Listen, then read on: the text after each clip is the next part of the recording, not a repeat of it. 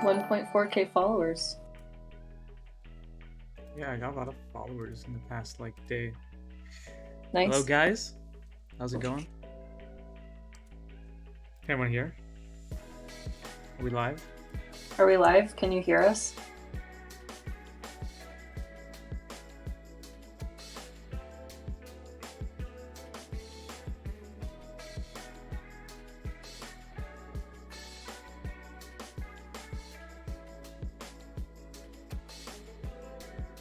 It says there are 0 people in the... Oh wait, okay, there's 22. It takes time, it takes time, though. Okay. Takes time to update, yeah. How's it going? Yo, what's up everyone? Whoa, a lot of first time chatters. Whoa. Sheesh.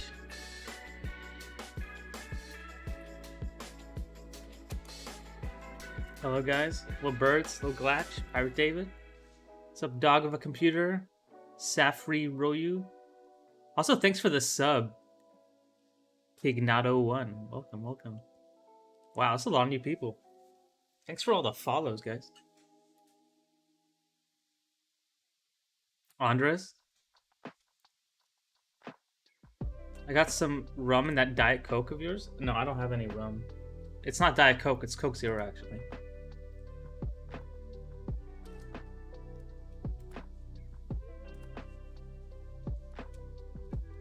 Yeah, so I don't know if you guys saw the list. We had a list of people we were probably gonna get through. Here, let me actually... We have some portfolios open. Here's the list. Google Doc. Yeah, there's a Google Doc with all the names that we think we're gonna get through. If your name isn't on here, we still might get to you. I just wanted to hear your voices before I go to bed. Aw. Aww. Good night, Andres. Yo, Haley. Haley. Red Hothead? Oh, Hothead. All right. Horizon European, yeah, France. I hope you don't mind I recorded this. It's gonna be on the Twitch page for up to 60 days, and then I'm probably gonna post this on YouTube. I know I say that a lot, but this time I'm actually gonna put it on YouTube. But you can record it if you want.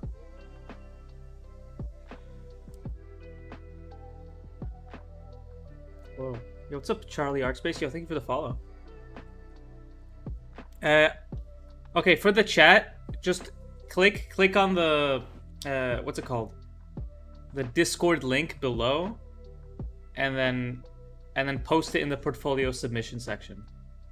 That's the easiest way. Of course. Are you gonna time restrict the portfolio reviews this time or wing it? I am gonna limit it to 15-20 minutes, I think. Maybe more if there's something we want to talk about. It could be a little bit less, depending on what we have to say. Just know, if we don't get to you this this month, this stream, I'm doing it more often. So it'll be probably once a month. Yo, thank you for the follow. Sakuga Seth, Rory Rink, Korsgaard. Welcome. Yeah, I think we'll go in order. I think this will be more organized this way.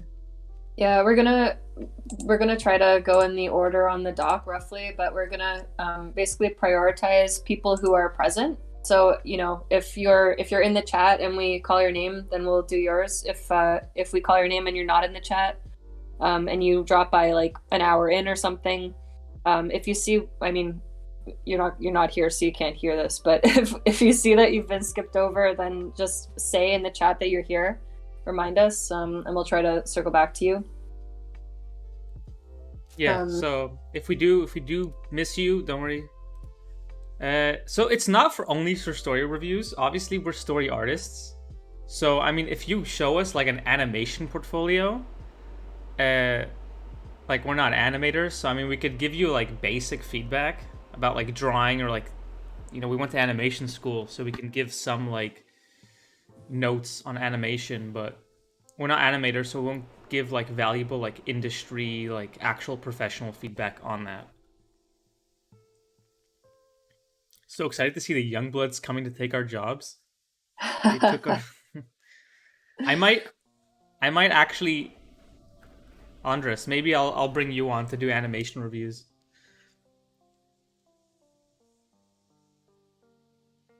It's not too late to submit, but we might not get to you today.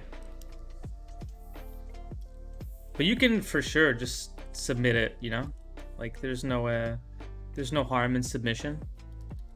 It'll make us like see yours faster next time if we do mess it up. Let me just ship up the 30 pages of a writing portfolio. That I definitely can't help on. That I'm gonna make your writing worse. Should we do that one on stream, Hendris? Should we watch it on?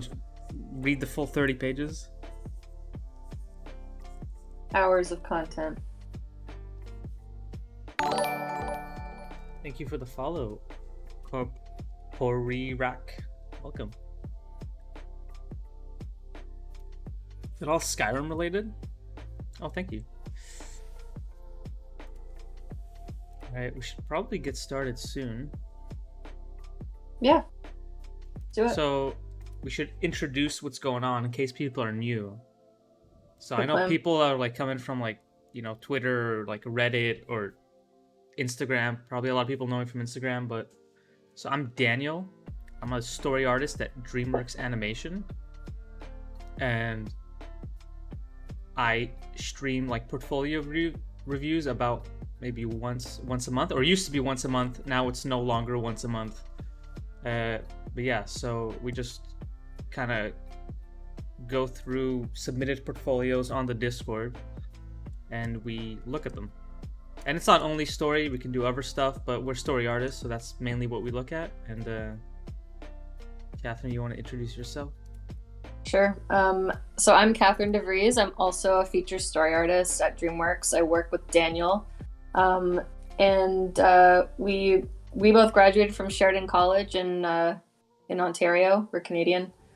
And I've worked on, I guess some of the things I worked on. I worked in TV a little bit on DreamWorks shows like Dragons, Race to the Edge, and Three Below.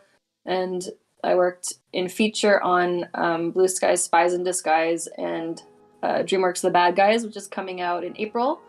And here I am. I'm here to look at some portfolios and help out and keep it moving along every 15 minutes-ish. And that's it. Yeah, I think the first time that I did this portfolio review, I did it myself. And I think in roughly like a 5.5 hour stream, I got through about 6 portfolios. So, I mean, I'm not able to do it myself. It's too hard. Also, hey, all the new people, welcome.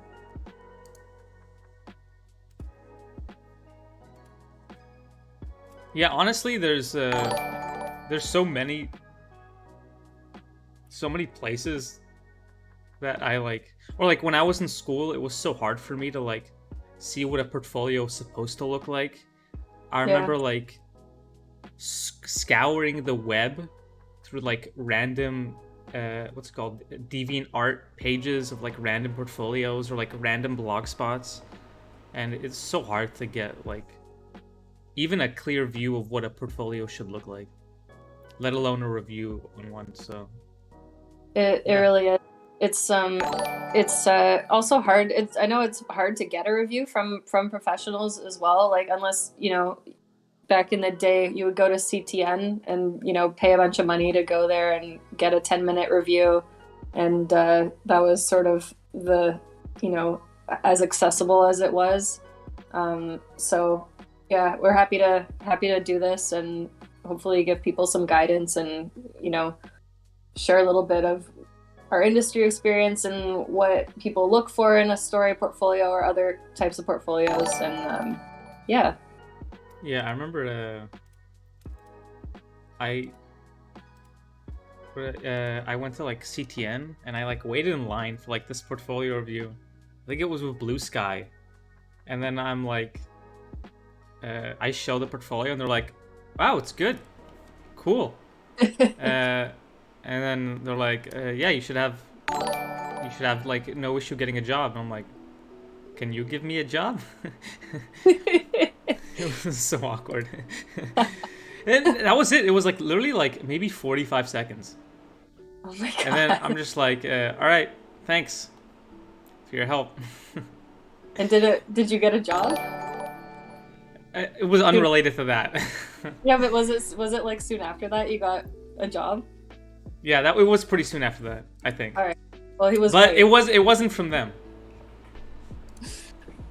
It wasn't Blue Sky, which I guess in the end turned out to be, I guess, for the better. Rest in peace, Blue Sky. Yeah. Yo, what's up, Marco? Hey, Marco. I'm from Sheridan, and we still kind of don't know what a portfolio should look like, especially storyboard ones. Yeah, I feel like storyboard content. When I made a video on the layer comps, and people are like, "Yo, thanks for making this video. There's no videos about like storyboarding and layer comps." I'm like, "Holy shit!"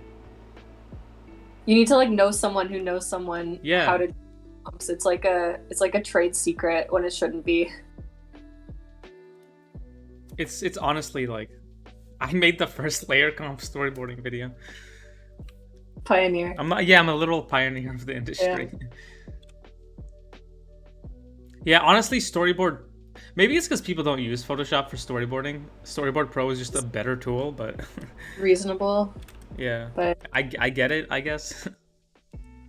would you rather use Storyboard Pro for work? Yes, 100%. You can. Yeah, isn't using Storyboard Pro easier than layer comps? Yeah, it is. But also, we weren't allowed to at the start. Wait, let me second. I'm gonna switch to. Sometimes I need to check my Photoshop to make sure that there's no NDA stuff on it. Yeah, close it all. Cool. Yeah, just have to close everything. I like the struggle. It's true.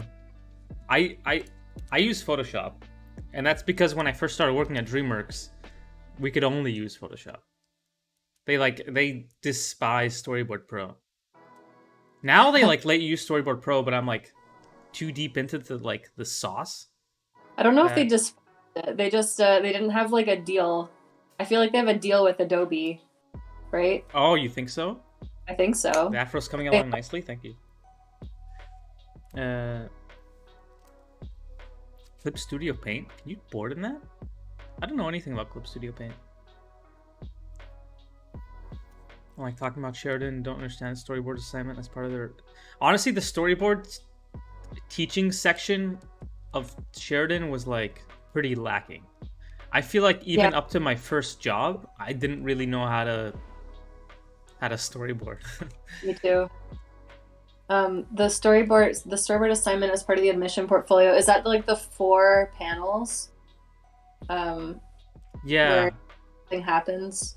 That is weird. That is a weird thing. That's like a very like 90s animation thing to give people. It was more like beat boards, I think. Yeah, it is beat boards, but it's Not like they're also square, which is weird. You have to submit it in like square format, 3x4 or 4x4. Like it's so weird. Yeah. It's like the media they used in the 1970s. Clip Studio Paint is like Photoshop, but not super expensive. You know, there is ways to get Photoshop. Will this stream be available to watch later? Yeah, it will. Okay, all VODs are saved on Twitch for 60 days. I will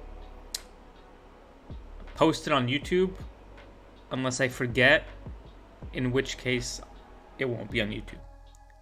But you won't forget. I'm holding out that it will be there.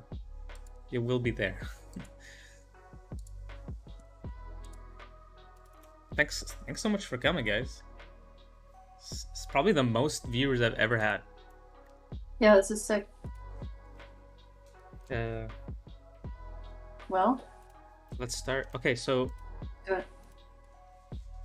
So Jaden, are you here? Just say hi in chat. Yo, what's up? Yo, it's going good, Chris. How are you? All right.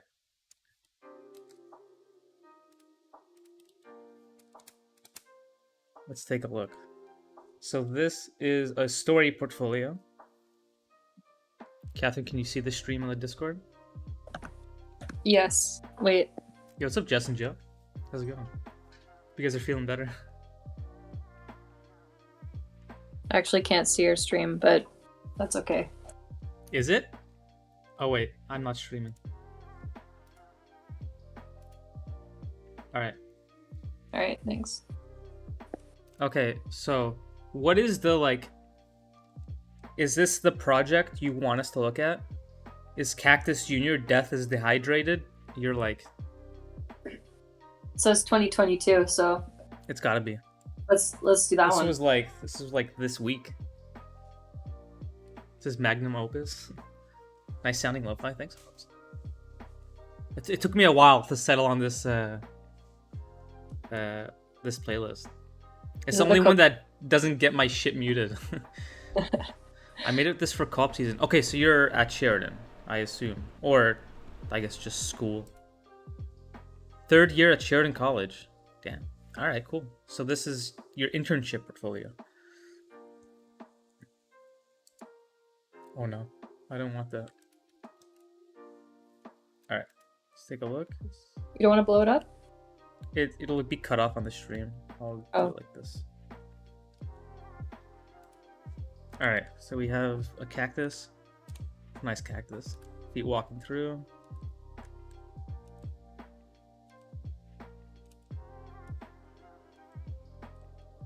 You have nice drawings. Guy stops like a little town, Death's Basin. It gets dropped.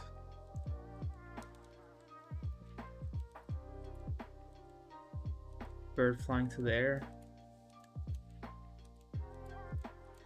Tumbleweed classic. Cool. Spooky. Empty town. Bing. Oh there, friend. He looks up. Guy have a gun. Seems you stumbled upon my humble hamlet. Wait, do a proper voice, man. It seems you stumble upon my humble hamlet.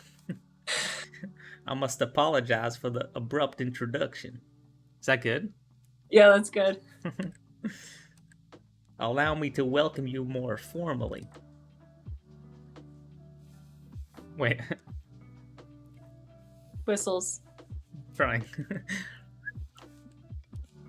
Bing. Everyone comes out of the houses. Arrgh. Unfortunately, stranger, my boys don't seem too fond of you. You see, the fine citizens of this town have a rule regarding this watering hole. Members of the township only. It's hard for me to focus on the boards. I know, it's really good. But yeah. I'm gonna keep going. Sorry, guys. I can't stop. Now, I'm sure we'll be willing to make an exception. Providing you let us take a gander at whatever's in that pack of yours. Sorry, Fran. Oh, Whoa. he's a cactus. He's a cactus. But I don't feel like parting with my diamonds and gold today. Exclaim in surprise. Well, now you're a prickly one. No matter. My friends and I will escort you out of town. He tightens the rope. Through death's door. Whoa. Ding! Whoa, his gun breaks in half? Whoa! Oh, shit. Kill him!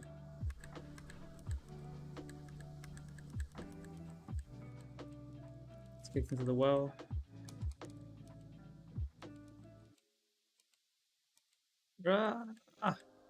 Oh god, he's jacked. Oh no, he's hot.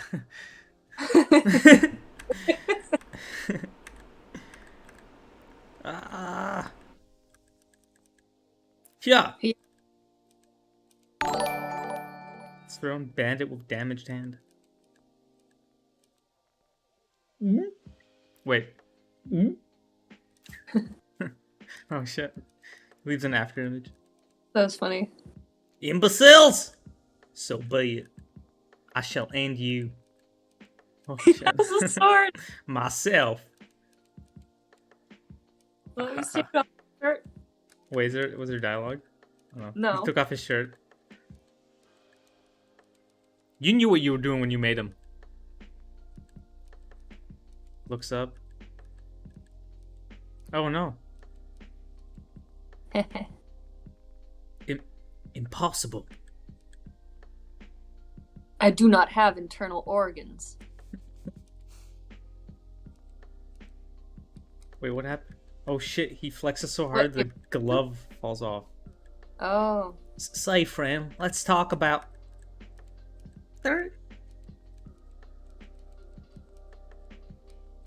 Ugh. Ugh.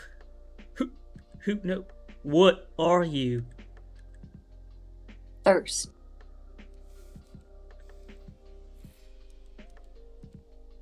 Cheers. Cactus Jr. main theme plays. Alright. Cool. Awesome. That was cool. I honestly don't think I could give feedback based on how we performed that, but you know what? I had fun with it. And honestly, the hell is this? What is Weebly? I don't want that. Honestly, it was a great board. Yeah. That was awesome. I think it's a great length. It feels like a full, complete story, which is, a great thing to have in a board portfolio. It had a payoff at the end. What are you thirsty? That was so funny. I think you're right. Cool. Really good. I think all the drawings are like simple, clean, like it all read super well. I honestly think you should have no problem finding an internship for third year. I think you could use this portfolio to get like just a full industry job, to be honest. Yeah. You've got really good coverage, like a lot of, environmental shots, mood shots, like shots of the sun. It's really, really competent. Makes you feel like it's a Western. Yeah. It would be cool, maybe you could, like, for little things, you guys could, like, you could add here is maybe you could add, like, a rack focus. Maybe you see the depth space in, and then, like, this well, maybe in more detail, and then that becomes in focus. And then this cut could be a bit more clean. Just little things like that. I think that's where you're gonna see like the majority of like little improvements here and there. Drops his bag. You could have him start like you could lift up a foot in this scene, so this walking over is cut better. Because it kind of just cuts to him walking over, which is fine. Like, that works as well, but it'll help with, like, shot flow. Motivates the camera, motivates the cut. If you have his foot move in this, one more panel of his foot beginning to move, and then you cut, and it's, you have a slight camera drift, and he's walking, left to right in the wide, just to motivate better. I would also say, as a good rule of thumb, make your scenes... So this scene is only 2 panels long, right? I would say make it a minimum of 3 to 4 panels, just to you don't feel like I kind of felt like I almost missed the scene because I was like flipping through it too fast. I would say like add maybe 1 more panel of like the camera drifting, like maybe make 1 or 2 more camera move panels. I agree, but the other thing for this scene that might be nice is 1 panel before. Of him being more clear of the well, just for readability. So you see that the well and him are 2 separate objects, and then he's closing the distance. Yeah, to the well. there's like a bit of a tangent here. If you can see, like him kind of covering the well is a bit confusing. So I agree. Yeah, you could move him a bit to the right or left. Sorry. But honestly, these are all like nitpicks. These boards are really good. So Do you wanna? was this done in Photoshop or Storyboard Pro? Jaden, what were you saying, Catherine? Oh, I was just gonna say, do you wanna skip ahead to the action part? Yeah, I was gonna do that. Well, Storyboard Pro? You can do this in Storyboard Pro? It looks like a Photoshop brush. Why are we using Photoshop? What? Are you kidding me? Doesn't this look like Photoshop boards? Yeah, Oh god, I can't even tell. you're closing the gap. Chisel tip brush? Whoa. Alright, this all works. So this shot is only one like frame, and it's kind of confusing. And I actually don't even know if you need this shot. Maybe like a. Let me see if you have this later. Yeah, maybe you can cut to a shot like that, like this. I would maybe get rid of this shot, get rid of this close up, and cut straight to this. Wait, but have we been close on this new character? Oh, sure, yeah. But yeah, maybe this too close up to this kind of shot, and then cut to this. I would get rid of this shot. I don't know why it's a bit jarring for the shot progression. I think you have a good point. Just because that the shot doesn't really tell us anything new. If it tells us something new, then keep it. Like if he puts down the bucket in that, I don't know, or lifts up the bucket. You know what I mean? Yeah. Instead of having a shot where nothing really changes. Yeah, it almost felt like because you have the term watering hole, you kind of wanted to show us the watering hole and all the context for it. But I think this is a much clearer shot of the well in all of them, and I think that'd be cleaner. Just cleaner shot progression. Oh, I originally want to show that he was holding the bucket and a rope, but I don't think you need to show that specifically. It's not even. It doesn't even feel like the focus of this shot. He kind of feels like he's in the foreground, and we're looking at this guy still. If you want to draw attention to the bucket, if that's the purpose of the shot, then you should have it move.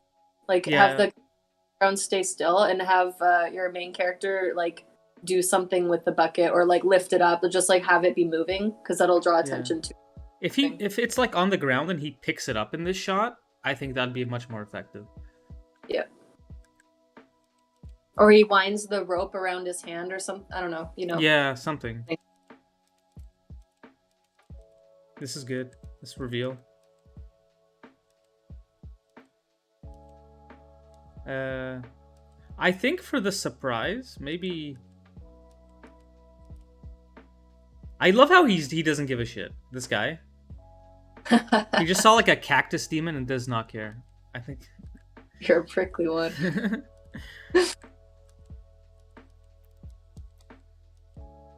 Okay, really get these black frames with the line after this.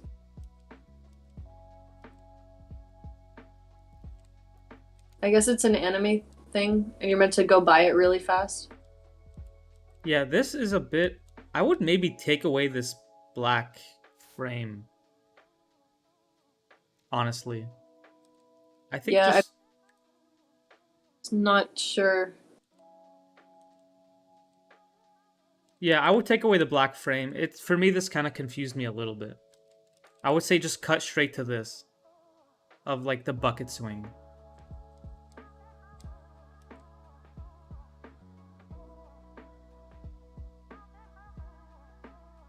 Yeah, I think I definitely get what you were going for. Like, it kind of feels like an anime thing. And also for, like, this gun shot, like, the gun view. You could even, like, push it further. Where, like, the gun is, like, right in our faces.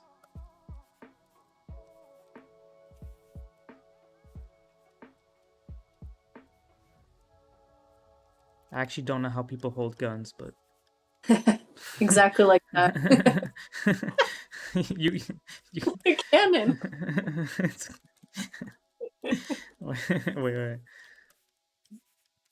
The perspective is like really, yeah.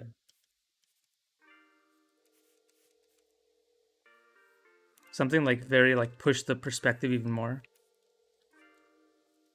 Is it just shotgun? No.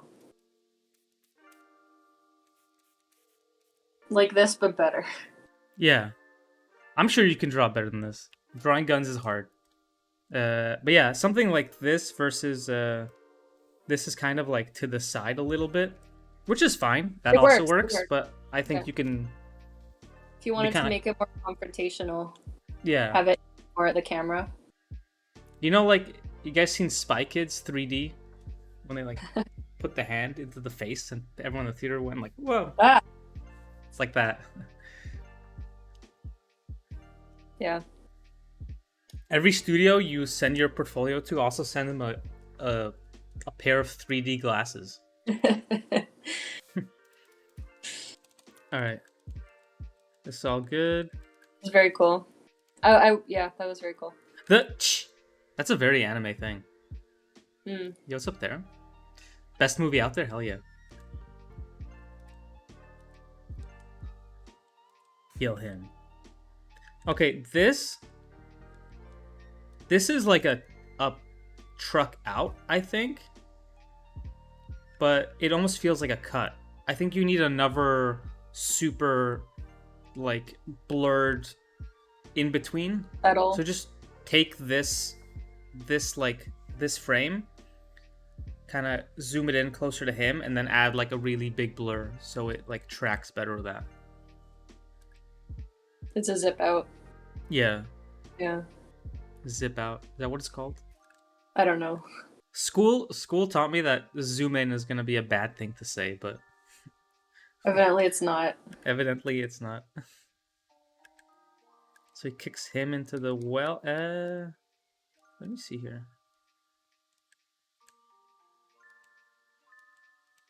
So he kills that guy. He's fine. There's water down there. I think since you cut to this well, when you cut back, I don't think he should still be in the kicking position. Maybe he should be like mid movement, like mid this pose, or just cut straight to this. I don't think it's kind of jarring to see him still in the kick position, especially since we like cut away for like a good chunk of time. I think you don't have to have the continuity with this kick. I think you can just almost even cut to this.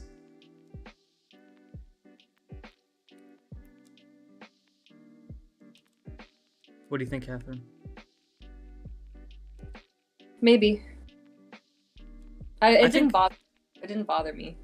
For me, it felt there was a. I definitely would cut away this kick. I would start it here, or maybe him turning. I like this. It's a great shot. Yeah. Sculpted ass chest.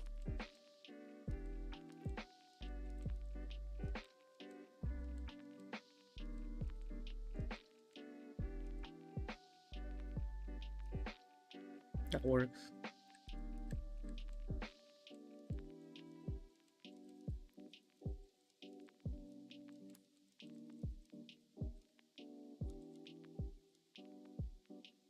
So maybe if you want to go for like the more anime kind of vibe, I think you should start moving forward in this frame, and then cut straight to that. Yeah, for sure. Kind of keep the movement going. And here I wouldn't make it stills. I would actually like pose out the board, the sword swipe. Yeah, I agree. It kills a little bit of the momentum when you just do stills. Like I think animes do that for like budgetary reasons. Like they found a really economical way to kind of get around fully animating. but Yeah. I think you need to do it here. Might serve it better if it was more fully Yeah. I think closed out. you should. But I'm not anime. Yeah, you be better. Be higher budget. This is funny. Yeah. I like him like he like maybe I think I missed this. to sell this gag, you should have him like struggle a little bit, like have like an antic to this pose.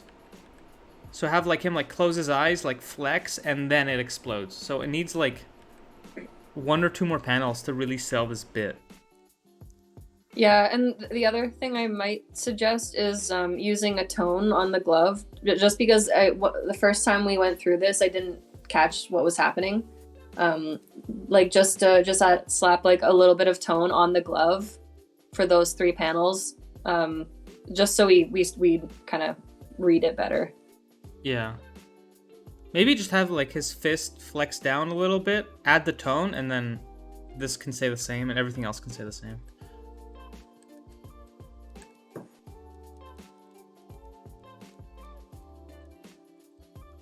Yeah, this was this is a great piece. It's awesome. Yeah. Cool. I'm just curious if there's anything else in the portfolio we should like have a little look at just before we. So thumbnails, this is really good. Cool. These are great little drawings. Yeah, it's nice. Do they have any story beats or story drawings or anything? There's life drawings, which are great. Yeah, those are cool. Yeah, if you wanted to flesh this portfolio out a little bit, I mean, I don't think you have to do a whole new sample unless you have the time. But one thing you can do is a couple story beats, which are just like, I mean, you probably learned about them in school. It's just like a storyboard, like a storyboard panel, but with more of like an illustrative focus. Like there's more going on. It kind of illustrates a situation. I could show an example from, I guess, my portfolio. Yeah. I'll pull it up so people can take a look at what we mean. Yeah, I think they're handy for adding something to your portfolio that's less involved than coming up with a whole new board. Here's story. This is like from a few years ago, I guess 3 years at this point. But here's just a sample of like random story beats that I worked on. I just put them as like a collection. I mean, you could make them more involved in this. A lot of character interactions. Yeah. Mid situation, like a full scene. And these are old. I forgot about these. I forgot about half these drawings.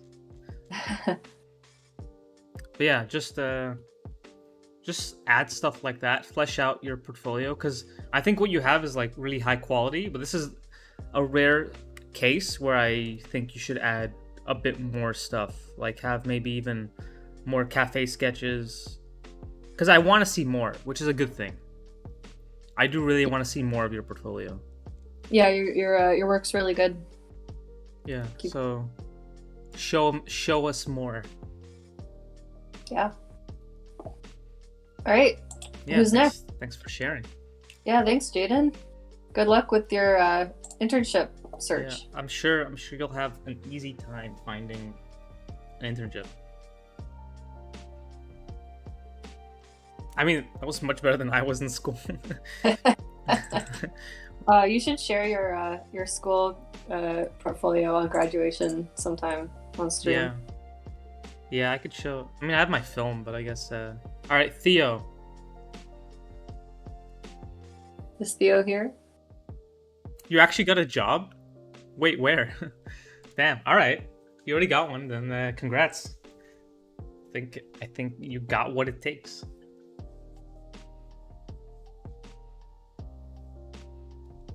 If Theo's not here, we can try Rory, who is here. Yeah. Wild Brain. Congrats. Don't even need the review.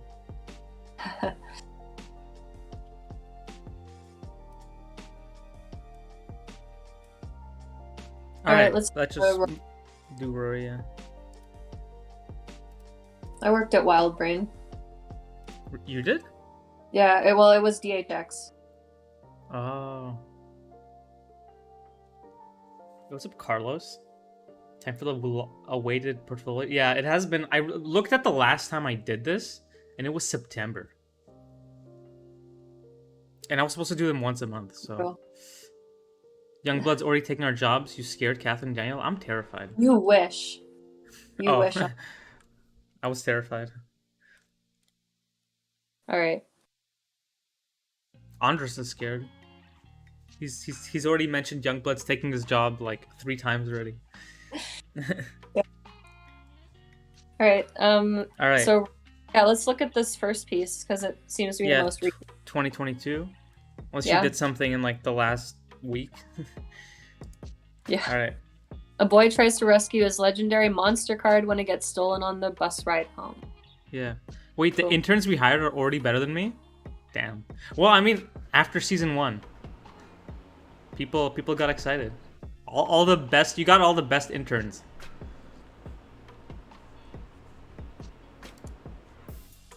All right. Let's keep going. So, all right. School bus. There's a kid on the bus, looking around. Was that holographic? I hope it's holographic. Well, he pulls it out just to like enjoy it. It's over. What you looking at? My legendary Lizardon card. Lizardron. Is this based on Yu-Gi-Oh or Magic the Gathering? I think it's Pokemon. Pokemon? No way. Oh, it might be Pokemon. Damn. All right. Pokemon? Oh, yeah. Yeah. Okay. That's cool. Isn't it awesome? So happy. Pretty cool, right? Yeah, it's okay, I guess. I've seen much better cards. Like this one. You want it, right? I'll trade you. Trust me, you're getting a really good deal. No, thank you. I'll stick with my Lizardon. Alright, suit yourself. I wanted to see his card. You should have... Yeah. I'm gonna start giving feedback here, but you should cut to the card. It should be like a really shit card. Yeah, clearly like, a shit one. Yeah. Like some like really like defunct shitty looking like thing. Yeah. Lizardron is Charizard Japanese name. Oh, interesting. Yeah, like a potato on a card. Yeah, just something really crap. I got a special surprise for you, Lizardon. I know you're gonna love it. Okay, this kid's creepy. It's so cute. Oh, it's cute. Is Wait, it? right here. Oh.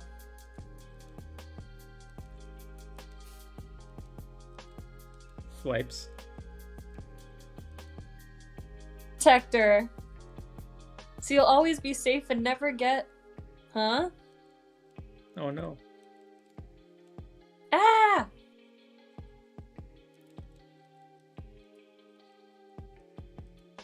Hey! Oh shit. Ugh! Not again. What's magic? Oh my god. Kid's gonna die.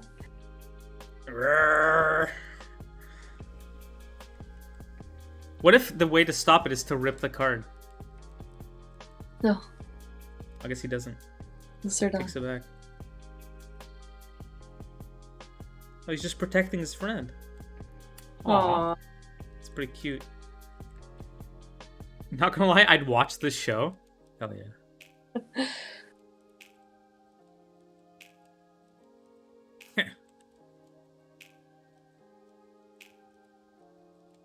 It's too prideful. Oh. Mom! There's a monster on that bus, look! You silly goose. All I see is Timmy. Why does she know that random kid's name? You gotta stop being mean to that kid. Come on, let's go home now. And the monster waves, I guess. This is based on a true story? Whoa. What do you... Like, the card came to life, or... The part of someone stealing your card? I assume it's the latter, but... Yeah, okay, that makes sense. I assume a dragon didn't come out of a card. Is that the end of the board? Yeah, thank you for the follow, G-Bladder 13. Yeah, that's the end. Okay, cool. Alright, cool. Nice. Yeah, it's cute. Yeah, I think Very charming. Really clear. Kind of a Storyboard Pro user. Everyone loves Storyboard Pro. It is better. Yeah, everything is super clear and got really cute, like, shorthands. Okay, so let's see.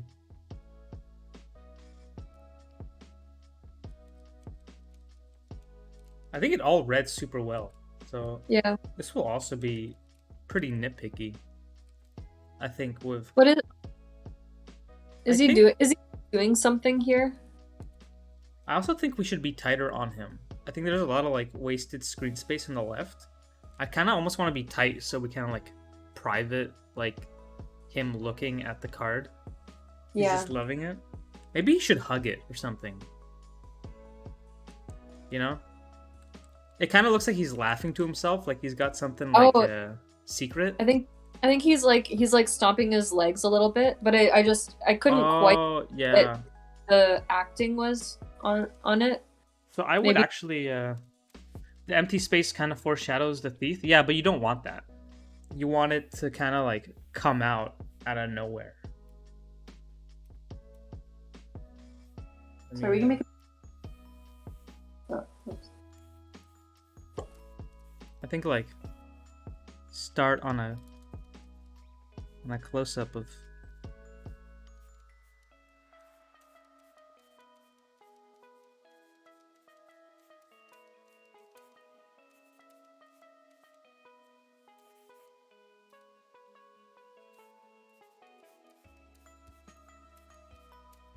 and then kind of like the thief motivates the camera move over here, so we kind of move it like there as the thief comes down. But I would definitely start like closer on him, like almost like a single, and then widen out to this.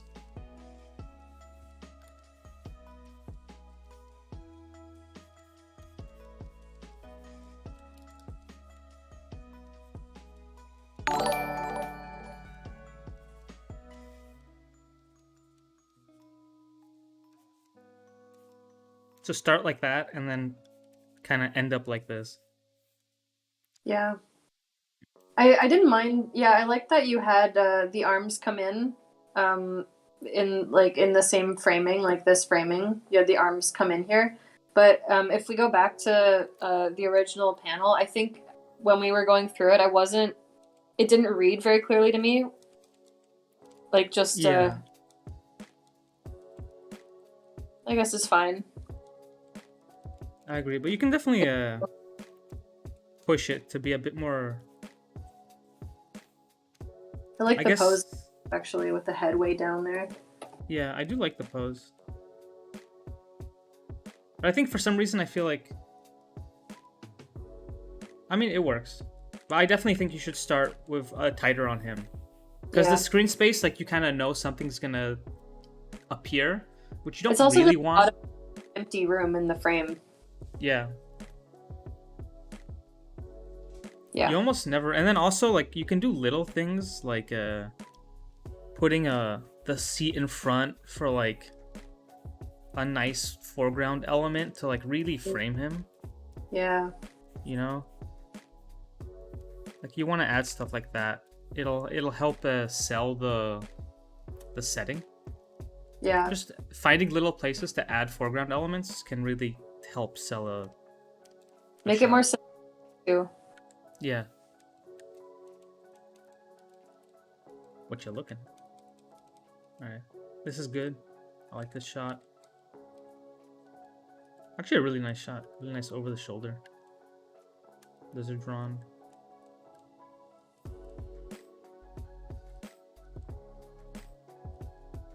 And for your portfolio, I usually don't say this. I usually don't think that this is a big deal. But just color behind the characters. Yeah. I usually wouldn't tell people to do this for like actual boards. But for like a portfolio, like it'll look more professional. Just so that the line's not bisecting the character, like the line of this. Yeah. Those layers on my last thought. Gotta do them more. True. I did hydrate, by the way. I drank some water. I did. Kevin Reed recommended that shot. Oh, nice. What's the status in the bucket? You know. Well, let's not talk about that. You want it right? Yeah, here I think it'd be really funny if there was just like I don't even know what kind of like something terrible. I can think of ideas, but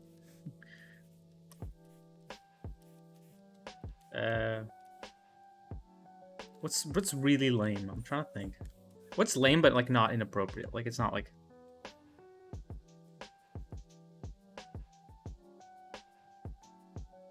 yeah, a worm or something, like a slug. Yeah.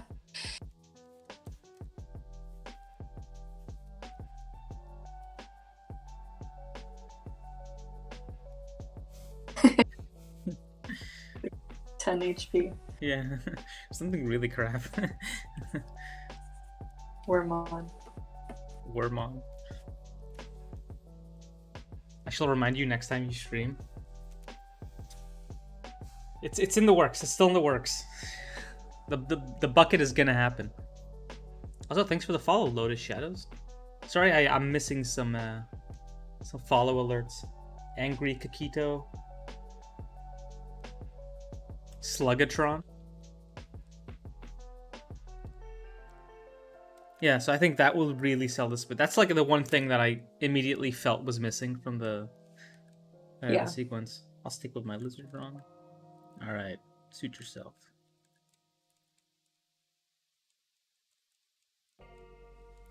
I almost wonder if we should have like a shot of the bully on the other side of the. Maybe not a seat, like plotting something, but I don't think so. I was thinking almost of suggesting the opposite, where if you go forward. Okay, see how it pans over for him to, or he starts rifling through his bag. Imagine if we only saw, like, it panned over, we lost track of the card, like the card goes out of frame, and then when he looks back, we reveal that the card is gone, and we don't even see the bully take it. Yeah, I think that would probably be better. I only say that, like, there's nothing wrong, there's nothing wrong with the version that you have, but just because we kind of know where this is going. You know, he says, "Oh, stay right here. We know the bully wants it." We kind of see it coming that he's gonna come take it. It would just be, build in more of a reveal if we didn't show it, and then he looks back, the card's gone, and then cut to the bully with the card in his hand. Yeah, I think I agree with that. I think I'm gonna back out of this round of reviews. My boards are in a video format, not PDF. I think that's okay, as long as it's easy to go through, but. We can still look at it, but if you don't want us to go over it, that's totally fine. You don't have to. We can. There'll be another round probably in a month from now, so you can just repost it then. We can take a look at it. No worries, Indigo. Yeah, I agree with that. I mean, I like the poses and the acting you did on the bully here, but yeah, just a. Yeah, I agree. Puts it away, starts rifling through his bag. It's crazy to me that he didn't have it in a card protector this whole time. As someone who plays Magic the Gathering, that hurt my soul, that it was just out to the elements. Especially that he knows he said not again, right? So he knows it's a magical card. Constantly getting, yeah. He is 8. Aww. I mean, Still, I can't do it. Yeah, because when he's looking under the seat and stuff, I think it would work better because we know where the card's gone because we saw the bully take it. Yeah. We would be more in his perspective if we didn't see, and then he's looking around, and then we reveal the bully took it as soon as he realizes that. Yeah, I think you can do a little bit of stuff here with like fleshing out the top of the bus and stuff. Yeah. Not necessarily that's important. I just feel like if it's like a bigger room than it is. Yeah, it feels like almost like a auditorium. I know it's a bus because we've been in a bus this whole time, but I think it could just help continuity and like clarity. What's up, Sarah? Hey, Sarah. Going pretty well. A lot of good storyboards. He waves.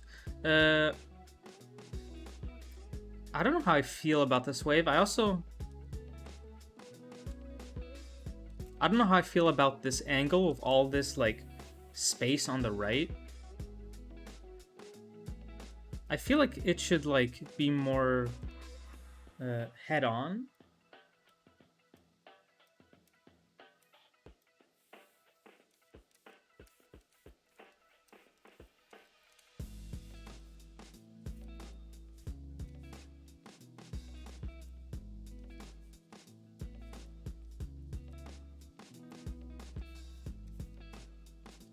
Maybe even, I wish I could resize better in this program.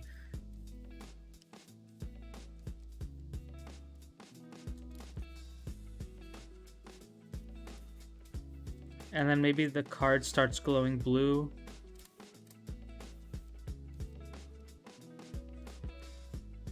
And he looks down. And it's like shaking in his hand or something. I was craving a pose like this where there's negative space in between the card, just for readability, like the card standing, do you know what I mean, like clear of his body silhouette. Yeah. And then it blasts him.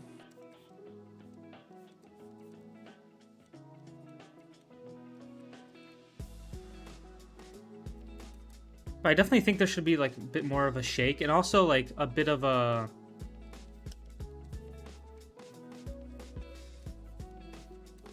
I don't know if I like starting like it was kind of like in the corner like that. It kind of started with like the explosion kind of angle, and we were just waiting for it to get there.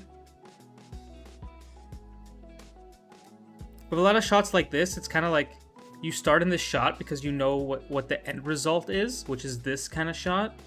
But really like move the camera along as these things are happening instead of like starting in the wide with all the action like planned out. Because it kind of makes the audience think something is going to happen, which you don't really want. You want to like surprise them with like the blue coming out. Yep. So here started like less of a Dutch angle, him looking down, the car turns blue, he looks at it, and then you can kind of move the camera along as the like blue is shooting at him. I'll definitely also have the reaction, like this kind of reaction of the...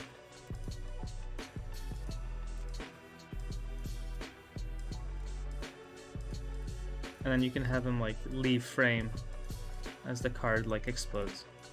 It might even be funny if the card starts glowing and he holds it up like really close to his face. Oh yeah, that could be funny. And then it like blasts him.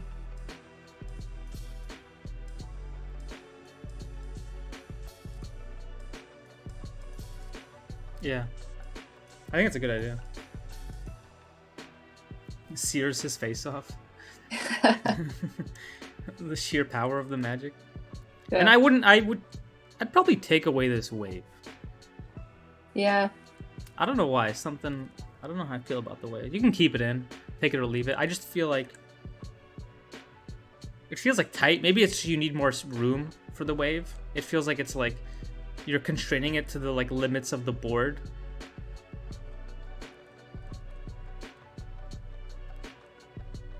A nice shot, nice fall. By the way, it's a bit about 20 minutes on this one, Dan. Oh, okay. let's just go through fast. There's one more thing where Sure. I think. I'm sorry. Maybe like more of a down shot on him.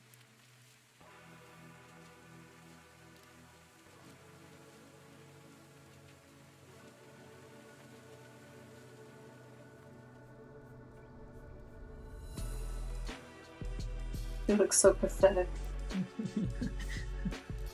So weak. And then like really big like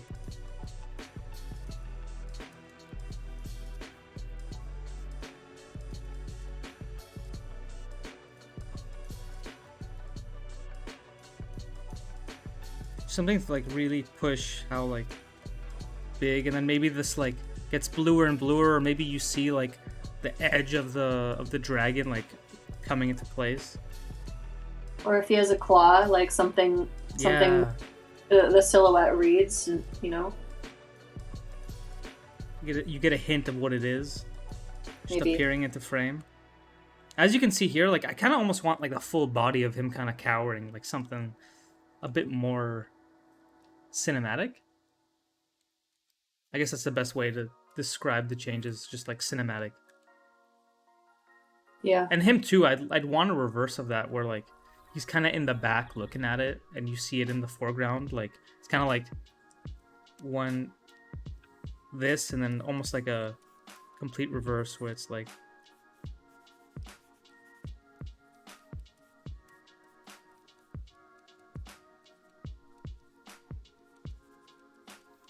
that. Just to get more depth into the shot. Basically just more foreground. Yeah. Depth, more foreground. I think something cute. I mean, this is totally unnecessary. Something cute might be, you know, how he peeks out the edge of the seat. If you see a bunch of kids on the seats behind him, each peek out, you know. Oh, like yeah. On this thing. Here, you'd see like a head pop out. Yeah, like one after the other. That could be cool. Yeah. Yeah. And then, I think everything else works great. Yeah, it felt really clear. Hard back, sound, claps the hand away. I like this shot. This shot is I like this expression. Yeah. I don't know how I feel about the head being cut off like this. I think the bullies? The dragon in the back, like just the horn, like a slight bit of horn is cut off. Oh. It's probably fine. Okay. I just in my mind like it fixates that kind of stuff. Yeah. It's great. His mom is bullying him. It's a cycle. True, yeah, it is a cycle. Look at this. Whoa. Child abuse. Look how scared he looks. Coming too. He knows.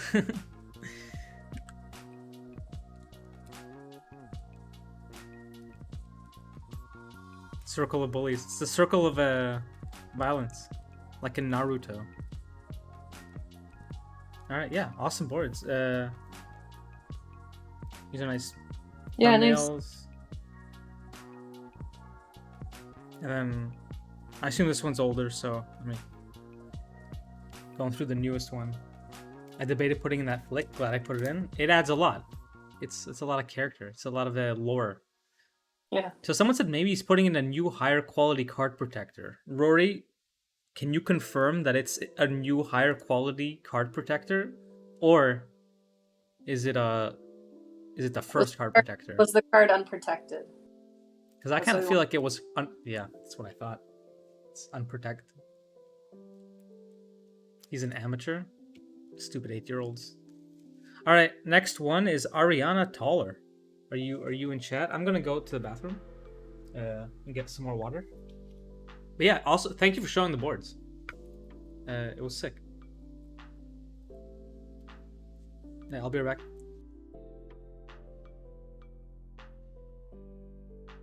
Yes, it is I, Red Ha Hothead. I was gonna read Red Hotheed. You're Ariana.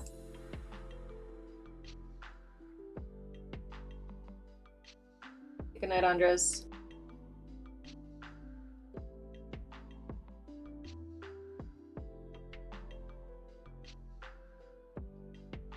Dan, be honest, the 8-year-old you also had his priced card not in his sleeve. We don't know that.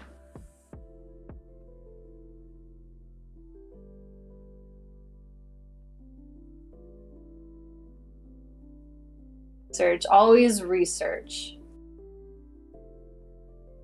I mean, it feels like medicine to me, but it is true. Like looking up reference before you draw something. Lately, I've been trying to, I don't know, do some environments. That one is like a video store, like a Blockbuster, and I was gonna wing it, but then I started looking up references, and there's so much stuff in there, like shipwrecks, TVs like on the walls, the stuff I would never have known to draw if I didn't look it up. So if you have your board set somewhere specific, like I don't think you need to have that much design detail in every panel, but I think it does help if you do like just some cursory reference of your location. It adds a lot, and it makes you look more legit, to be honest. Yeah, I agree. All little details, people like notice that. Maybe not like actively,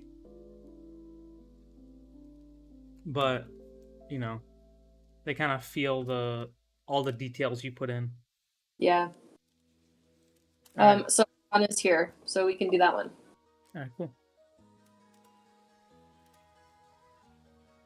You know, we're kind of zooming. Are we? Are we not? Not really. Uh-oh. Oh no. Okay, I might have typed it wrong or something. Ariana, can you send a link in the chat and we'll use that?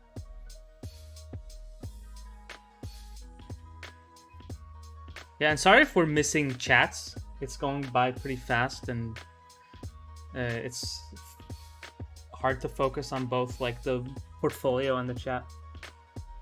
So if I do miss something, I'm sorry. There we go. All right, cool. Ariana Toller. That's Storyboard. like my last name plus more. So, is there one example in particular you want us to check out? We tend to look at the top one because it's usually the most recent. Yeah. Is there also is your goal TV feature? I realize I should have asked the last people that, but TV. Okay, cool. Cool. All right. This is Toon Boom Graveyard. So a grave mistake. Is grave mistake the? Yeah, I'm sorry I clicked that. I didn't think there was gonna be a face there. TV comedy. Cool. Okay. So is a grave mistake like the one? Is that the board to look at? I think she said yes. Oh, did she? Okay, cool. Yeah. Okay, Jenny and Max explore a graveyard rather than going to the local Halloween party across the street. That's like what's that show called? I don't know. Over the Garden Wall. Oh. Yeah, that happens, right? I don't remember. I don't know. All right. All right. Okay. Do you want to be Max and I'll be Jenny? Okay. I guess Max is little guy in the back. So we start off on this. Okay, there's something about this format of Toon Boom Export. I think it's better to just what's it called?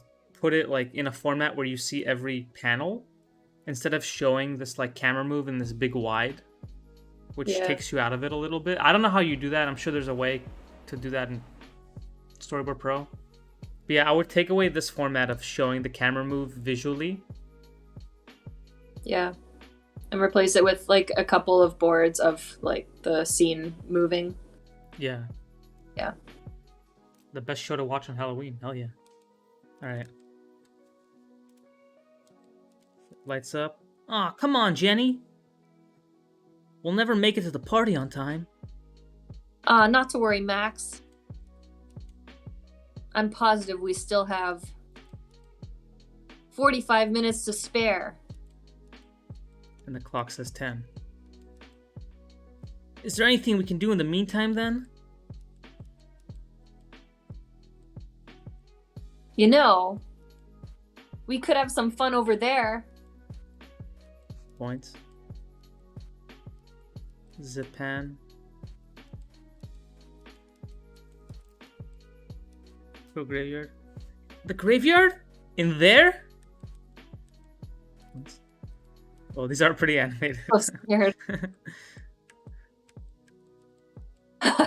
Okay, you should take out a lot of those. Wait, are you going back and forth? Or are you? No, I'm not. You should take away like most of those. 90% of this. Add like maybe 4. It's no biggie. I've learned that there's a song that can summon the dead. Ah! The dead. Simple, the internet. Oh wait. Oh. From where? Simple, the internet. She pulls out a guitar. Ukulele. Ukulele. Now. Wait, is she gonna sing? I hope not. For my sake. Plays Riptide. Plays Wonderwall.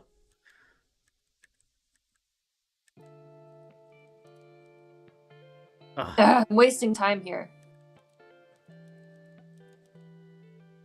Let's do this. I would take this out. The finger, the fist wagon. Okay, whatever you say. Is the moon, I think the moon's not supposed to be there. Oh, it's a layer. Okay. Yeah, so they walk forward. I would definitely, like, panel out the walking. Yeah. So have them, like, here, instead of just kind of having the first pose of walking, have, like, maybe 1 or 2 of them getting bigger. And then here, they're kind of, like, bigger and it's getting smaller. And again, just, like, panel out the camera move instead of having the in and out thing. Here, they're walking through a grave. So here... They're walking through the graveyard here? I assume. I think you might want to make that drawing clearer, because it looks like trees or something. Yeah. Rather than... I think make sure that you're, like... your background, even you can make it simple, but you want to like you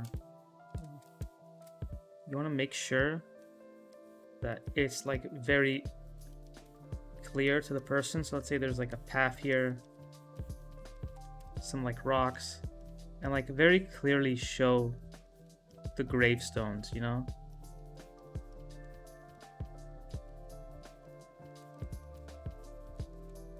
Maybe there's like a tomb in the back here.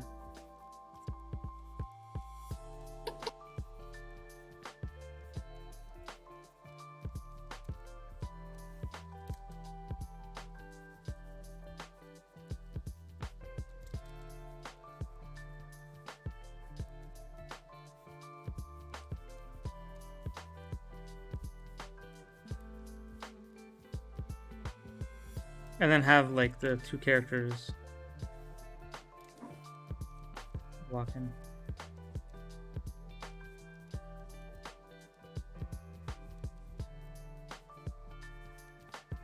Yeah, I think a shot like this is a little bit more atmospheric too. Yeah, maybe you can add things in the foreground a little bit. You can add some fog rolling through. Tree. I don't know, creepy tree, maybe.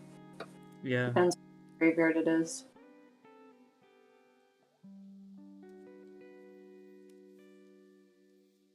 Hey yo, gotta teach some storyboard things. All right, go teach. Hope to see you. Hope to see you later, Katie. Good luck. Yeah, spooky tree. Yeah, so just keep in mind, just open up a photo of a graveyard, and just try to get it in, just to get like that's the kind of things that you see is like when you see like all these little details, it adds to the atmosphere and like it shows that you put in like the time to like figure all this stuff out. Yeah. And I don't think you need to do it on every board, but for shots like this where it's sort of almost like an establishing shot, like we're getting a sense of the space that they're moving into, I think it's good to do at least one scene that's a bit more laid out. Yeah, for sure. And then also, like, aside from that, have a few poses of them walking. Even if you're just copy pasting this single pose and moving it down, it'll help a lot with the flow of the scene. Because there's a lot of like these like one panel scenes are very easy to miss, especially if like a recruiter looks at it.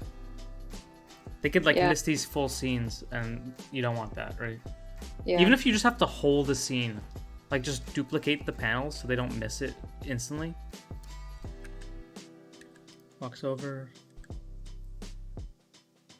Rip, brain empty. I changed my mind. It's a bad idea.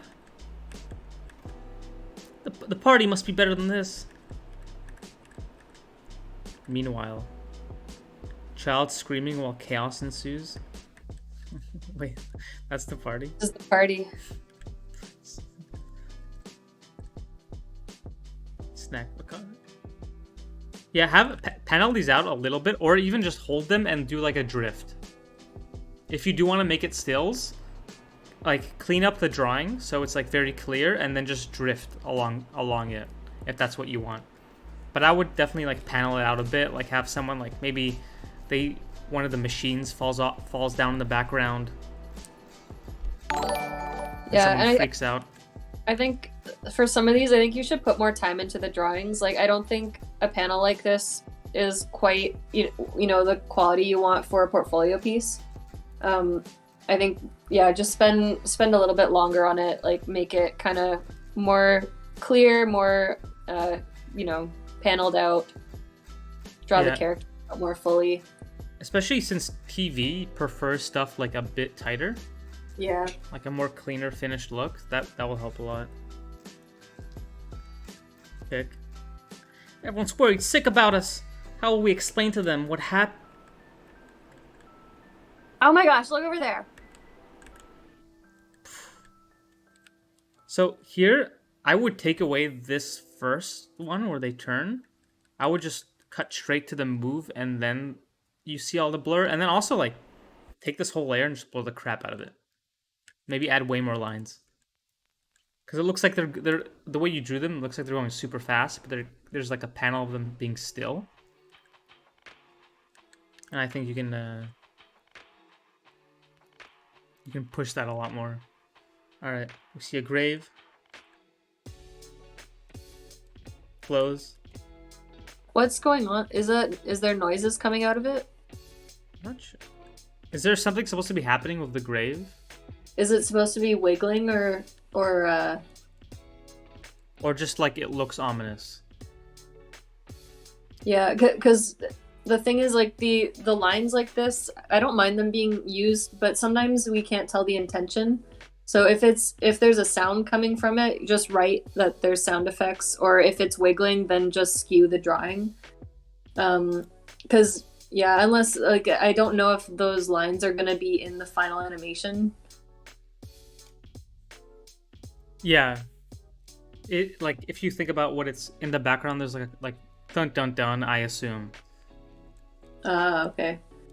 Then, something you could do to get that idea across in a more dramatic way, you could have like lightning strike in the background or something. If you want to put the drama of it, or like the angle you choose could be like way more of an upshot. And also, I think, can you take away the drawing? Yeah. So I think this is just something I've seen in like TV productions where it's like you have the the grave, right?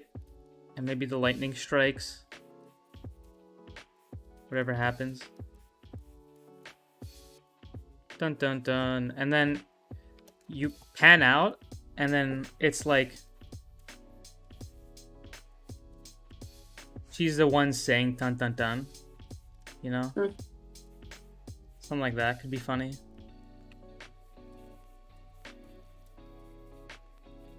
Kind of like a meta move. It's a good way to like introduce a sound effect and then kind of like change the adds a comedic mood, because it seems like she's that kind of character anyway. Yeah.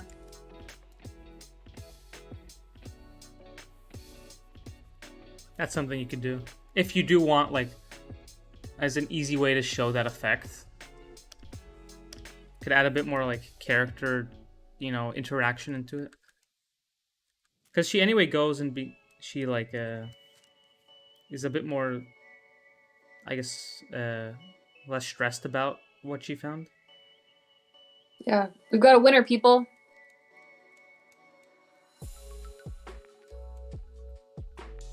So, wait.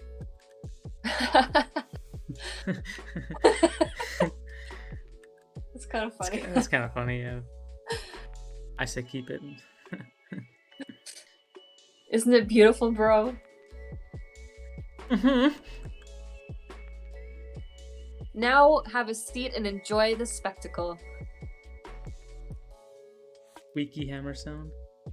Oh. Yeah. Ukulele sound. Now. I guess you could play the dun dun dun. I think that's a good way to incorporate the ukulele. True. He doesn't like what he's hearing. I would take away most of these panels. Yeah, you have to take away most of those. So you have 24 panels in this. I would make it like 6. At most. Well. But you're not gonna tell a recruiter to click quick, so you have to assume what people are gonna naturally do. And you should just make it the flow of what like will be if you click like one every half second. Because everyone's gonna have their own timing, right? So you gotta make sure the timing works for the most amount of people. Yeah, because it's fine if you did an animatic and you want to include all those boards, it's one thing. But when in a format on a website like this, where it's someone clicking through and you have no control over the speed, then take out, all those panels that aren't really necessary. The problem is these are meant to be animatics. Yeah, that's fair, but you can just remove them for this, export it, and then, that could be like a different save. Yeah. It's a pretty easy fix. You just remove panels.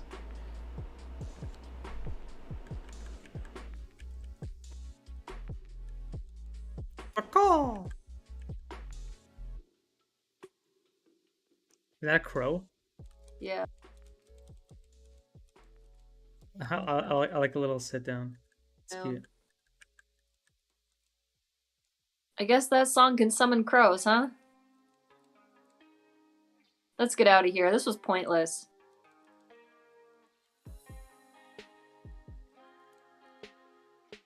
Oh, thank goodness it was just a crow. I would have ran if a ghost showed up.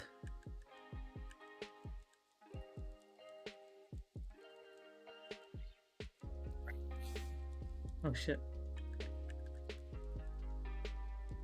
Suspenseful ghostly music plays. Dun-dun-dun-dun-dun. Ah! And then it cuts the black. That's it. Alright. So apart from the stuff we've said, I think there's like some stuff like this where you should add the background. Yeah. So it feels a bit more like set in place. I like it's a lot of cute stuff in here, a lot of funny bits. I like the way you draw your characters. They're really cute, really impressive. I can see this like being like the style of like a show. Yeah. On TV. Reminds me of Fairly Odd Parents a little bit. Oh, yeah. Danny Phantom.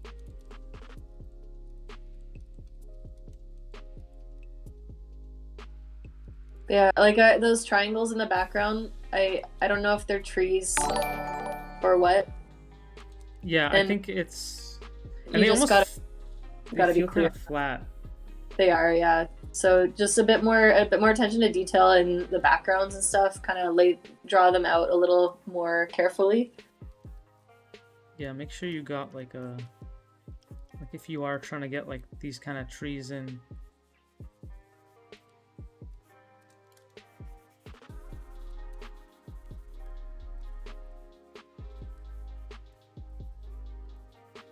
Just make sure you can make them loose, but still have like people know that this is like a spruce tree, right?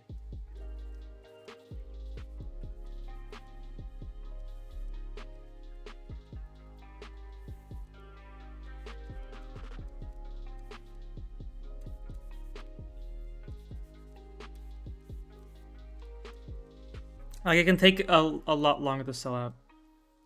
To set up. I'm not working for Butch Hartman anytime soon. Is he canceled? I don't think he's even making cartoons, is he? He just like does TikToks. Oh. He's a TikToker now. Oh. Or like social media. I'm not even sure what he does. Yeah. He's probably made his money off I'm just not a fan of his work, that's fair. I liked Fairly Odd Parents when I was a kid. But yeah, just adding in like this kind of detail. They could be gravestones or they could be trees. You just like make that clear for us. And then also like so in shots like this, the path is angled, but there should still be a horizon line of where she's So when you set up the shot, even though the path will be angled like this, so she'll be like that, they'll be in the foreground like this, the trees will be like that. Try to set up with like a grid and make sure we know like where the horizon line is, how the trees fit in there. Yeah. Just little stuff like that, because this kind of feels like the camera's angled almost. This almost feels like a Dutch angle. Wait, is it? It's a Dutch angle. You worked on his last show. Oh, true. Okay, yeah. So just add that horizon line and stuff.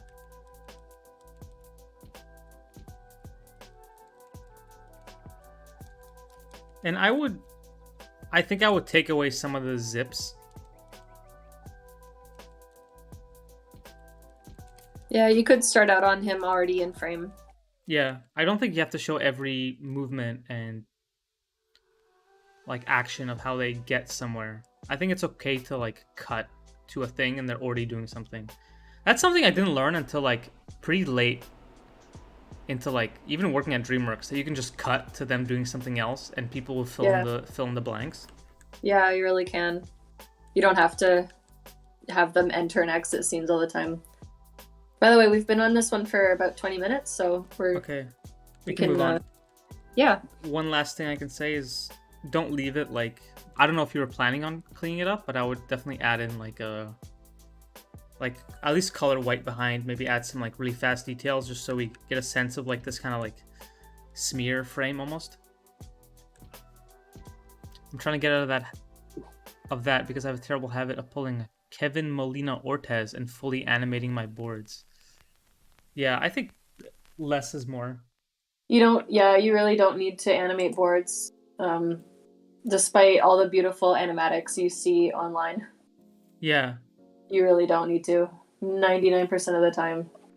And as a final thing, I would say add in some like sketches of your characters and some thumbnails and just some like thought process work. I think that helps the portfolio a lot. Yeah. It might be in Sketchbook. Yeah, so this is nice too, but I would definitely add in that like story related stuff like underneath here.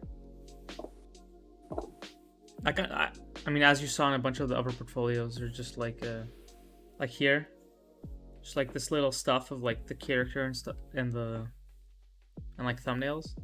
I think that helps a lot with getting an image or a sense of like the story. I honestly think animating boards is bad for the industry as a whole, because it shows like unrealistic expectations that people feel like they have to follow. Yeah. All right, Glatch, are you Glatch? here? Gardner Littleton. I'll be right back, by the way. Okay. No problem. Thanks for submitting.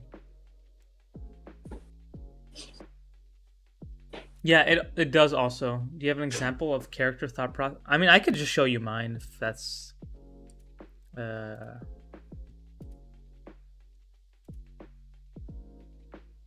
here I just have like some character sketches. I have thumbnails. Just stuff like this could help a lot. Hydrate. Oh god, more water.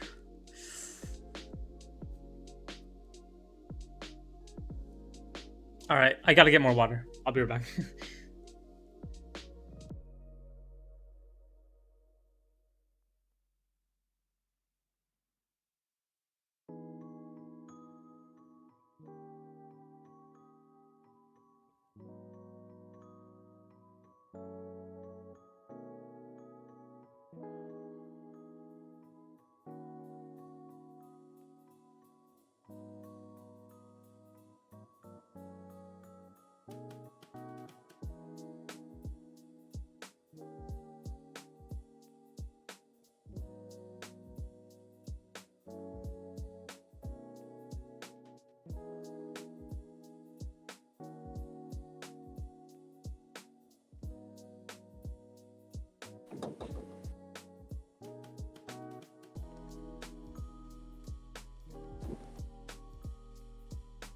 All right. Oh, he's gone. McDonald's for dinner. What are you getting? Get the McDonald's breakfast sandwich.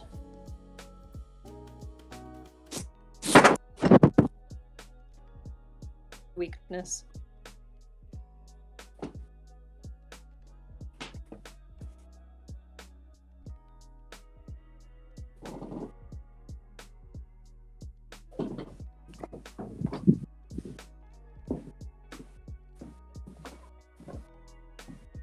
Quarter pounder, no cheese, only ketchup.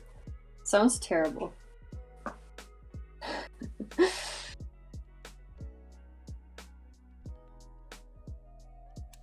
Eric, is that you?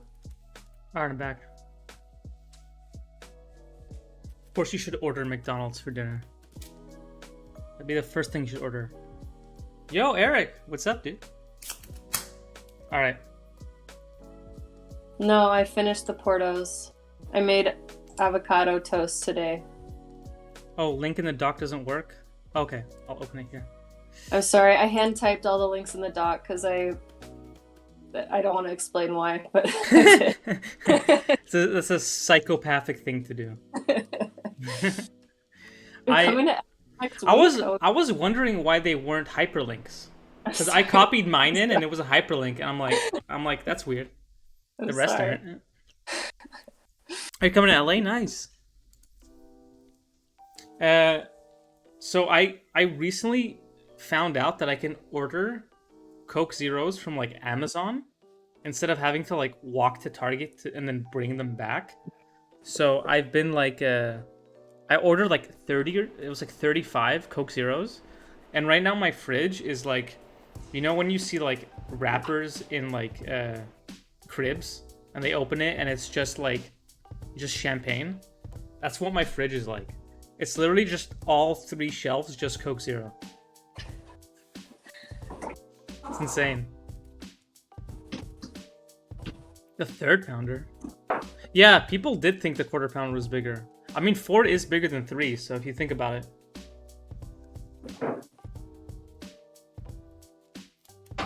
It's because I think it was this. I don't think it was necessarily that people thought the quarter pounder. It's written like this, right? 1 out of 4, 1 out of 3. So I think most people Target is so far from you. Hey, you know what? I drink like, what, 6 Coke Zeros a day? So every 2 days, walking that 20 minutes? Yeah, so I mean... No, I don't even see it. I can't see how they would think. Never mind. I'm over it. This is stupid. Is my heart okay? Yeah. Jazzed up. Yeah, I didn't realize how much caffeine was truly in it. Until I've broken it down. Alright. Iterative artist. So what... Glatch, what do you, like, want to do? What's your, like, goals? Is it story? Is it illustration? Is it PV boards, feature boards? Look, I'm funny when I mentioned I have 50 liters of mead. That's way more. That's so much more drink than the Coke Zero. Catherine, you there? Yes, I'm here. Sorry, I'm just making coffee to keep okay. myself alive. That's why I brought the Coke Zero. I understand. We each have our poisons. Mine is objectively worse. Yeah, All it right. is. Welcome to my page. I invite you to look around. You'll see a collection of works which range from freelance to commission, studies, my time in Kansas City Art Institute with little goodies here and there. I like to work sequential storytelling and visual communication, and it's balanced between storyboarding and character work. I'm gonna be honest, I would maybe reduce this and write like story artist / character designer. But I would definitely like, I don't really see story artist anywhere like here. I'd maybe just write gardener and then space story artist. 'Cause that's what people look for when they like first open up a site. I mean, if you're going for story jobs, it gives the recruiter confidence to open your site and it says gardener, story artist. Instead of if you don't say you're a story artist anywhere, they're like not as confident that you're hireable as one. You know what I mean? Yeah, I had to read like I got to sequential storytelling like 3 sentences in. You True. know? Like I don't know if anyone else would read that far in if they're just opening it up just to see the portfolio. Like they're looking at 1,000 of these, right? Yeah. Already got beat boards, nice. I remember Summer Heat. Yeah. These are drawer don'ts. Yeah. Drawer don'ts. Whoa. It helped someone. So drawer That's don'ts awesome. are basically a weekly theme that we do in the Discord, where every 2 weeks we post a different theme that we vote on, and then people post submissions, which are just basically like story beats. But nice. And this is like exactly the intention was like to hopefully have people make some artwork that they can put in a story portfolio as beats. Yeah, that's awesome. I'm glad it worked out. Yeah. All right. Is In the Lion's Mouth your main shit? Is this Let's do it. I assume this is it. I have all my drawer don'ts. Yeah, that's sick. I'm glad it's pushed someone to like add it to their portfolio. All right, let's see. Okay, there's a boy. So this is one of those things where I think you need more than one panel for the scene, because I almost need time to, if I'm clicking through this fast, I need time to register what I'm looking at. So here I would add maybe one more pose of like between the arms stretched out.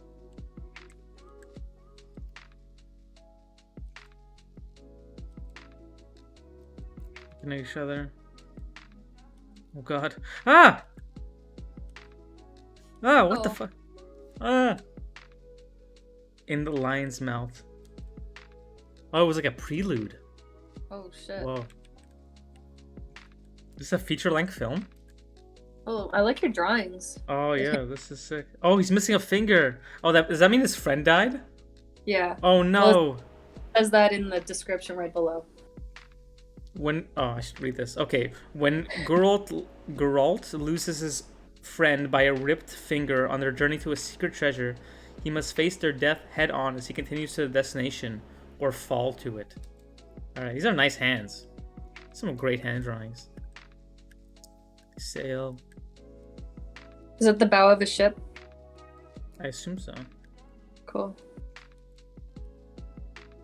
Looks up. I like these designs. Pretty unique. Yeah. Looks up.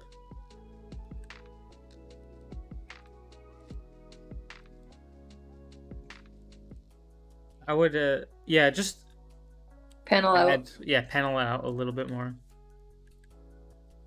Is this this might be like is this more of a trailer style? Oh, Or interesting. little shots, because I think that'll affect how we review I definitely this. think, but you definitely like, regardless of that, there should still be like the grab. Yeah. Yeah. More than one panel per shot. Yeah. Him like a few steps in there. See the light illuminating the cave. And I guess this is inside the cave. Looking around. He looks at...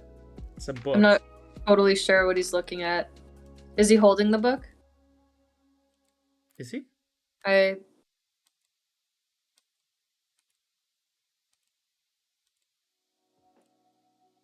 gonna go through it and then I'll go through it again. right. Going through the cave.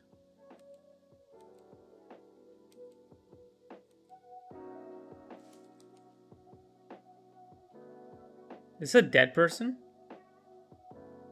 In the foreground? Like someone died on the spikes or something? I'm not really sure.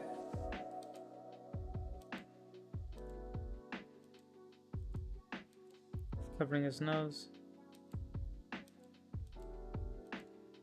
He finds a treasure. Maybe because I think it's... Maybe I'm lagging. You think you're lagging? I feel like, yeah, when I press, like, or like this thing lags a little bit. Let me go on it on my end as well and see. Because I definitely think that I'm skipping over some panels.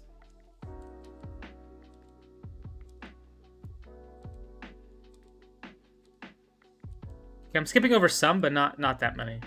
There is one thing I would say, is that the way you tone is changing from scene to scene. So here it's like kind of like white, and I think it doesn't feel like they're still in the cave. And then here it changes to like not really toned, just like a gray backdrop. And then he's like white again. And then he's gray. And I think it'll help a lot if you keep it consistent on what the tone is. Or your Like approach. Yeah. And then here it turns gray again. This is like a time lapse thing? If it is a time lapse, then there should be like a... I assume what I'm thinking is that it's dark, and then as he steps forward, the body's illuminated. Oh. That's what I think is happening. Correct me if I'm wrong, Glatch.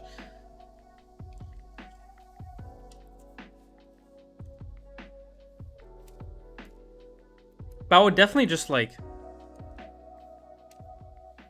For something like this, I would...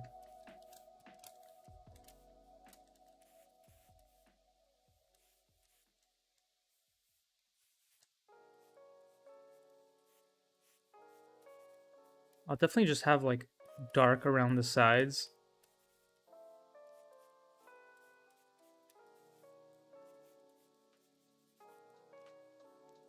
Then maybe the dead body.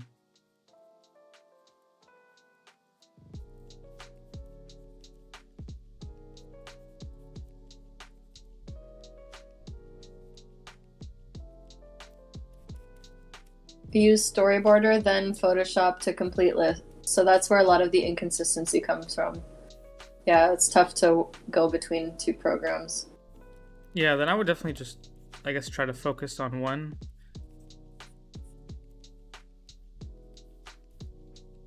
So I would definitely like keep the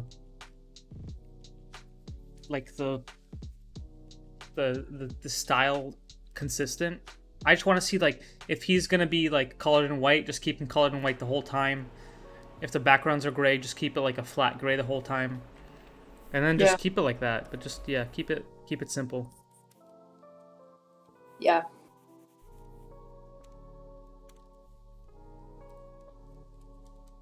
Keep going. So here I understand what the shot is, but I'm not really sure why we cut to this. Because it's only like a single on it. And I don't know if the intention is to show like some kind of dramatic shot or like maybe that there's bodies all around him, but I don't really understand the idea behind this, so I would just say cut it out. Let's keep going forward. Okay, keep. And then here there's the hand moves. Okay. Twitching. Yeah, it twitches. Generally, I think there's a clarity problem in the drawings and the boarding, because I'm feeling kind of lost. I don't quite know what's like happening, and I think you can draw really well. It might just be a matter of making sure that clarity is like your number one priority in some of these shots, just so they read right away for someone who has no context and like isn't familiar with it.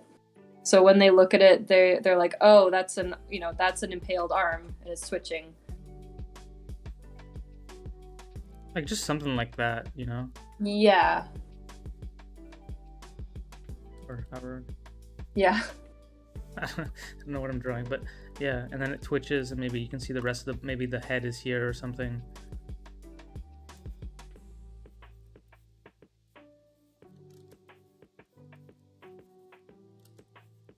Totally. Yeah. Just something like this, and then just keep it like as simple as you want, you know? Like as simple as you can get it. Like even if it's not like what that body would look like in that pose specifically, yeah, just cheat, lie. So even if like he didn't die with his hand up there, it doesn't matter. Just clarity over substance. Accuracy. Yeah. Accuracy. Yeah. Thank you for the follow and Whipper. Thank you. Oh, it's Andrew. Oh, is it? Yeah. Oh, what's up, Andrew? I didn't know that would be his username. Oh, I see it now. I get it. All right. So this, I would definitely adjust that. He puts the light forward. And then I guess there's something behind him. And it disappears. Covers his nose. Oh. So here, this shot doesn't hook up. This feels like it kind of like, it jumps to like a different situation. Yo, what's up? So I would definitely, maybe like, is there like, maybe add a golden glow behind him? Which I assume that's where the treasure is coming from because he turns around? Or is it in front of him? Or you could have him enter frame here. Yeah. Maybe he looks over his shoulder and then here enters frame. That's a good idea.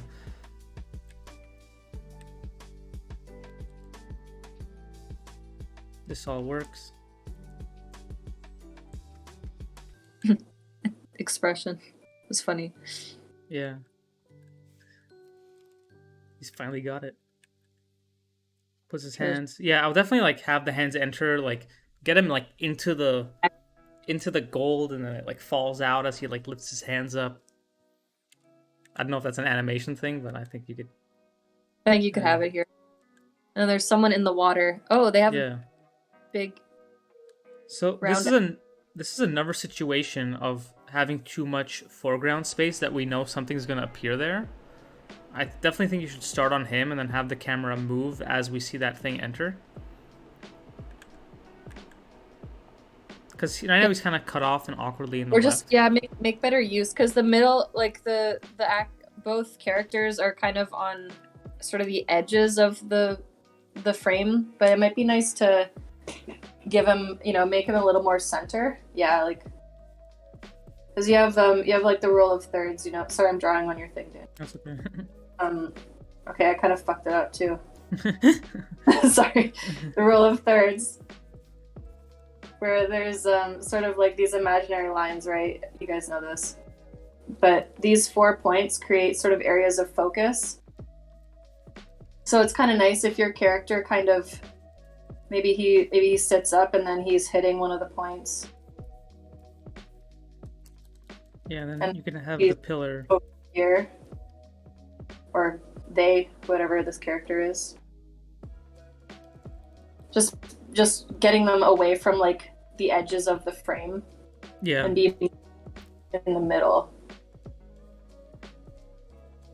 Just make sure that you're especially like stuff like that's cut off. Like you can cut off like their legs, you can cut off their head, you can cut off like torso down. But if you cut off like a single foot like this, it creates like a very uncomfortable like mental Tangent. Yeah.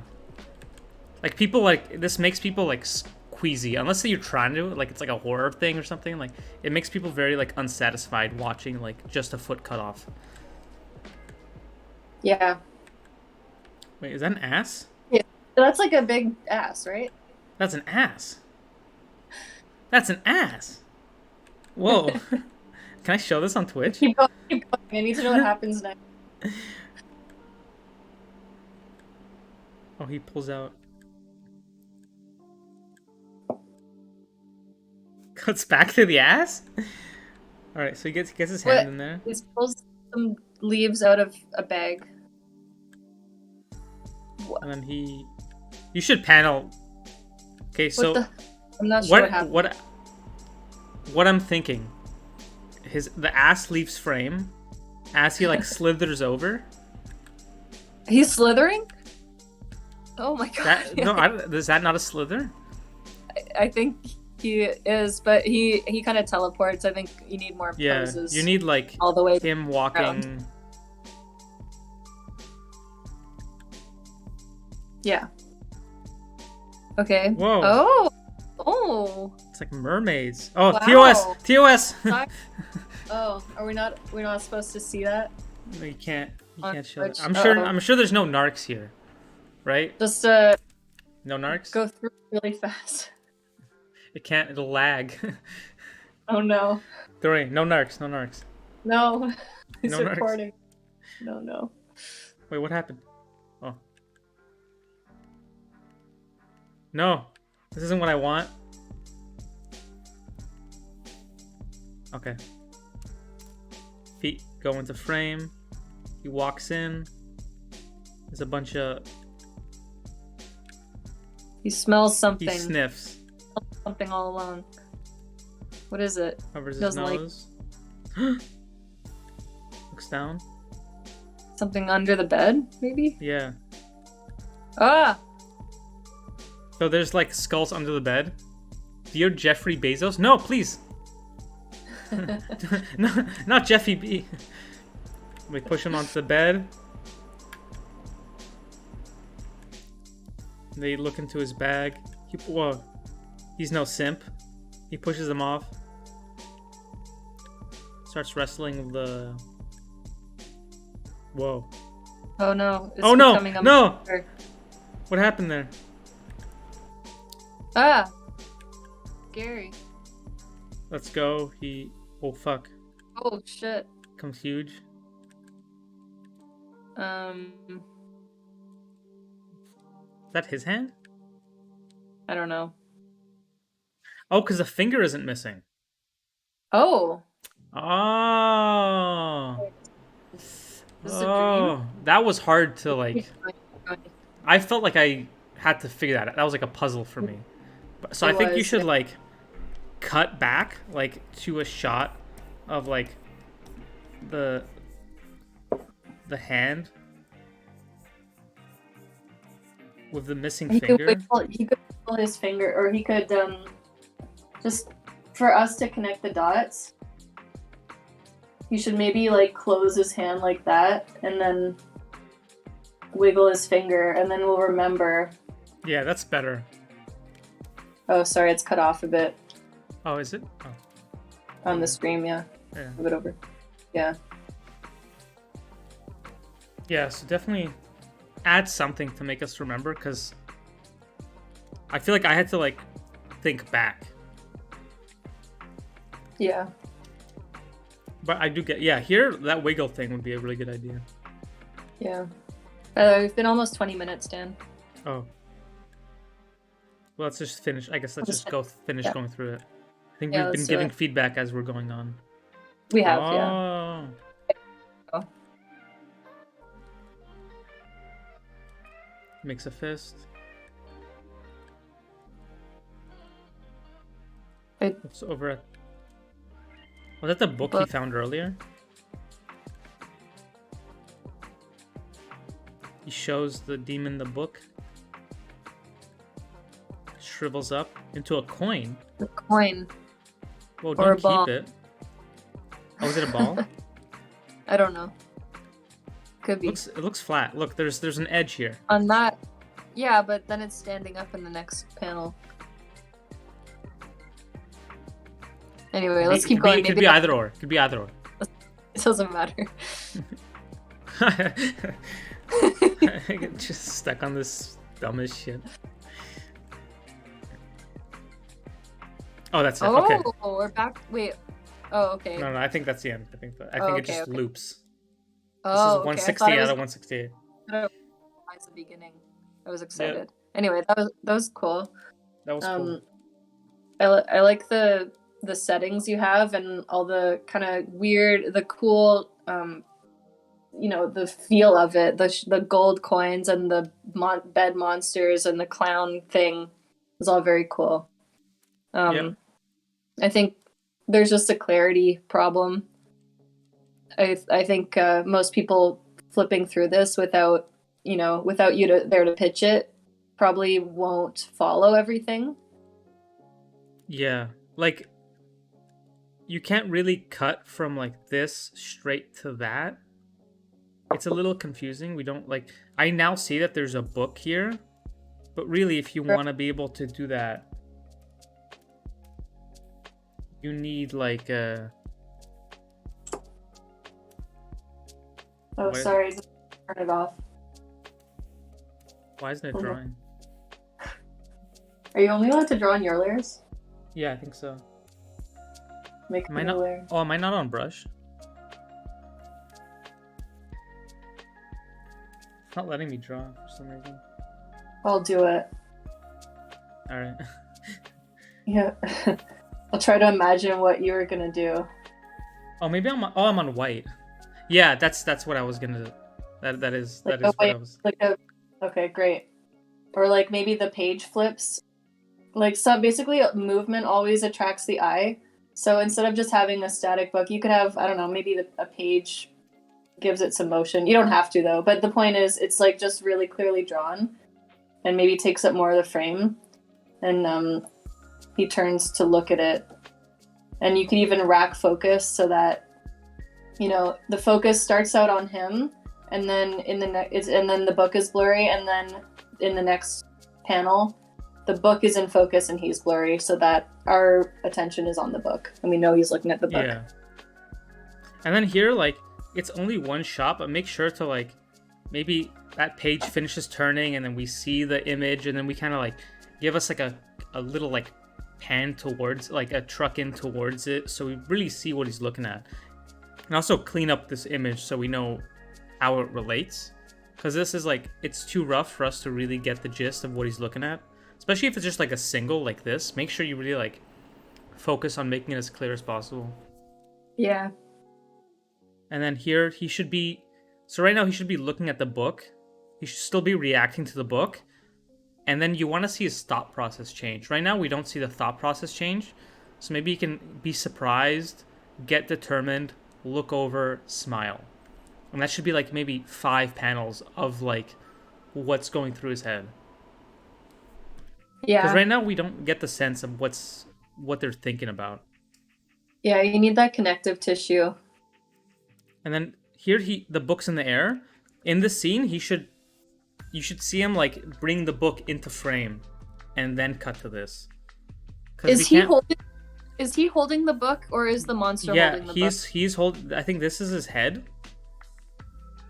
and then the monster's like kind of behind. Yeah. Oh, okay. Yeah. Which is a bit clear. It looks like it's his body. Was holding. Yeah. I think.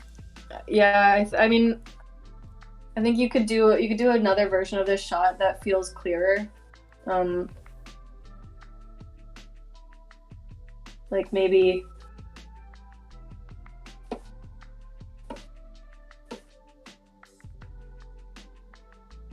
So we get the silhouette of the book. And then the monster.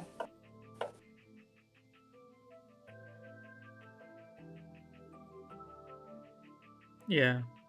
You know what I mean? It's kind of bad, but I think that would. No, I think that works. That tells enough. Sure. And then I also think there was this thing that was missing, and I think a lot of it is like wides.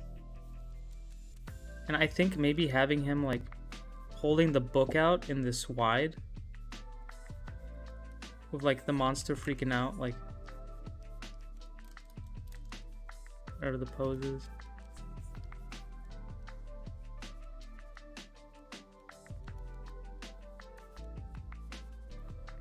Like, I think maybe like a shot like this could help like reestablish where we are, the gold in the back, the bed in the foreground. You know, just have some like reestablishing shots where we kind of reset where we are. We kind of see all the elements. You just always want to be clear and you know, have your viewer know exactly what's going on in the scene and where everything is, and not be confused. And that's the biggest thing in a story portfolio. That's the number one priority, over top of drawing ability, over top of basically everything else. You need to be clear. So I think your drawing ability is really good, and I think your ideas are very cool. So just work on that. You know, just the clarity in it, I think will really help. Mm-hmm. Yo, Emily, thank you for the follow. How's it going? Cool. One last note before I move on. You flopped the screen direction here. Just flop this back. Yeah. It just feels like they jumped.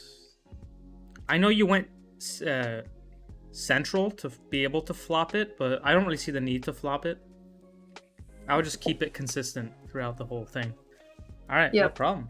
Thanks for submitting your stuff. Awesome to see. Awesome to see these beat boards too. You have really nice beat boards. Yeah, these are really nice. They're great. All right. Next portfolio. See, how long was that? Was that? We started Gardeners at 3:41, so it's been about 25 minutes. That's not bad. Yeah. Right? It's pretty good. Yeah. All right. Carson. Is Carson in the house? Carson Olish. Yay, How's they're it going? here. Welcome. What are your goals, Carson? What do you? No. What do you... Oh, it works. Okay, good. All right. I mean, right away these look really cute, really charming drawings. A ball of the barbecue. My goals are feature boarding. Nice. Dreamworks, Disney, Pixar time. Thank you for including Disney alongside Disney and Pixar. Cool. Is ball of the barbecue? Is that the one? Is that the one to look at? Ball of a barbecue. All right. I feel like this is the one. I feel like if it's at the top, it's got to be the one. All right, let's do it. All right. So we start in the bush. Eyes up here. Looks up. Can you make it bigger? Oh yeah, sorry. Thanks. Forgot about that. That's good. Pan over, we see some grilled hot dogs. Flips them. Cute. It's in the bun. Oh, nice camera move. Nice. Fish. Ooh. Damn, you got the like Oh, you got the wipe too? I think that's a wipe. I don't It know, might just but keeping tracking, but oh my god, we're still tracking. Shit. Huh? That was a cut. Damn. Cool. Yeah, that was a cool scene. This reminds me of your drawings a little bit. Really? A little bit.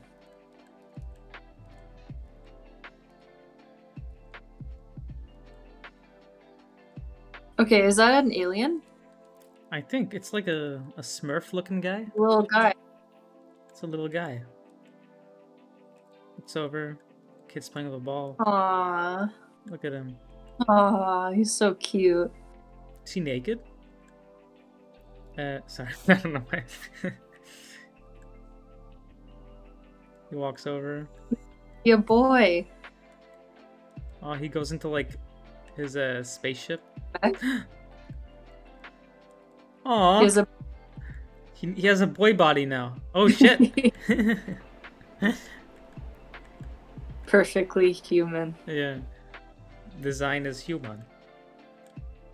He walks over. Aw. Oh shit, he's huge! He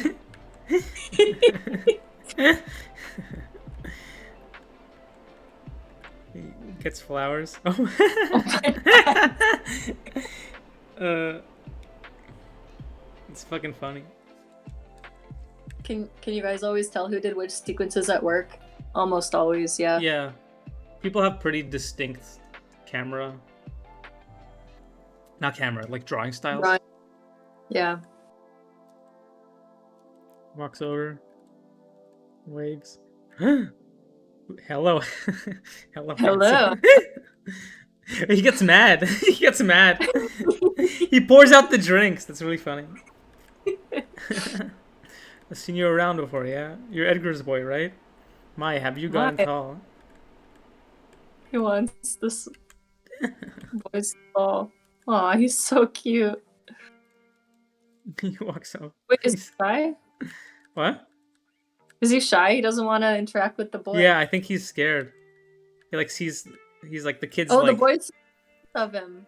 Yeah. He turns around. Hi there. You must try my potato salad. Not before you try my delicious sunset salad. Wait, what's a sunset salad? Looks like a cake. I want it, though. I'm so hungry. But only after you have a bite of my homemade cocktail wiener salad. Aw, he wants it. Very human. He's gonna grab a fistful of it. Oh, you eat that with a fork. Idiot. Oh, he runs. Oh no, shy. oh no. Oh. He's making a mess. Oh no, this alien's embarrassing himself. Yeah, man, take a seat. Yeah. Oh, who's doing the voice? You do it. You do it. I don't know.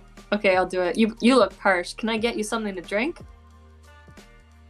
Here, take a pop. You Canadian? Pop? I think Sheridan, right? I knew it. All right, Is keep Pop going. is Pop Canadian? Yeah, it is. I didn't know that.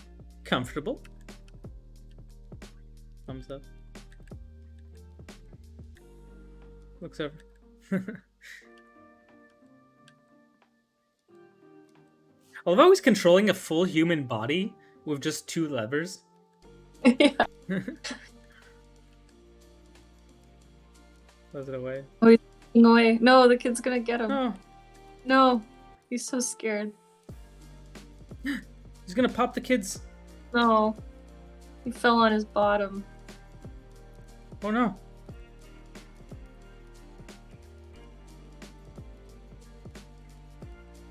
Oh fuck. I think it'd be super funny if there was like people actually thought the guy's head got popped off and like reacted. People were like freaking the fuck out. Yeah. Yeah, It'd be super funny. Totally. So, I knew it. I knew he was an alien. Yo, good call. As soon as I saw him, I knew he had to be an alien. You were in the bushes, weren't you? A real life alien. until he runs out. Aww. No. Throws the ball. Is the music too loud? I'm sorry, I just noticed it. I'm like, this is definitely loud. Let me lower it a bit. Alright. Let's back up. Yes, you.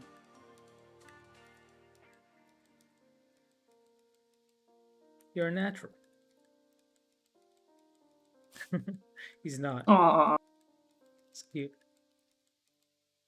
Trying to up the game, you two, but you have room for one more? How about us? Yeah, can we join? Aww. Aww. He's so bashful. So wholesome. The end. Nice. Wow. That was really nice. I like that a lot. That was really good. He had really, really nice drawings. Really good shorthands. Really appealing stuff. Yeah, and I think this is a great portfolio piece because you've got like a crowd. You've got a, crowd. You've got a going on. It really, you have all those details. It feels really good to me. You guys got, like, you have comedy. You have like really crazy like camera shots to show that you can, like, just do that if need be. Hydrate again. I already drank Coke Zero. I appreciate it. Yeah, I think if you're going for DreamWorks, Disney, Pixar, I think it looks really good for that. Yeah. Yeah, I think, like, this kind of stuff is right up the alley. Birds Ahoy routines hydrate. All right. It's very, very funny. I like how in this shot the action of the little boy with the ball is framed really, really well. Like, it leads your eye there. Like, it's very clear what we're supposed to look at. That's really nice. And kind of, I think it's done really well. Like, the eyes led there really, really nicely.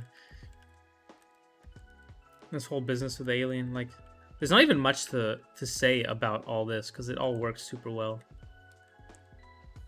Running through the shot. Are you still in school?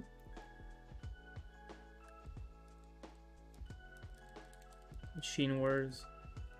This is really funny. I also like that you kept the reveal of how big he truly is to, like, now. I think that's really funny. He's so big. Everyone's so nice, too. Third year? Sheesh. Damn, you're like... Are they getting better? Students are getting better. This is insane. Students are getting... yeah. You guys are nuts. Hello. This is really funny, the pouring of the drink. Wait, can you go through that scene again? Walks. Pouring the drink. Hello, handsome. I think you need one more of, like... One more... Yeah. I think I'm getting mad. Yeah, like, he should get mad and then pour out the drinks. I think so, too.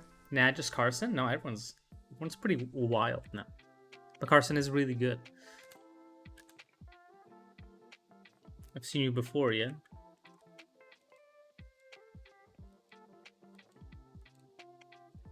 Yeah, this all works. This is great.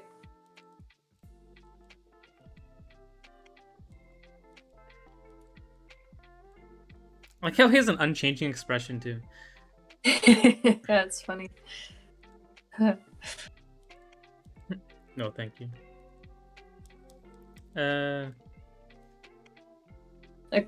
Here, maybe I would add a pose where he's kind of, like, face towards us. Because it just looks like he's, like... It's kind of look like a continuous movement. So let's probably add one more pose of, like, him kind of walking by us, like, a bit bigger, close to the frame, and then walking into it. I think so, too. Oops, this guy.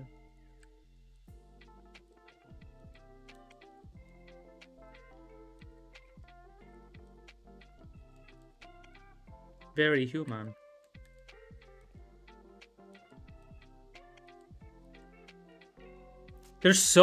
These people are so polite. Imagine if someone came in that was like 10 feet tall and started breaking shit. I like all their designs too. They all feel like, I mean, I know they're all like kind of background characters, but they all feel distinct. Like you kind of took the time to design each one a little bit. Yeah, I agree. It all feels like it doesn't feel like you cut like corners on like all these background characters too. Walks away.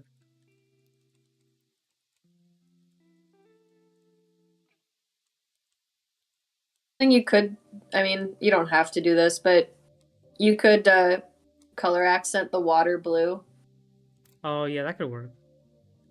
Just if because you you wanted. don't know if it's empty or not. Yeah, you don't have to. I mean, we got it, but you Yeah. can.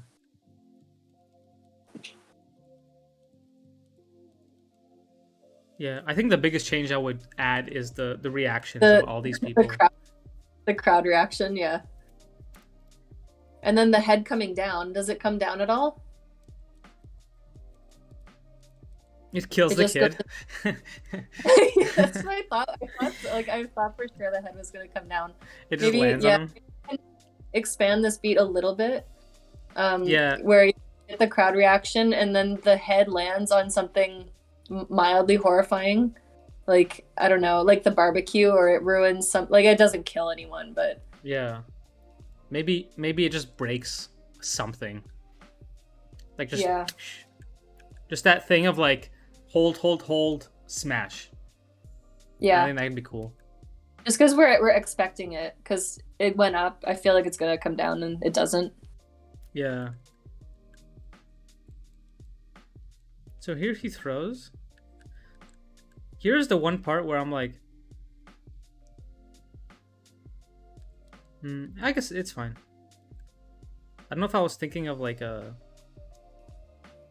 Maybe you see the back of him or the front of him and it lands in front of him. Like something more like and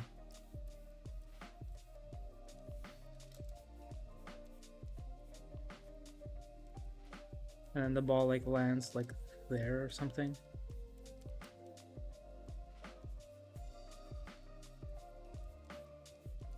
Because he's been like coveting this ball, right? Or Yeah. I think it's more about the kid, right? Or is it about the ball? I assumed it was. does he want to? It seems like he wants to hang out with the kid, but he got scared too. Yeah. Maybe something like that, where it's like lands in front of him like this. Honestly, if it was America, they would shoot the alien. Oh shit. It's probably true. uh yeah, so maybe I don't know why, but for some reason the side view like didn't read as well, like as cinematic as the rest of it. Yeah, But true. it is fine. Like it is the shot works and everything. It's just a personal preference. Like I think like all that in one shot, like if you have the ball like the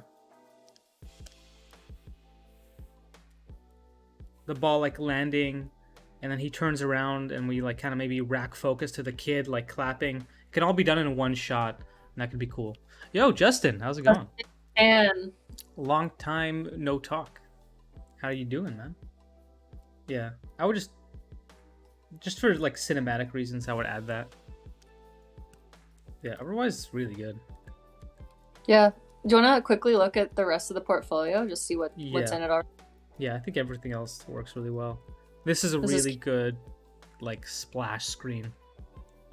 Do you have a little line about what the board is about? Sometimes I think that's helpful. Just like where you have a ball of a barbecue, like the title, like a little subheading with like a log line of what the story is. Like an alien tries to, blend in at a human barbecue, something like that. Yeah, I think that would work really well. God, he's so big. This dude's like 10 feet tall. Yeah, I think all these thumbnails are really nice. All these drawings are really charming. I definitely think all this works. I would definitely add in that log line. And I'm sure the rest of your boards are dope too. Ooh, Yeah, I I think this. you have a great portfolio here. Ed. Nice, you got story beats. Okay, the one thing I would say, and this kind of goes for a bunch of cafe sketches that I've seen in portfolios, I think these are all great, but there's something that I personally like to see, and that's kind of like a cafe sketch of like a full scene with like this could just be personal preference, but in my mind, every time I see this, it's just cool to see. And from a lot of the portfolios I've seen, when people add stuff like this, it just looks really impressive. Where you have like the full like scene, someone's like at a chair or something, and then you have like maybe a waiter giving them drinks.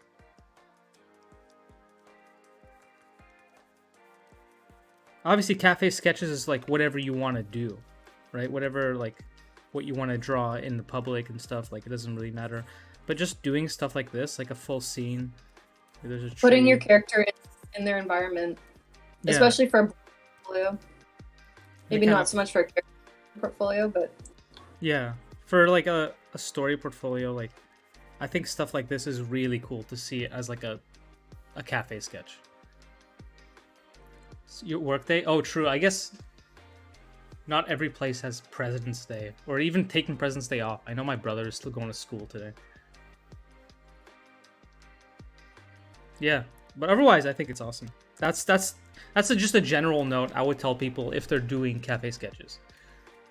All right, thanks for submitting your portfolio, Carson. It was awesome. Yeah.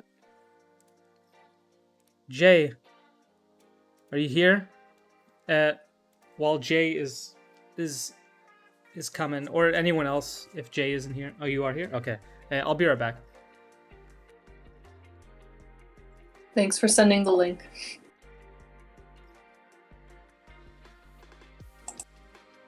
Justin, are you still in Australia?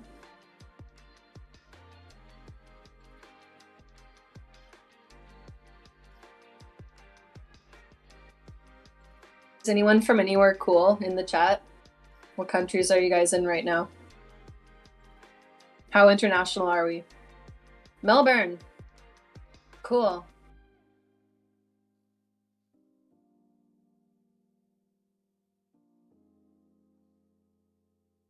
In Toronto in a few months. That's good. That's a long ass flight though.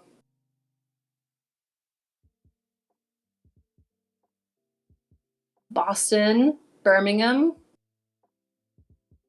Glendale, Vancouver, BC, Scotland.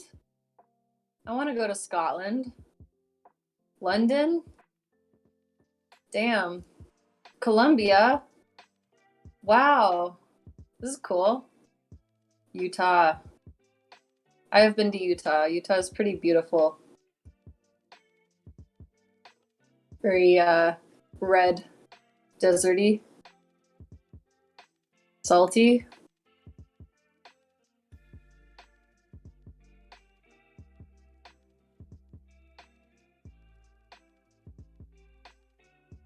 $40 hours? 40 hours? Are you serious?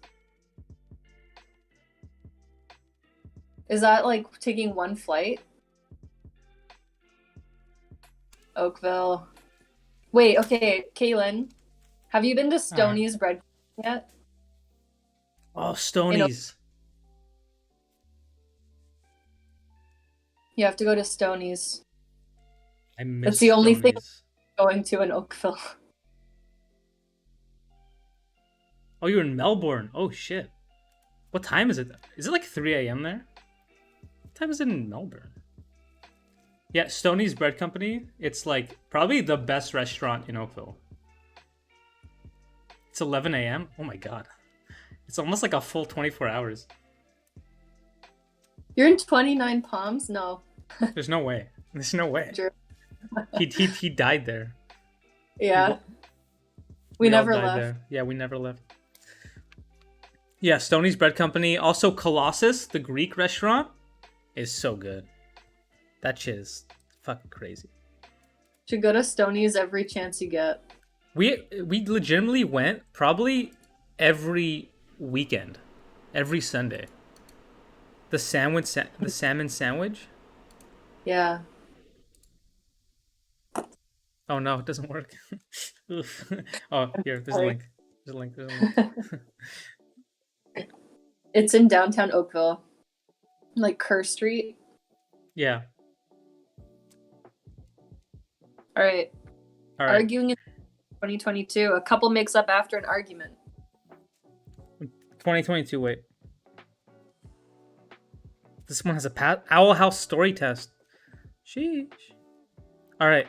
Dreams, goals. Uh. Oh, okay. Yeah, there's dialogue. Yeah, I think this should be good. Men. Melbourne. Melbourne. Fuck, I'm so bad at it. So embarrassing. I think this is the best I can do. I'm decided, but I'm leaning towards TV storyboarding. Nice.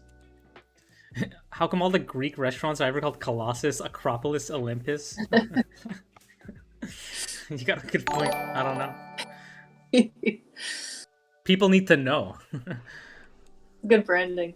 It is good. It's really good branding. I'm like, Acropolis, Olympus. This must be the best.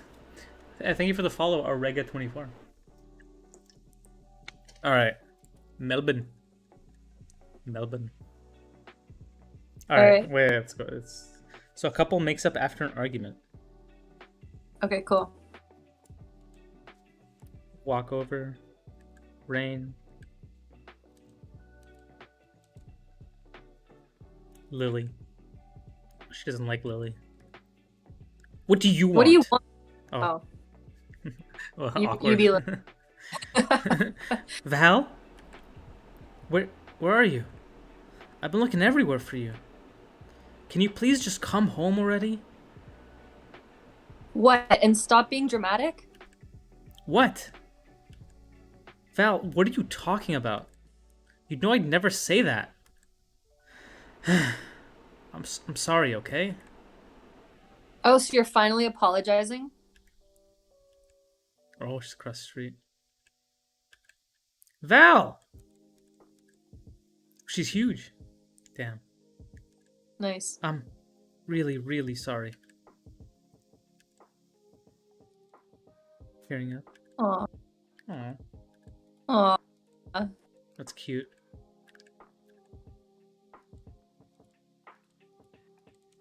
Oh, that's cute.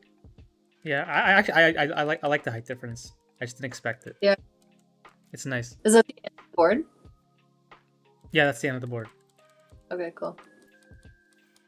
Okay, so it's a really nice character piece. What I'm missing is like kind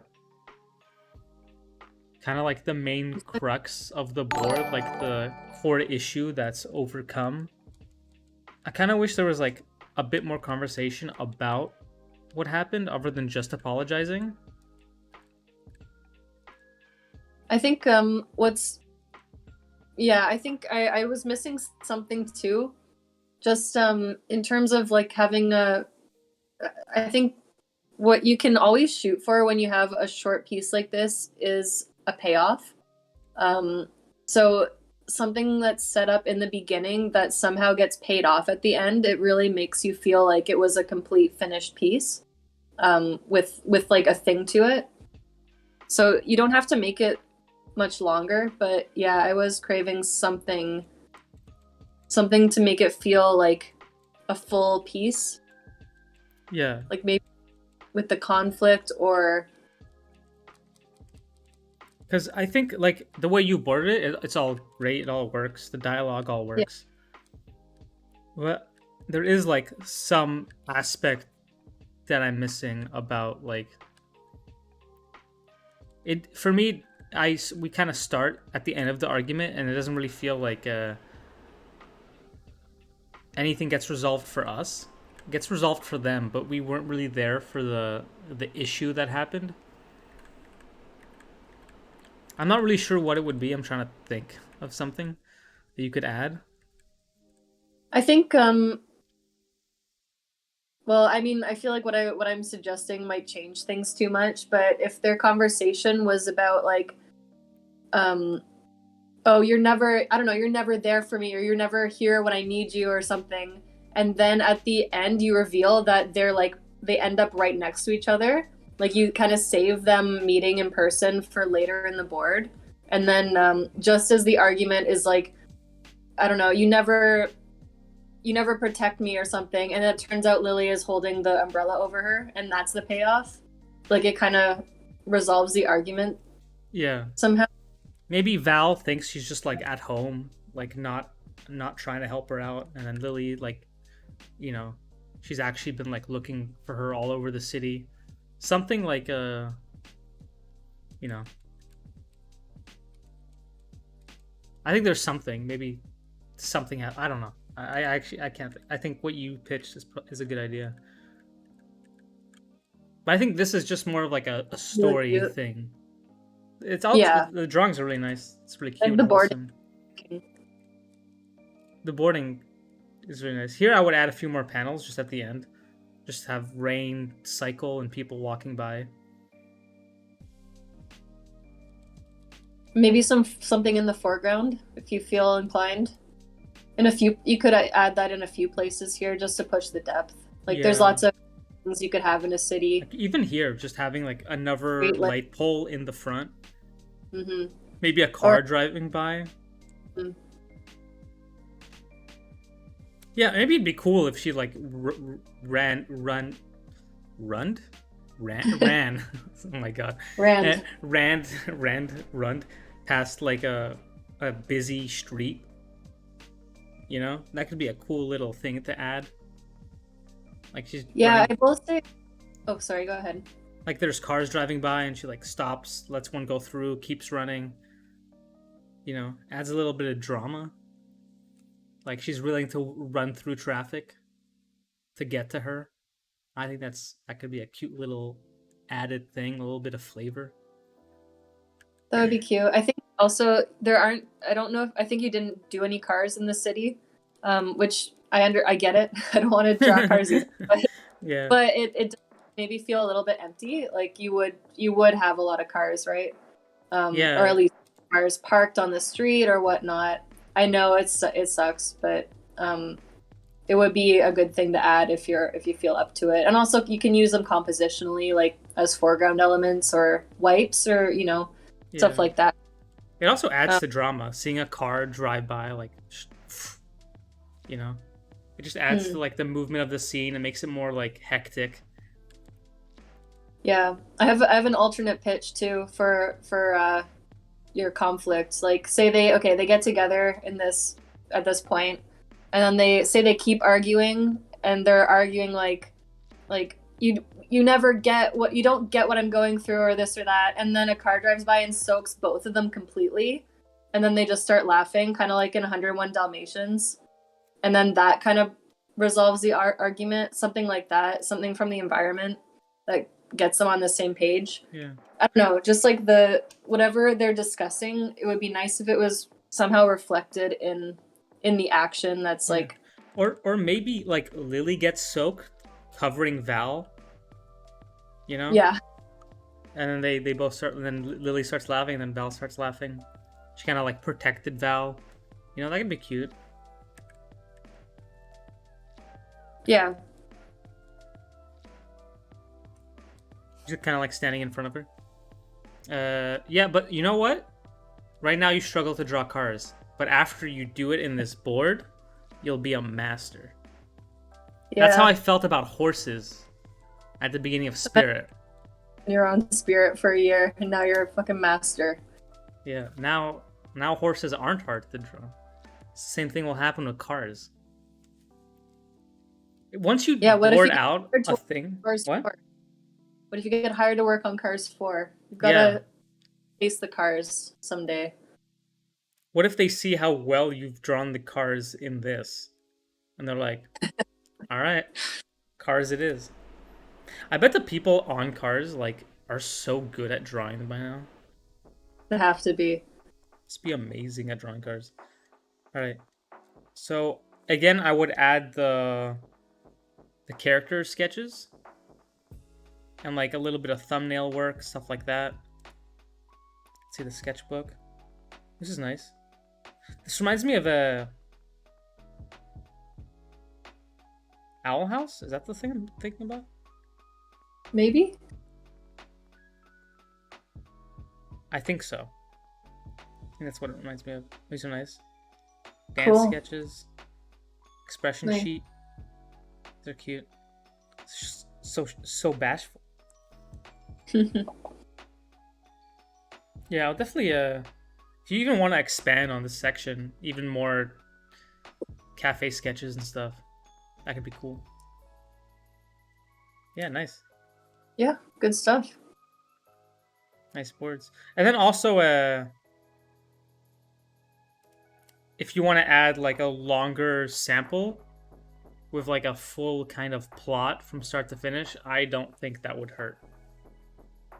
Yeah. Yeah, the drawings are great.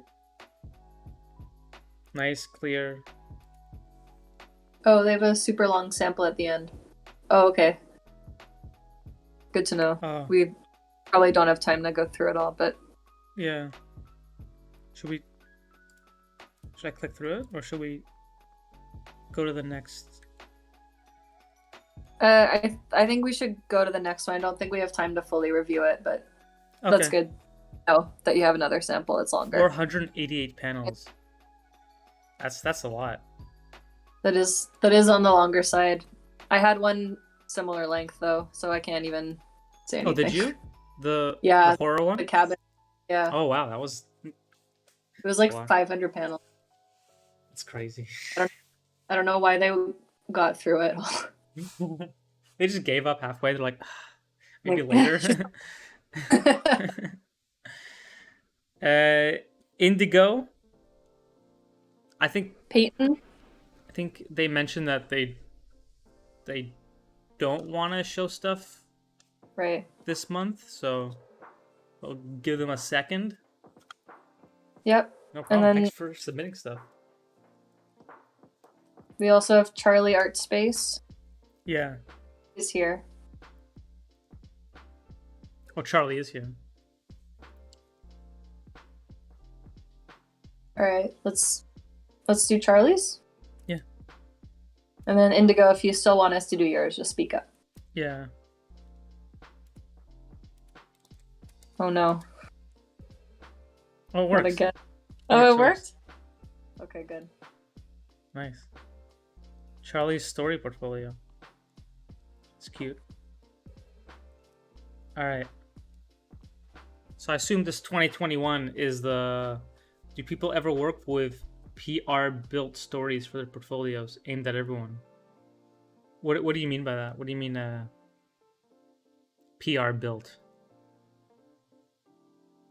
PR built. Permanent resident. Oh, pre-built, sorry. That makes sense. What do you mean by pre-built stories, though? I think they mean like if it's like a Greek legend, or like, you know, like they're boarding Hamilton or something, you know? Like you're boarding something that already exists. You can do that. Yeah. I think you can do it. I think I would do your own. I've definitely heard someone at work be like, this person made their own, so we're going with this person. I've heard that verbatim. So take with that what you will, but I will say that if they see their own unique, like, pre-made idea, I think that even though the other person was a better board artist, like, technically, like, nicer drawings. They do in feature, especially. I think they value people who have writing ability. And when I say writing ability, I don't just mean like dialogue writing. I mean like coming up with your own ideas and your own characters and stuff. So I think you can have some examples that are not your own, but I think it is valuable, especially if you're going for feature. The more original ideas of your own, probably the better. They do appreciate that. Yeah, in feature you're gonna have to do a lot of like brainstorming and coming up with like story solutions and like alternate ideas to story problems, and like I think working off a story that's had all those things solved isn't necessarily as strong as someone who's like figured that all out themselves. Yeah. Also, thank you for the follow, Arega24 and Menelik 1869. Welcome, guys. All right, Anne and Suzanne. Anna and Suzanne. About her solo performance, and Suzanne tries to cheer her up. Okay, I'll be Anna, and you'll be Suzanne. All right. Do you want to zoom in a bit? Yes. Sorry, Truckin. Truckin, yeah. Well, we would be fired by now. Yeah. Oh, I've like triggered a thing. Yo, welcome back, Katie. Just going through Charlie Art Spaces. All right, we start Anna and Suzanne. Starting like a curtain. Wait, which one am I? Suzanne. Okay. We made a full seat today. All of them will hear your amazing solo. Or the worst solo you'll ever hear. I'm gonna screw it up. Hey, don't say that. You practice so hard. Maybe I'm not talented enough. That's why I never get it right. But you are talented, Anna. Don't just say that to make me feel better. Anna, I didn't just say... Saying those words to pity me doesn't make you a good friend. Okay, get on the stage, guys.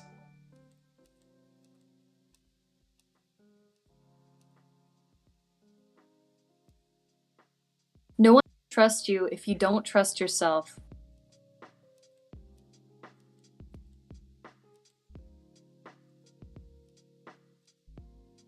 So.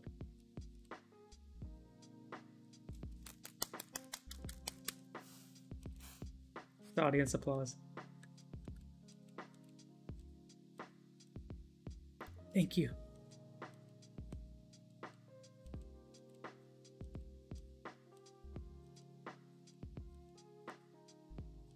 Da-da-da. That's it. Nice. Cool. Wow, good job. That was cool. This is really good. Yeah, I think it's great. It has a lot of emotion and a really good character moment, I think. You like, it's a short story told really quickly and very well. Yo, thank you for the follow, Tierney. Welcome. Appreciate it. Yeah, I think it's pretty cinematic too. Yeah, I think so too. Okay, there is something to do with like anxiety and fear. I learned from the Sing 2 trailer. You know, like before the gorilla dude is going up on stage, his like hand starts to shake as he like opens it up. And when I saw that in the trailer, I'm like, oh fuck. I'm like, that's intense. And I think there could be like a cut of it, of like her hand trembling or something. Something like really she's really scared. To really show like a few more of like her expression or something, just to really push that like the anxiety of being on stage. Yeah, just so we're in her head a little bit more. We understand her outburst, which I thought it was working really well anyway. Yeah. And I like the use of light as well. Like you have a really subtle. It's not too overdone or anything. It's just a really nice little highlight. Yeah, it is nice. This is really good. Private. I actually think you could even like, if you really want to, this might be stupid, but you could like cut to like the things she's written, like the little notes she's given her. I think that'd be cute. That could be cute. Hang on. So she's handing her sheet music. Suzanne is handing her Anna's sheet music, and she has a lot of notes of encouragement on it. Is that the? I'm pretty sure. So you could like cut in to like the sheet music, right? And then it could be like, you got this and then show the like Suze, you know, like really like hone in on that, because really like now you're like, is that her own sheet music that she's written? It's kind of like I see the Suze down here, but you gotta It's like yeah. to get in this shot. And also, I actually have a pitch for you. Dan, do you want to run through the board from like here to the end really quick? Sure.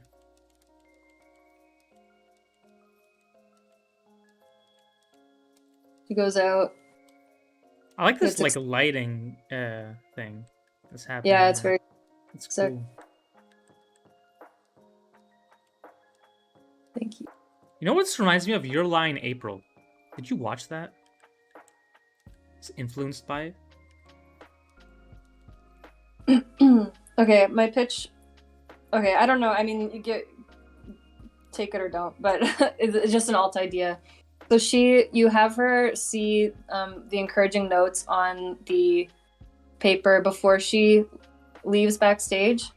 I was wondering if, her friend gives her the sheet paper. We don't see what's on it. She's like, here's her sheet music, and goes out there.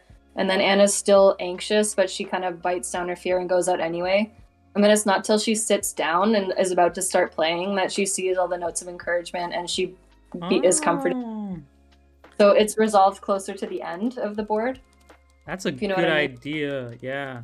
I think, okay, so here, when she takes the paper, I like that little like expression change. And I think like if you just cut that out, like she just looks at it, does the expression change, then looks up at her like that. Like a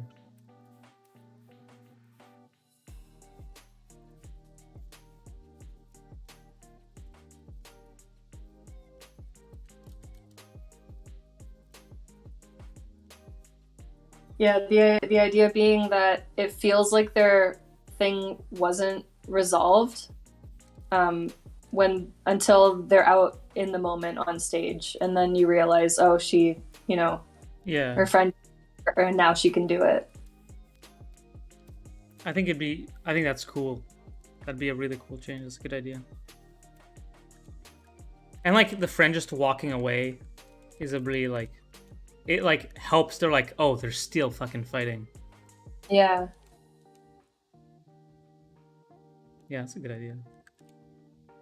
Yeah, but I really love this piece and like how specific it feels. I think specificity is a really important. It's important in design, I know, but also in story. It really feels like you researched this world, or you maybe played the cello or played in a band. Like it kind of feels like you know your shit, basically, which is, I think, really gives it a nice, authentic kind of feel. Yeah, he played a cello. Oh, true. That makes sense. You should watch Your Lie in April. I think you would like it if you're making stuff like this. And there is maybe one more thing I would add. Is like, I almost want to see like, I need like a grander view of like the crowd or something to make it. I want to feel like the anxiety of how much people are there. I don't know. I like that they're peeking, because we save the view of the entire crowd for when she actually leaves backstage. True. Then maybe it should be even less then, because right now it feels like a middle ground. Oh, okay, true. So maybe even you see less of the stage, but I kind of want that either a big view or like a no view.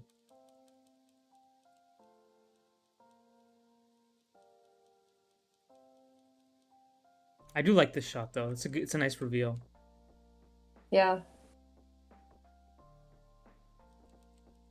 If you were to change it to like that idea I was mentioning, I think you would want like a cut in when she goes and bows in the light, like a cut in, maybe like a profile shot or just something close on her face where she's still anxious. Yeah, yeah. She still looks a little anxious here, like a little.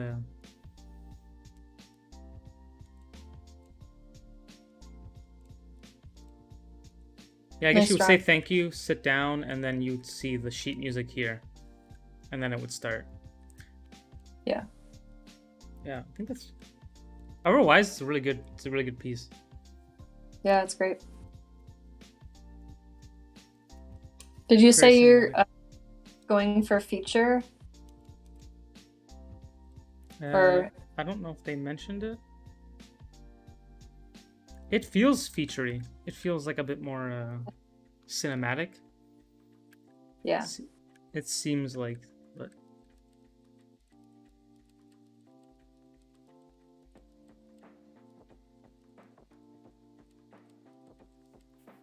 yeah, good job. This is awesome. I want to go for feature. I'm still trying to break in. I heard feature's harder to break in. Yeah, that is.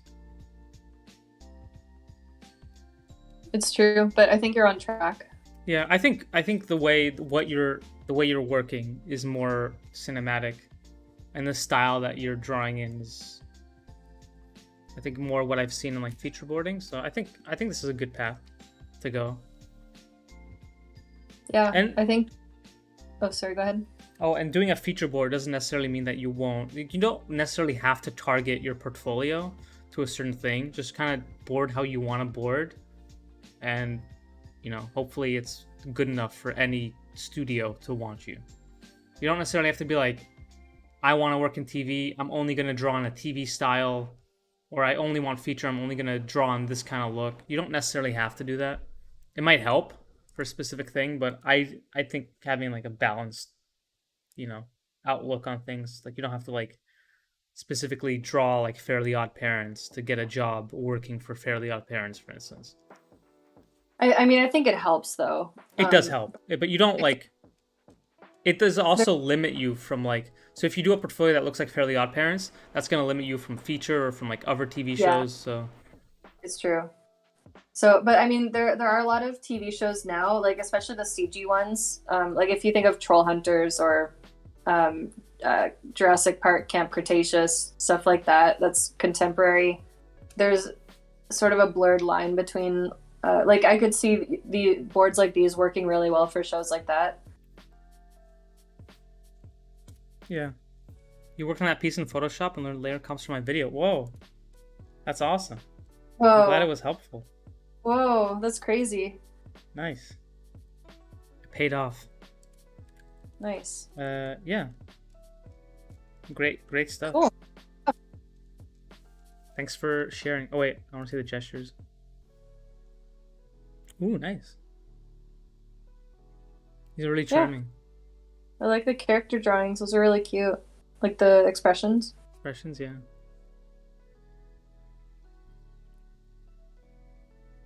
Nice, good gestures. You got appealing drawings. All right. Yeah. Gionia. I'm sorry if I butchered that pronunciation. You can correct me. Gionia. You think this will work? What? The link? The link, Yes, it yeah. will. Guarantee it. You guarantee it? All right. I guarantee it. If it doesn't work, I'm gonna be furious. Freak the fuck. I'm gonna freak the fuck out. Oh shit, it worked. Well, we'll see. We'll see if you then. we'll see if they're in chat. Oh yeah. Yo, what's up? How's it going? Did we pronounce your name correctly? Gionia? I feel like that's wrong. I have a gut feeling that it's wrong. That's okay. All right. First thing first. Just instantly, I don't think fan art should be the first category. I think this could. Nier. You're the only other person who's played Nier Replicant. This art is really nice. Oh yeah. You got a meal. Comic. Yeah, these are really, really nice. You maybe instead of fan art, you could just say personal art or. Yeah. Jonia. Okay. Jonia. What did I say? Geonia? Yeah, sure.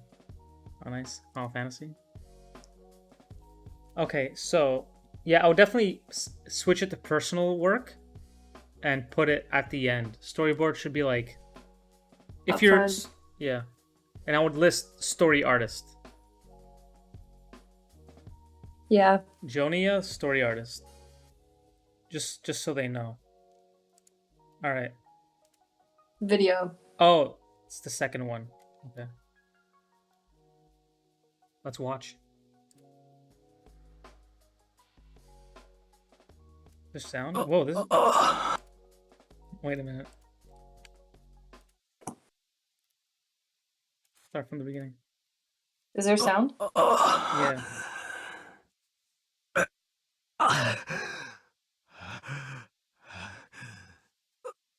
お前、一体戻った。 It's in シャ Japanese. ツが元に戻ったよ。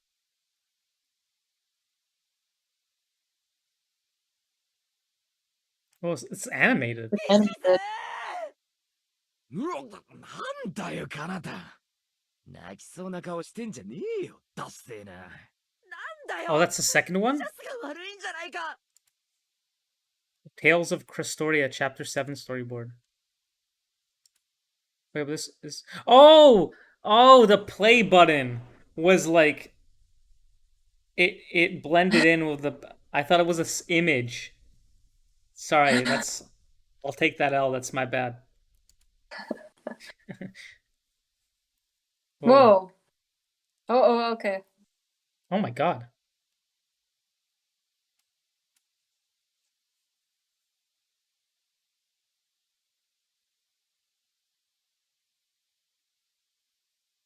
It's like almost a short.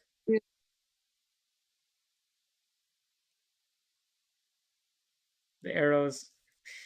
The arrows. Yeah. We're anti-arrow here. Yeah. Honestly, just go in, select Perfect. everything red, and just delete it. The reason for that is that it's distracting when... Yeah, it's all I can... True. Especially when you've like pretty much like posed everything out. Like there's no room for misinterpretation in how you've boarded this out. You're almost selling yourself short by adding in those arrows. Like this is the way she's walking, this is the B pose. Like you don't... That's for production. Yeah, same with the AB, take them out. Yeah. Like that's for production to say like cycle A, B, and C, you know? Yo. Thank you for the raid, Sakuga Seth. Welcome. Monch represent. What does Monch mean? Welcome, welcome, guys. Thank you for the raid. Hello, hello. What's up, Ninja Master? Alright, let's keep playing. I'm gonna go back a little bit. Heard you were doing the board reviews? Hell yeah.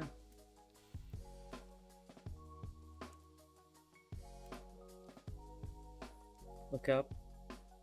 She swipes. I like all this action you did. Wow, cool. You could at this point just make it into a short. Wait.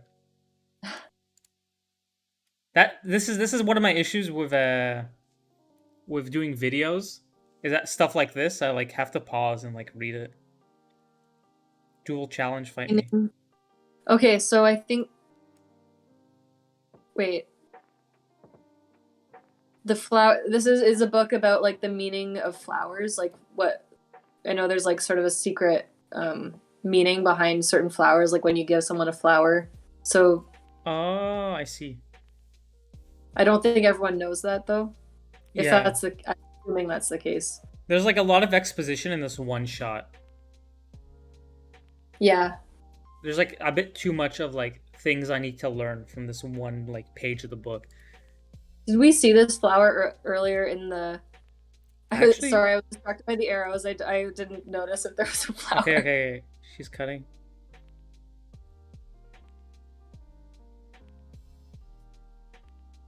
Cool girl shows up.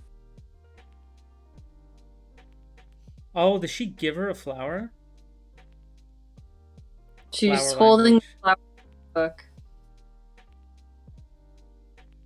Oh, Oh, she gives. Okay. Um, oh, oh. the the arrows distracted me. Yeah, they literally I were all I could see. it makes sense now And that I'm watching it again. by the way, I think this is, if you want to pause for a quick sec, Yeah. I think this is a great opportunity for a color accent. I would color those flowers like orange or something. Um, and then like the flower she gives her, make it orange. And then in the book, if that's the same flower, make that orange. I mean, it doesn't Yeah. have to be anything, but just it helps us connect the dots. Yeah, I definitely think that could help us mentally connect all these like beats that are separate into like one idea. Hmm. I think the orange is Okay. a good idea. She gave her a pretty flower, but she didn't know it meant that she wanted to fight. But Yeah. now all girl's gonna fight her. And then it opens. Okay, so maybe you should just have it on like show this flower over here and then do meaning dual. I don't think you you need 2 pages of this, or maybe take away all this text. We already see that it doubles as a weapon. You don't have to write it, and I don't think you need sure to get you the duel you've always wanted, because this kind of my brain is like looking over here, it's looking over here, it's looking back here. It's like this flower is a challenge to fight or something. Just like Like if this was a comic panel, I wouldn't have an issue with like all these fun kind of extra things. But since it's a panel that'll go by in like a second, I think it's better if you distill it down to like the main idea you want to get across and make sure nothing else clutters that. yeah, like you could even just do like if it's like the page of a book, right? Hey, Deco. Yo, what's up, Taco? How's it going? Could be like the flower in orange, and then it could be like equals like sword or something. Like it's better to show it visually. Duel or something like that. You know, I spelled that wrong. Like just something like that instead of all the text that's kind of hard to read and hard to like really understand. I think just a simple like equals swords or like equals a duel, just something simple that you can instantly see. All right, let's keep going. I didn't press play.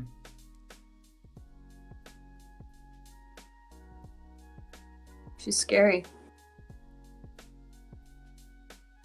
Okay, wait.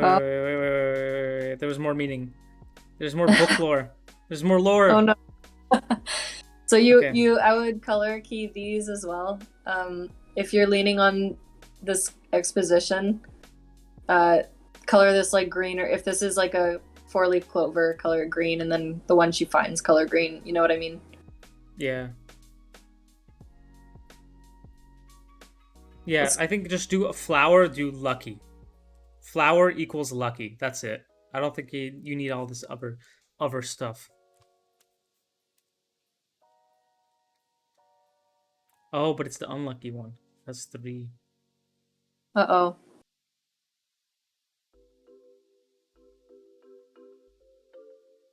Oh, she pulled up like a radish boy. Oh. Oh, it was screaming.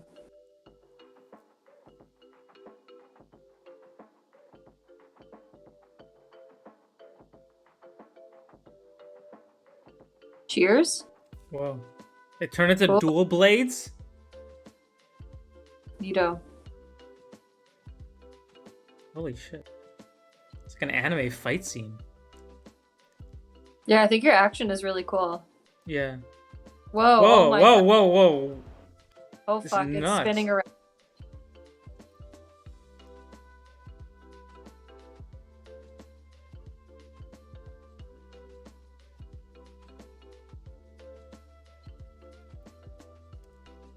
Wins.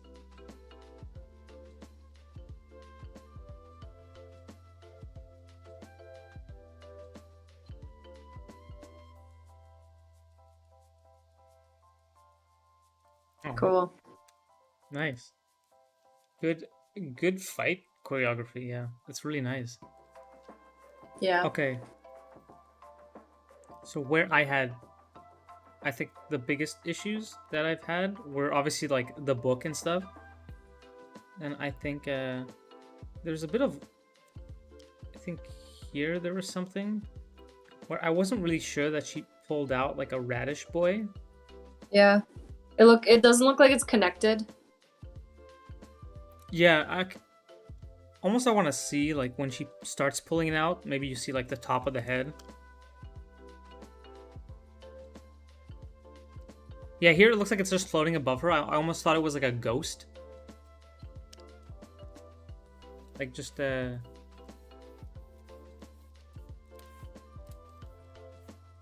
she's like holding it.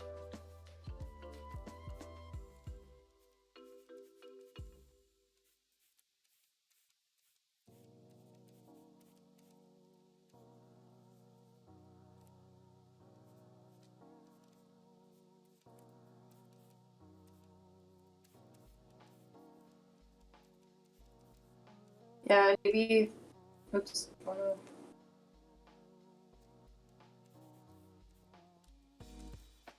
Like giving some space at the top of the frame. Yeah, that was just me messing up.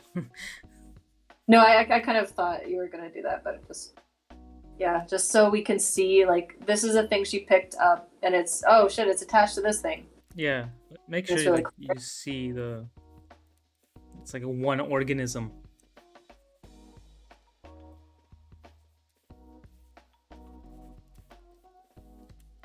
Yeah, that's I think that will just fix that issue of like it feeling like I felt like it was like a balloon. What is this animatic called? Power language animatic? Or what do you mean by that? Like who's the artist or? All right. It yells. She puts it down on the ground. Okay, here when she gets up here, it feels like she's just walking away casually. Yeah, it did. And then she goes to running. That kind of breaks up the flow of the action a little bit. Yeah. And I think she should like look maybe more concerned like about what she just did, and then like look over in that frame of her crouching down, and then she like sees the shears. I don't think she necessarily has to get up, walk a little bit, and then see the shears. I think she could just be all in that one shot. I don't think you have to break it up with movement. Yeah, there might be too many shots. Because she sees it, and then it shows the shears, and then it cuts back to her getting an idea. I think you could cut, just to keep it moving and flowing, you could take out some of those shots. Yeah, just like in that shot where she's like above her, she's like this or whatever on the ground. She like looks over there. She like looks that way, and you see the shears. And then you see, sorry, I'm drawing the next one. You see the shears. It could be wider. Sorry. Shears in the ground, and then in that same shot, you could have her hand come in and reach for the shears. Like you kind of cut out all the shoe leather of her traveling over there. Yeah, so you can cut out like 4 scenes like that.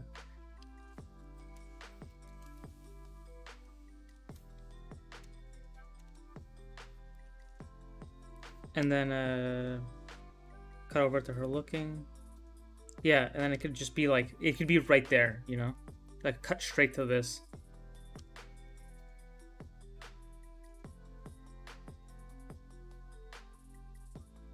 I think the direction reversed. Yeah, I guess noticed that too. I guess it's kind of so here she's on the left, she's on the right.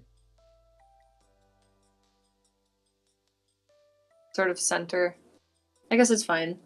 Yeah, I guess it's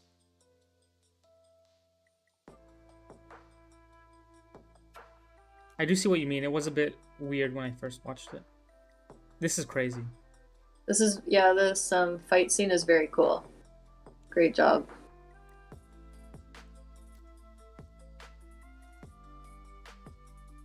I do think there are times where I kind of wish I saw the expression of them like while they're fighting, like here.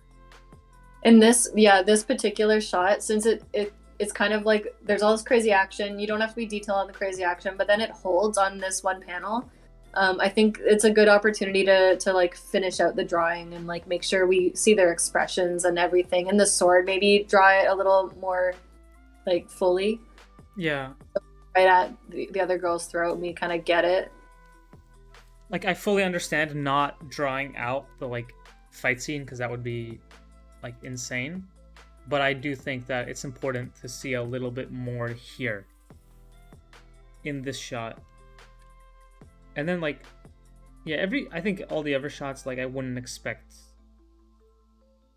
Yeah. Like this whole stuff, I think it's completely fine. There is like some room that like maybe a face could help. Yeah. Like here, she could be like kind of worried. Like, that could be kind of cool to see.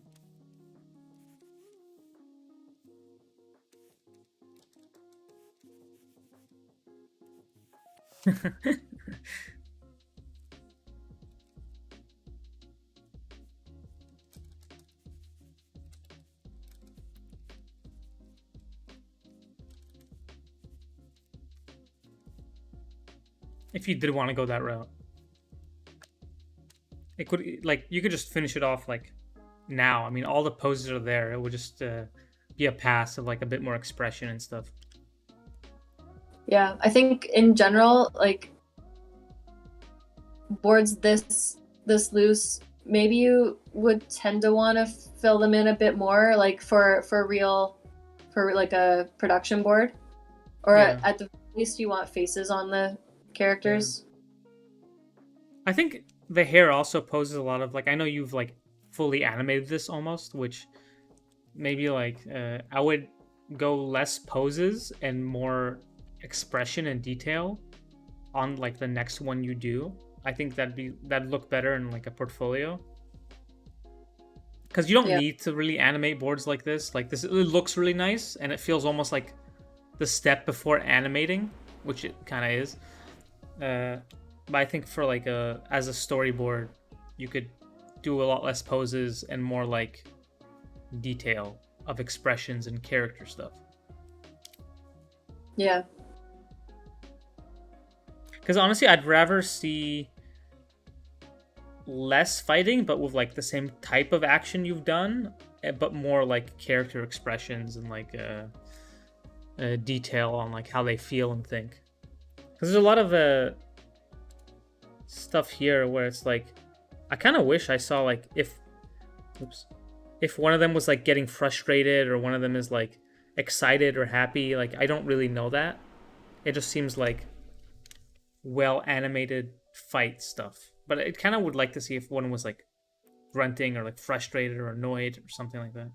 Yeah, like checking in on their emotional state in the middle of the action a little bit. Yeah. Yeah. But it's other than that, it's really nice. Flesh out the lore. Yo, thank you for the follow, Swimski98. Welcome. All right. Cool. Who's next? Wait, let's see if they have sketches. Oh, these are nice. Cool. I would I guess it's fine, doesn't matter. I'll just say make it look like less like a photograph. Maybe scan these in.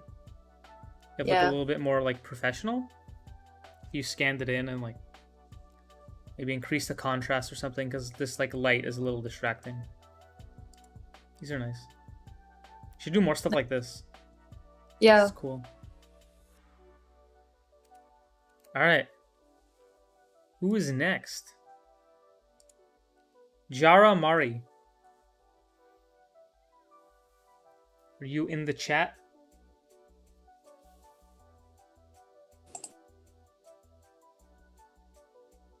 And thanks for submitting stuff.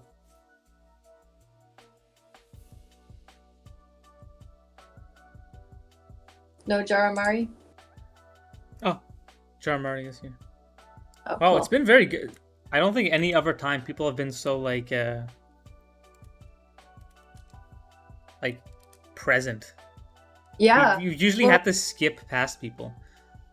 Yeah, well, I pulled most of these portfolios from people who posted really recently as Oh, a true. backlog, just in the interest of, reviewing people who are going to be here.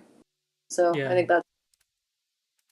Hey, nomads. And for anyone who's like new or joined recently, all these you could just post your portfolio on the Discord, and we go through it kind of like in order of they're submitted. And if we don't get to it this month, we'll get to it next month. So if you do want to check out the Discord and post in the portfolio submission section, feel free. Okay, so puddles, and your goal is feature boarding, TV boarding. I guess that line the line is pretty blurred nowadays. Yeah. Yo, thank you for the follow, Chevalriv. Welcome. It's a very rough version of it. Hey, you know what? It's all good. Oh, these are cute. I like this character a lot. You go to CalArts? How did you know? About info and contact. Oh. Am I gonna leak another face? Okay. She was a child. You are.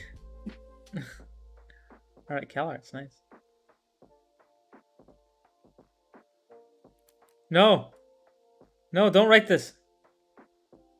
Don't write dreams about being a storyboarder. You are a storyboard artist. Don't say this. Just say you're a story artist. You don't dream to be, you are one. We always recommend for anyone who's listening who has a portfolio, if you say if you have I'm an aspiring story artist, always take out aspiring. Just say you are a story artist. Yeah. We always recommend that.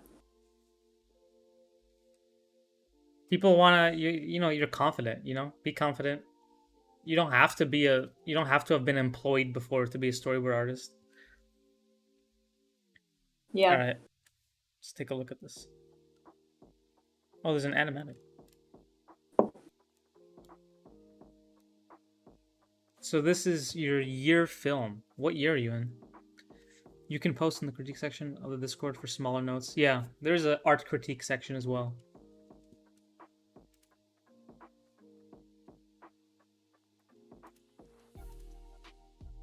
Start. Oh no. Uh-oh. Is there any way to get rid of this transition, by the way? Just for the future. Just know that, like, having it slide like that is, like, super distracting.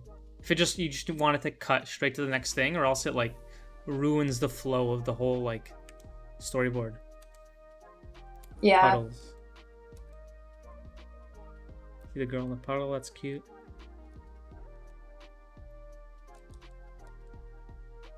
There's a line through it. So, your drawings are very charming. Mm-hmm. Wait, okay. This is like freaking me out. The transition, like slide thing. Yeah, actually, I'm getting a little motion sickness. She gets Stick her. with it. All right, something went back in the puddle. Yeah. Wait, give me a minute. It's not about the roughness. It's completely about the slide. Whoa. Oh, this is like it's like a plan almost. Like it's still in process. It looks like. Yeah. Okay. Wait, or is it split screen? Is it split screen? I think it became a split screen. But it's kind of extra hard to read this because of the slide. Oh, I see what's happening now. Okay, she's traveling Oh, for it the is a three. split screen. I think it's just the slide. Cool. I think the slide is messing me up. I think the split screen's a cool idea.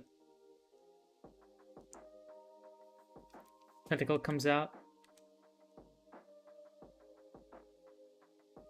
Is this upside down? Upside down in the puddle world, maybe. I'm not sure. Oh, Oh, no, shit. it's her. Her legs. Whoa. Whoa. The dragon. Oh shit.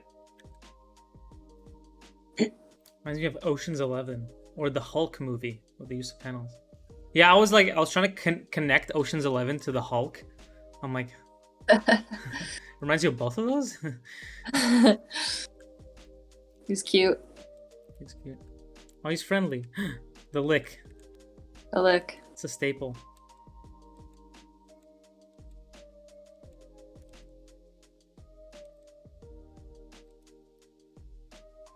He stands underneath. Aw.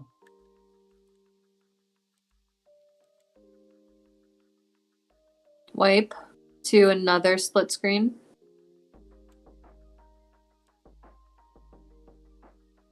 On his head.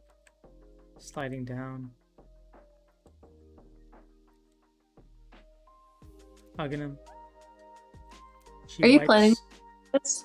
Yeah, I think it's the Really? plan for a year film, yeah. Okay, cool. Wipe.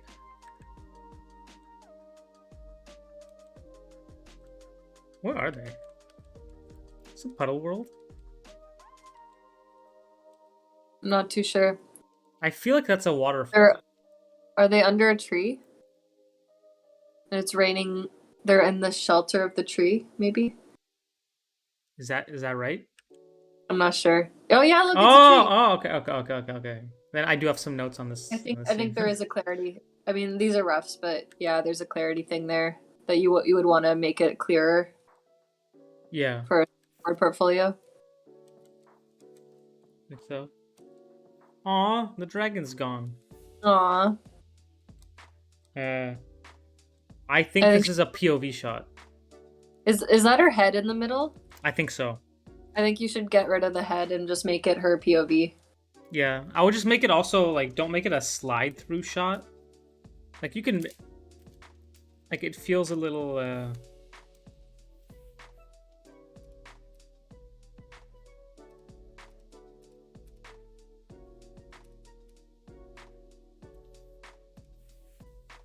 like, just make a single frame that, like, looks like this. Where she's, like, you see, like, the trees in the background. And she's, like, alone. And that's all you have to do. You don't have to, like, and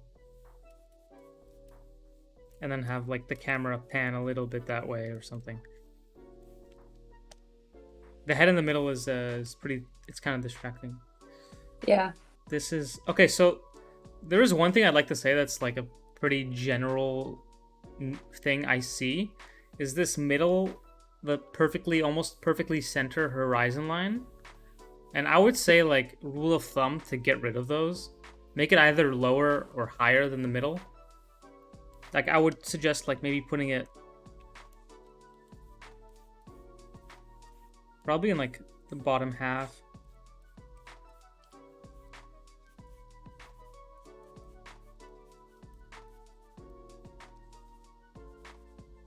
It'll all be there. Like that, you know, I don't think the middle is... It's a rule of thirds idea again. Yeah. A little bit. Like, just stay away from, like, the direct center. Unless, I mean, you can use a direct center. I don't want to say you should never use it. Obviously, like, Wes Anderson uses it all the time. But generally, it does feel better. And it feels like you have a little more depth if, like, the horizon line is either a lot higher than the center or a lot lower, like it is here. Yeah, so just avoid those. I mean, you can, but I think once you, like, know to use it, like, either below or above, then you could play around with it. I think this feels a little, like, out of place. Like, it doesn't say enough of a thing. for this to be the middle. I think you have to make it very like intentional that it was done as a middle, like kind of like middle composition like that. Yeah. All right, I'll keep going.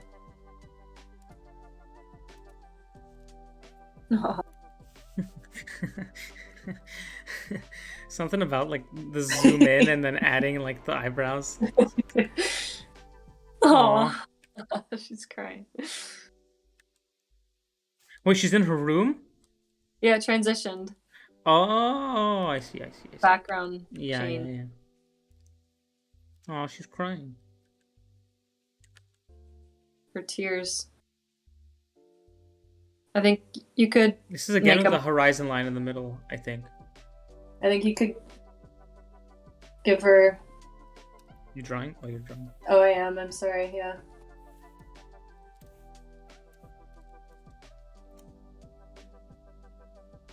In the corner of the room.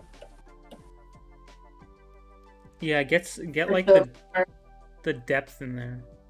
And then there could be, I don't know, there's a lamp in the foreground and a bookshelf or something. Like box her in a little bit. Maybe there could be like a dragon stuffed toy or something. Yeah. Something that just, it feels a little bit more depth to it. Maybe a more interesting shot. Feature more stuff in the room. Sure. Yeah. Because here it's a bit flat, and you do feel like you want to see a little bit of depth and visual interest. Tear goes down. Oh, she's made a puddle out of her tears. Oh my god. Well, it comes out. But, nice. That's cute. Got a charming story. Yeah, that's cute. There is... I assume you're gonna, like, clean up all the stuff that, like, needs clarity, so I'm not gonna, like, comment on that. Like, I assume you won't leave it, like, this blurry. Like, it'll be drawn out. I have a story question. Did the dragon go away because it got sunny and the puddles dried up? Oh, that makes sense. But I did it? I'm just, I just thought of that now. One can only assume. Okay, yeah, there's a sun here. Yeah. Got sunny. The puddles dried up. There should be a shot where the dragon, like, maybe he notices the sun and gets worried. Like, I think we need something to get that idea, because I didn't even... Yeah, like maybe we see the sun and then we can cut back to, like, let's say we're, like, under the tree. The girl is here. The dragon, like, looks up. It's, like, wrapped around the girl.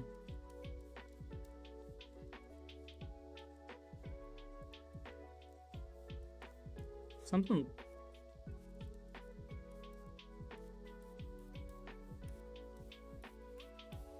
Maybe we see the sun, like, you can tone it a little bit. You can see, like, or a shot of, like, a puddle drying up. Yeah.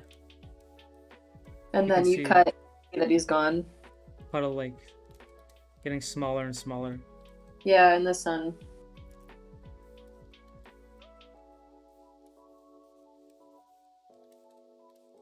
Yeah, so I mean, you could do both if you really want to make it clear he's about to disappear.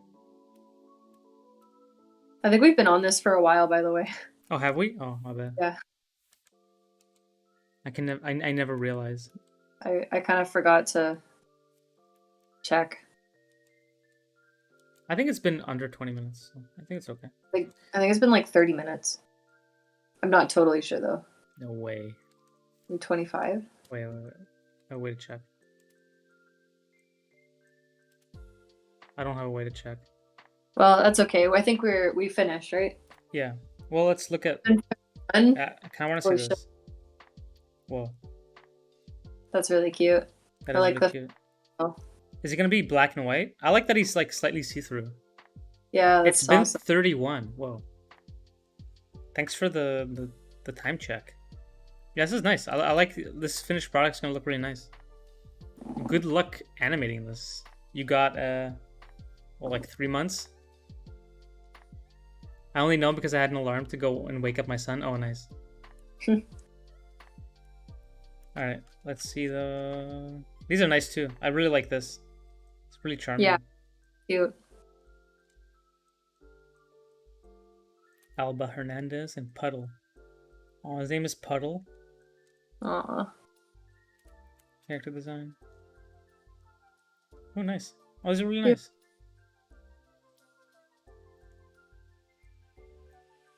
Oh, I really like Nice. this. Yeah, I like that. I like this a lot.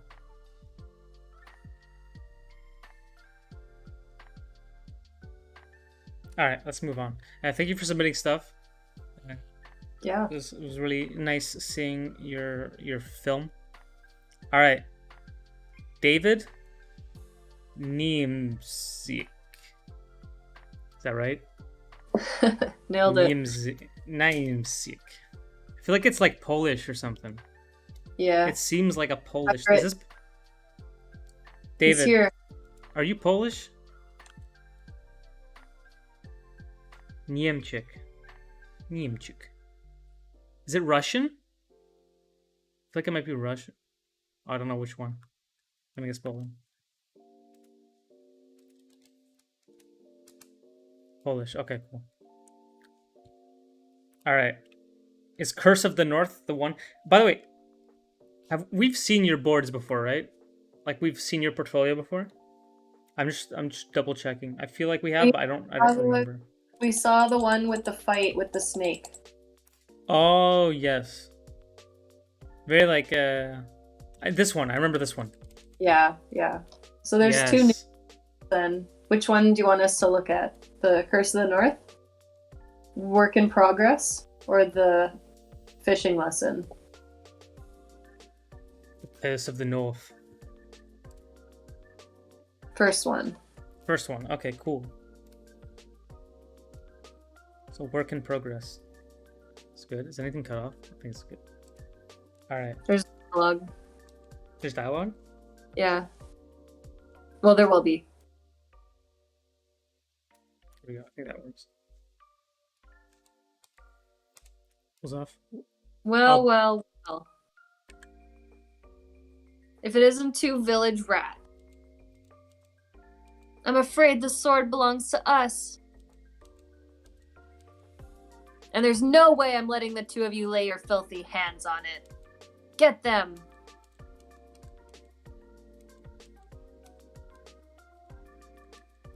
Backs out. Whoa. Aw. Ow. My noggin.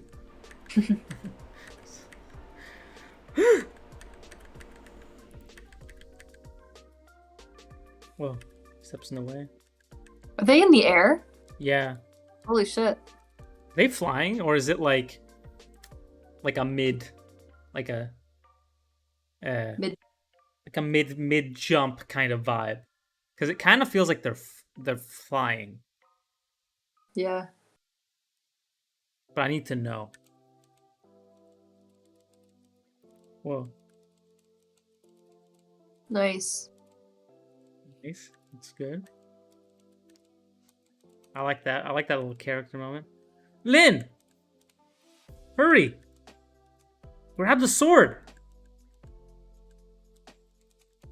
That thing. Shit. You know, I feel like there's been a lot of anime-inspired fight scenes. Yeah. I feel like there's a lot of influence of like that's the end. I assume there's supposed to be more. Oh, okay. I think your drawings are really clear. They look really Yeah. good. And it's really cleaned up. It looks like it's it would Looks be good. like a TV show that's Yeah, like it looks like a current production board on like some show. Like if you told me this was a Cartoon Network show, I would be like, that looks like one. Yeah. I like that here it just says fight. I'll figure it out later. Cool. Yeah. These. What were you saying? Oh, it looks really good. The fight poses, like figuring that stuff out. I think it's a great thing to include. Yeah, I think that it shows like that you're like. Okay, for some reason, even though I do this, the fact that it's the same pose took me out a little bit. You want the legs to swap, yeah, like cycle, yeah. Or like even the background like moves back a little bit while she moves forward, like keeping the camera alive for some reason. Like here, I kind of felt like the next one it should have been like the background should have been like further out, and she should have been like running towards us. This is sick. I like the way you're treating the backgrounds too. Like the level of detail on them feels really good to me. Yeah. I like this. All this work. I'll go back to the beginning. Yeah, you can just swap the legs. Take the background layer, move it back a little bit. You here, get the A/B stuff, I think. Yeah, was there a... No. David, why? No. It's not actually that bad, but yeah, I mean, you don't need the red arrows. You can take them out. Yeah. Yeah, it's not like that. There's been like one, but it stings. It's like a betrayal. I wish there was a Katherine and Daniel for design portfolios. Aw. There could be. Thank you. It could be you, Sarah. You could be me. And someone else could be Daniel. Red line, more like stink line. I like this like reveal. It's nice. Okay, so here, for some reason, when it says the sword belongs to us, I almost want her to like... So this transition, it's like a shot that's pretty similar, like a similar angle. And I think you could like... What I think would be really cool is to be like something like up. He's like throwing away the...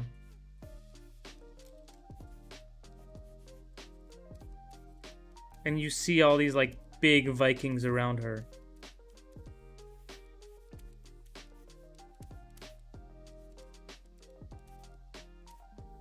And it's like the sword belongs to us, and then you see this whole army around her. And I think that could be kind of cool.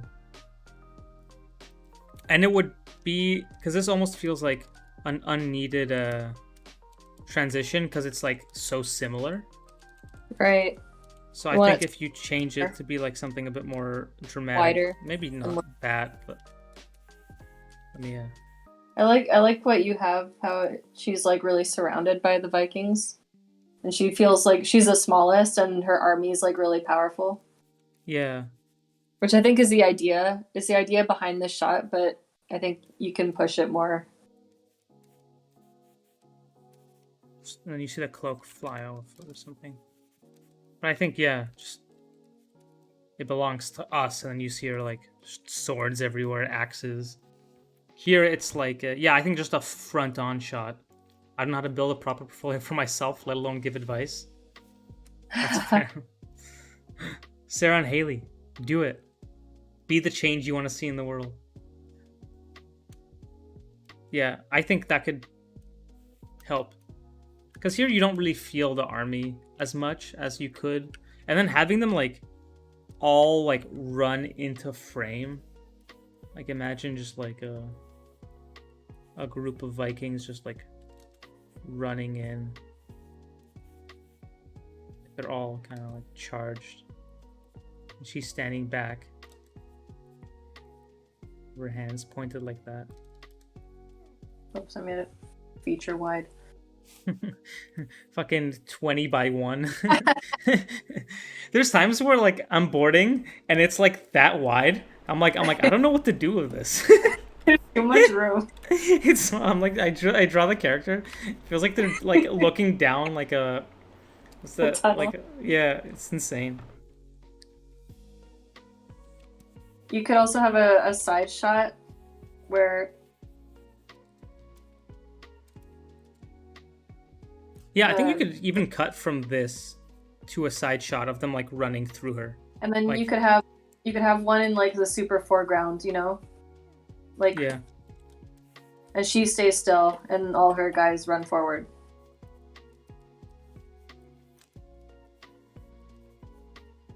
Yeah, cut 1, 2, 3. I think that would work well. I feel like there's too many shots now. No, it'll be epic. Okay. No, this is one shot, so it's fine. Oh, okay, true. But I think this will, I mean, it will jump cut. You think But so? anyway. Oh yeah, it will. You're right. Yeah. You're right. It will jump cut. I mean, maybe. Yeah, this was the only place where I thought you needed to they did push that the... shot. Oh, They did the exact what I was saying. Sorry. damn, basically. Katherine. Sorry. No. I'm sorry. Fucked up. Let me turn on the lights. It's kind of getting dark. Yeah. It's almost 6. There are certain design things that are very instinctive and can't necessarily be taught super easily, like all the technical stuff, yeah, but sometimes you just need to wait for it to click. Like, for the style to click together. Alright. So yeah, that was the place where I thought you could push the cinematography the most.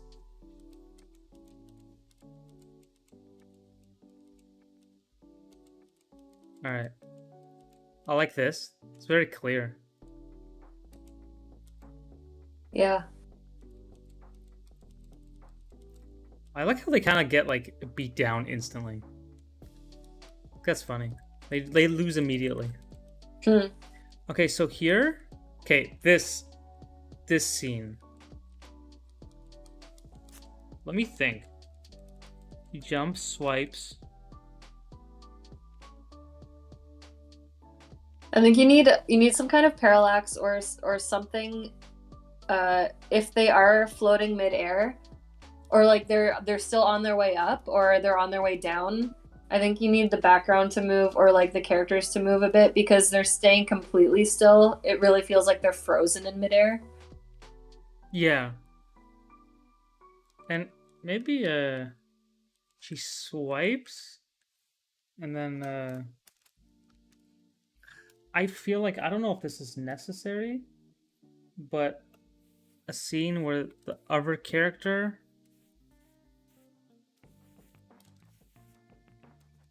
you see the sword got stopped in front of them.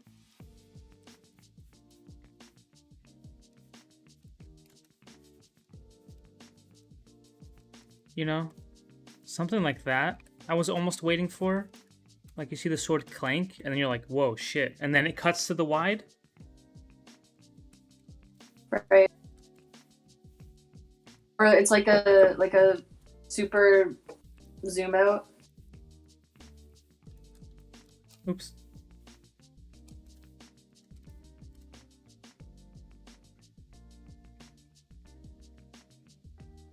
It goes from that, and then you like blur it, and it super zooms out. Wow, that could be cool, yeah. You know. I think that would feel more anime, that reaction of the swords stopping right in front of their faces and then showing them wide. I think it'd be really cool. Right. That was a good tip about the falling of the characters. I wouldn't have thought of that. Yeah, I think the lack of movement makes it really feel like they're just flying. Yeah. Even though, like, I fully get, but I think in animation there would be like a little bit of like cloth flowing in the wind, or like a little bit of like that, you know, top of the bouncing ball kind of feeling. Yeah, the other strategy you could do on that shot is have it be basically still, but then there's follow through on the hair or something, like the cloth and the hair. Yeah, I do think the background moving is like a good idea. Yeah. Like just slightly nudging it upwards so it looks like they're falling back down. Yeah. Here, I think you need to move the trees, make the trees bigger and moving forward also. Because I think what you have, this like bottom half and the character is perfect. Just also do that to the top. That's like all you need to do. Yeah, the character flipping around is really, really nicely done. Yeah. Here, I'd almost like to see just a little bit of a... This is honestly a nitpick, but just like a little bit of like lines on the ground, maybe a little bit of smoke or something.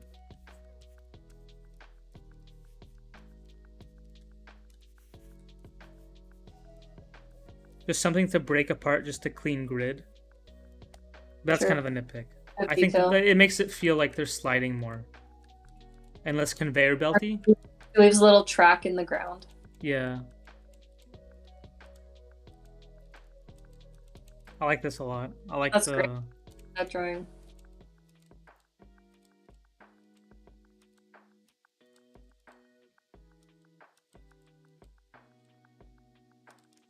Okay, here, I almost feel like you can just say, hurry, grab the sword, and then Lynn, I think the name is Lynn, could just kind of like nod and like start running. I don't think you need to show like, I don't know. Oh, kind of does. Never mind, I could be wrong. This is fine. Running is good. That's nice.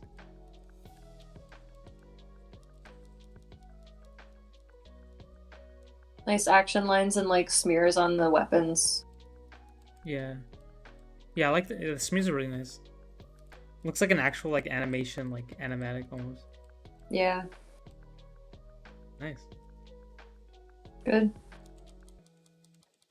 There was one shot. No. No. It's fine. Got something to say? Okay, the one thing I might have something to say. But the thing is, like, this could just be me pitching rent. Turn off! There's some- Please. It'd be so easy for you. Let me switch to my mouse. Wait, I'm turning them off. It won't turn off. Okay. The only thing that I could pitch, and this could be stupid. This could be a bad idea, but that's what storyboarding is about. But like a super wide, you know? Like them running at each other. Oh. Like a super, super wide. See the army back here, the boy over here, or Lynn, I don't know. Them running over there. And then like the trees or whatever. Something like that. Yeah, I think it's cool. Even though I feel like you're going for TV, which is totally valid. I think you can also look for opportunities to push the cinematics when you can. Yeah, Naruto versus Sasuke. Wide. Exactly. Doing some foreground elements, doing kind of like interesting angles, using the depth. You can look for opportunities to do that. Yeah. I do like just this like couple seconds of them just like fighting, just like non-cut fighting. I think more shows should do that. Yeah, it's very cool. All right. Thanks for showing us your stuff again. Yeah. It was really cool to see. I guess we can take a look at... Well, I mean, everything... We've seen these. These are all great. Oh, this guy. Look at his face. Aw. It's so cute. It's so charming. Your work's really charming. Calling me out for being a huge Naruto fan. Do they both lose their arms at the end of this fight? The ones who know will know. All right, Katie. Wait, do they? No, they don't. David, no, they maybe. Okay, I want to see this. Katie Ko. Is this gonna work? Yeah. Oh, work. Oh, this the story beat. Yeah. One gets See? stabbed. Them. Yeah. Everyone's doing or don't, See? and they're using. You guys should be. Everyone should be doing draw or don'ts. It's portfolio material. This I really like this one. It's really atmospheric. You caught Right. the vibe of like an LA balcony like super well. Yeah, it's really recognizable. Like I knew exactly. I'm like, is this Silver Lake or something? It Yeah. felt a lot like LA. By the way, for anyone who's watching right now who doesn't know what Draw or Don't is, Draw or Don't is well, there's an Instagram account at Draw or Don't, and there's also on Daniel's Discord we have a channel for it. Basically, we come up with prompts like this. This drawing here was, I think you did for Midnight Thoughts. That was the theme of the week, and everyone did a drawing, whatever inspired them from that, that theme, and ends up creating some really nice portfolio pieces sometimes. So feel free to join in, Draw or Don't, if you would like to. 100%. Yeah, I'm also in Glendale. Nice. Close to the mountains. Never mind. I'm not gonna talk about Glendale right now. it's not what I should be doing. All right. Which one? Or is it up to me? We saw Breathe before. Oh yeah, we did see Breathe. That was nice.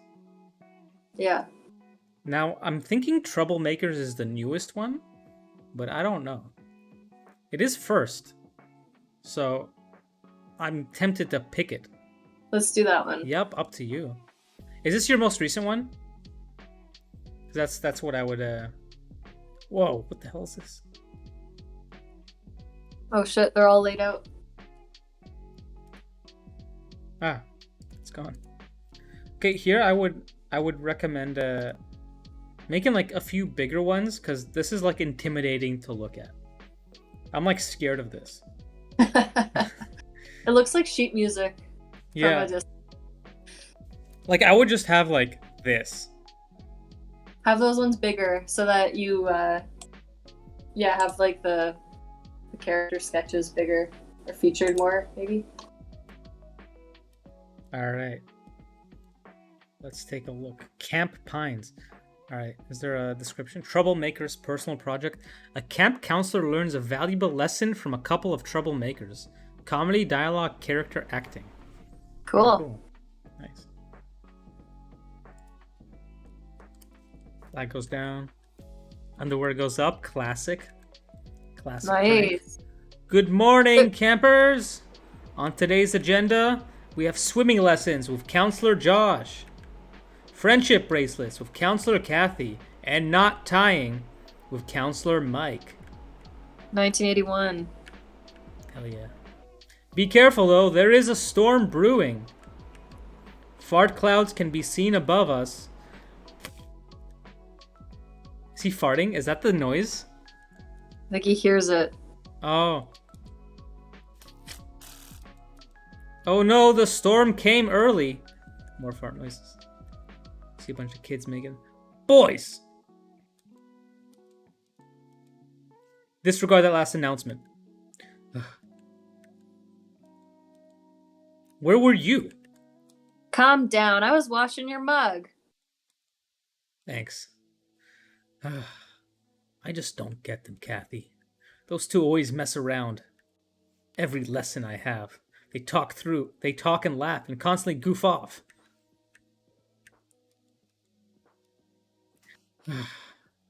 When I was a camper here, I loved all the activities. These kids just don't respect what we do. Come on, Mike. You never broke the rules back then. No? Well, that explains it. They're just kids having fun in their own way. They might be paying more attention than you realize. Yeah, right. That was a fart noise. That was meant to be a spit noise. They put salt in the sugar again. Ha ha, that's a classic. Laughter and talking. All right, everyone. Be sure to test your knots. You ready for our test? Oh no. Ready? I don't know which one's which. They're both talking. Pull! Ah! That's cool. That is a good bit. That's It's a good bit to kill their camp counselor. fucking murder him. Bowline? Double Davy? Square knot? Wow. Boys! This contraption is fantastic! I mean, look at this. All the knots you did? Did you make the pulleys in woodworking? I am very impressed. Really? Told you it would work. Could you let me down now? Oh yeah. So it looks like you do pay attention. Well, yeah. Your lessons are good. We just wanted to add a little fun to it. Think you could help me add some fun into my next lesson? Really? What do you all think? Yeah. Oh, all right. Cute. Nice. I'm enjoying this acting.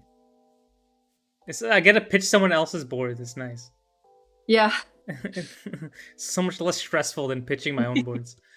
Yeah. Thank you for the follow, Lost in Translation. All right. This was nice. This was cute. It was all very clear.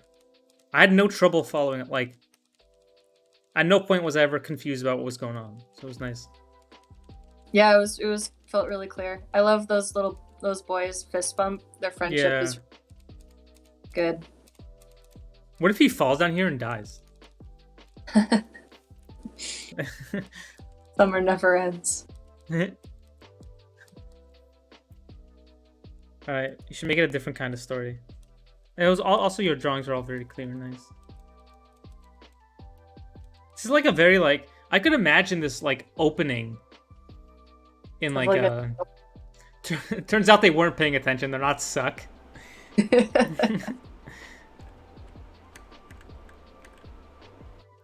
Like it says like this is all like a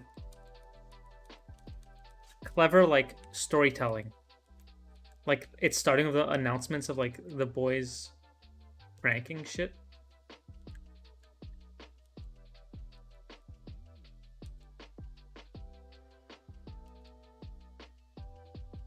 Yeah, I like how you introduce this character too. It feels motivated. Like she comes in with the mug. Yeah. And a cover. They seem like friends. I like that you see the sugar. I love Mix it up that. even. Wait, I just want to point out here. I think I love that you gave him business to do. Like they're not just standing and talking. He's talking at the same time as he's like making his coffee. It makes it just more visually interesting. I think just in general for everyone watching, if you can find your character something to do while they're delivering dialogue, it's always adds a lot of texture. Yeah, I think you turned like what would be almost like a boring conversation of just two people talking into something a lot more interesting to look at. The sugar.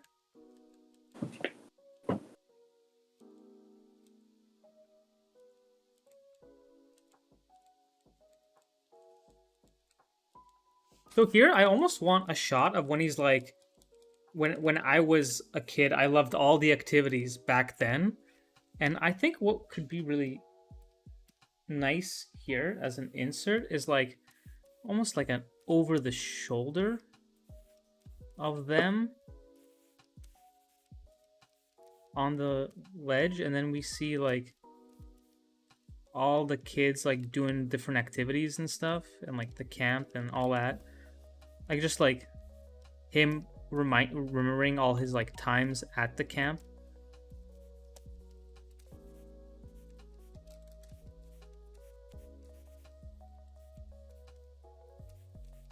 Something like that. I think that could be just kids running by, playing soccer. Maybe we see the flagpole or something. I don't know. I think that could be like maybe pans a little. There's like a little multi-plane. I think that could also, I think, break up a scene of just them talking. I think it's nice that they're, she's holding her mug and she's kind of sipping from it at the same time. Like, it's nice giving your characters a prop. I know it carries over, and like Ghost Kid said, it even pays off with the salt in the drink, which is really great. But yeah, it's just nice to give your characters props and things to interact with while they're talking. Makes them feel more alive and more in the scene. Yeah, for sure.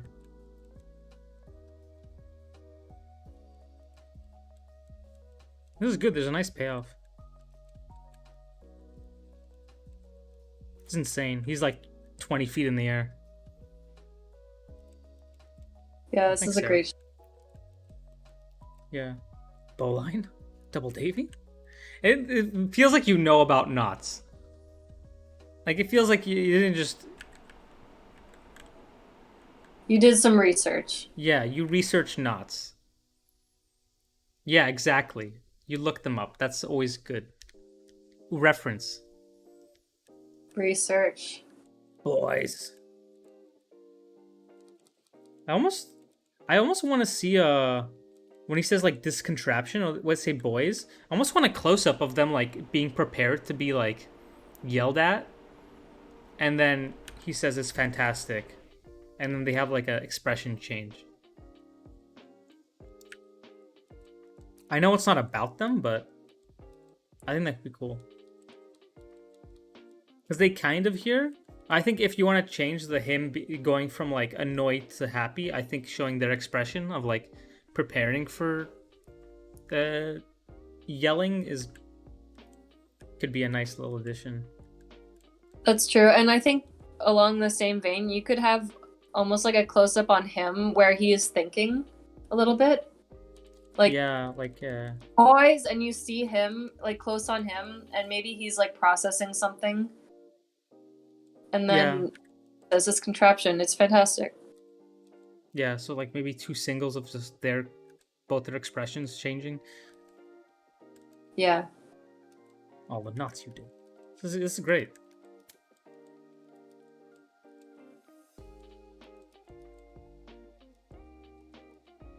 Cute. They give him back the hat. I think add a panel on when the two boys, just because it goes by really fast. Yeah, I would say because here they have no expression. Maybe have them like kind of smiling and then getting like even more excited in this panel, and maybe here he like you see him like turning his head a little bit. Yeah. I have to jump off. Thank you so much for the critique. Yo, no problem, Glatch. Thank you for submitting your stuff. It was nice. Yeah, it was nice seeing it. Have a good one. Yeah, it's great. Awesome stuff. Yeah. I like your work a lot. Really charming story. And the jar don't. Yes, most importantly. Most importantly, the jar don't. Looks great. If anyone has any specific questions about portfolios and stuff, let us know. If they're more general, if it's about someone's specific portfolio, feel free to ask away. Don't feel like you're interrupting or anything. Yeah, right. I think we're done. We'll maybe do one more. And there. We can do one more and then maybe answer some general questions people have and then call it there. Sounds good. All right. Chris, are you there?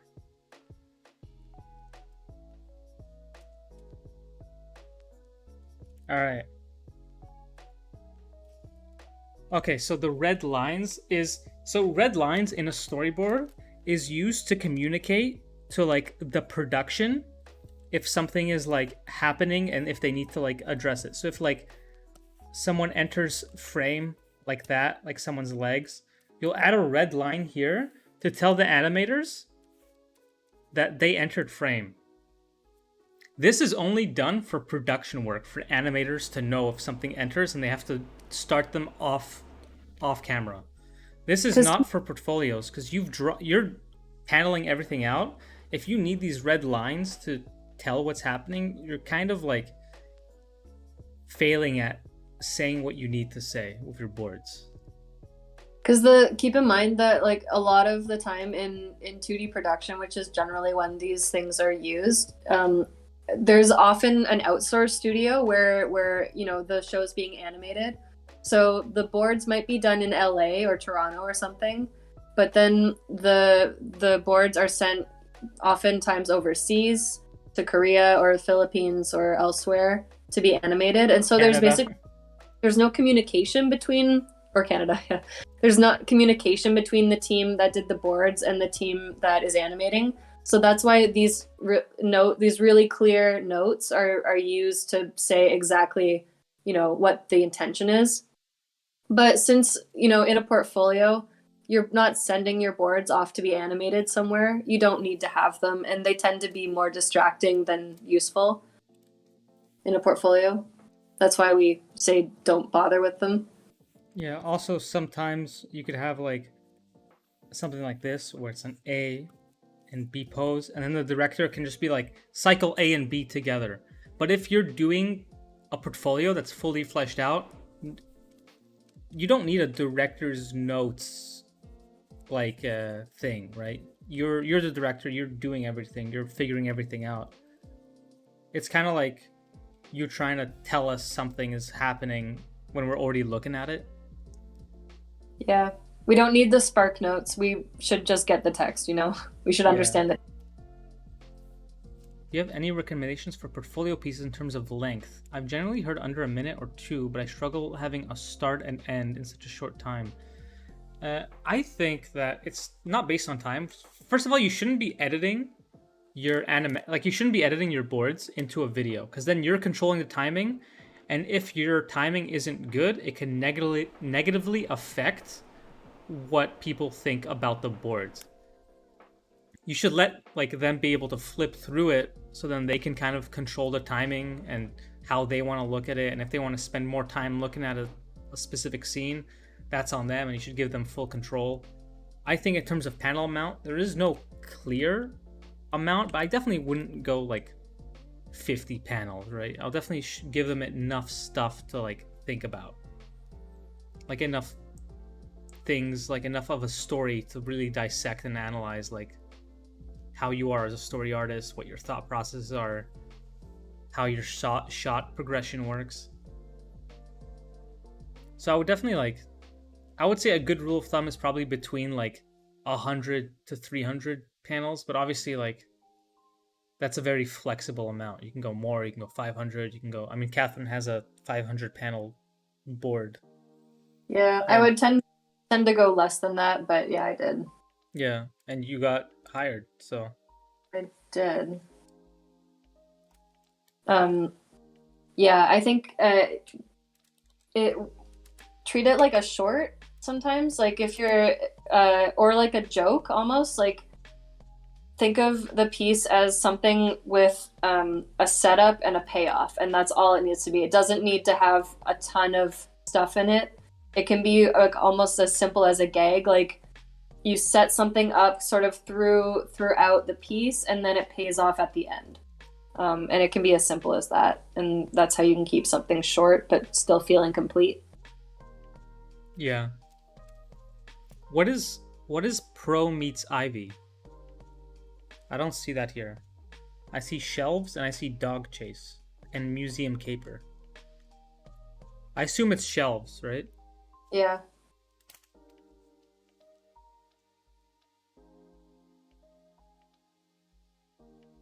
Nice, no problem, Carlos. Glad it's been informative. All right. Shelves.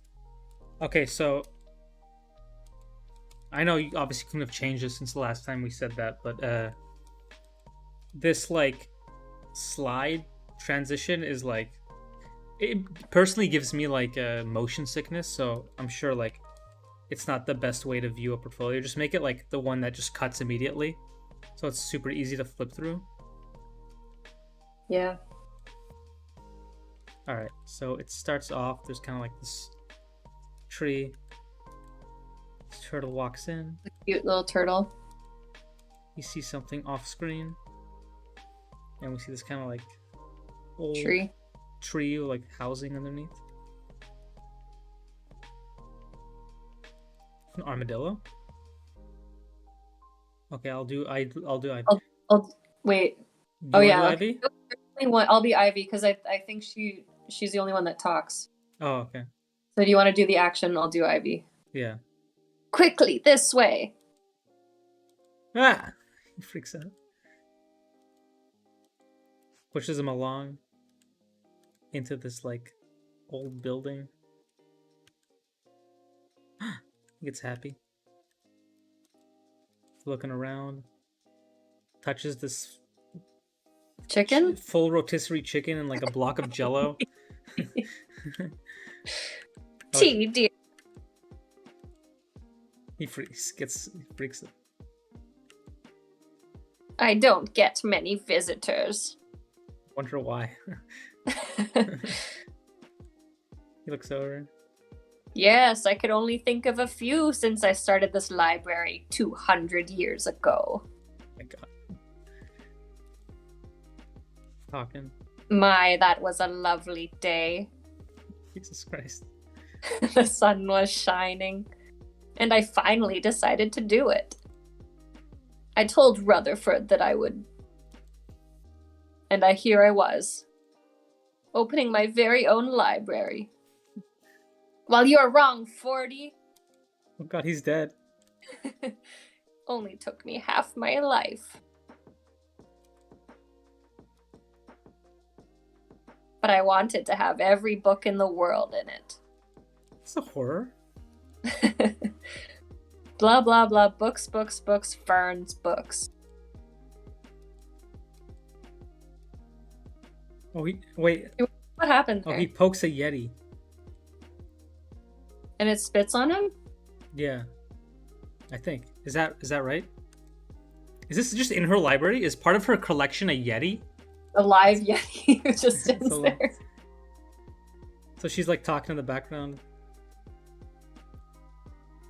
And ferns. But also books. Have I mentioned that I collect books? Especially the puce ones. What is a puce? I don't know, it's a color. Oh, that's a color? Yeah. That's a obscure ass color. And ones that talk about ferns. Your drawings have improved since the last the last portfolio review that we've seen from yours. I think it's improved a lot. Characters look good. I like the designs too. Oh, see it? Oh, he freaks the fuck out. Pew. Oh, did he? Oh, it was about to fall. Okay, I see. It's hard to tell with the slide. I think it is hard to tell for the slide, but I think like, oh, nice drawing. Oh, sorry. I think maybe like a shot like of like you see it's in the foreground and it's kind of like rocking back and forth like that. You can even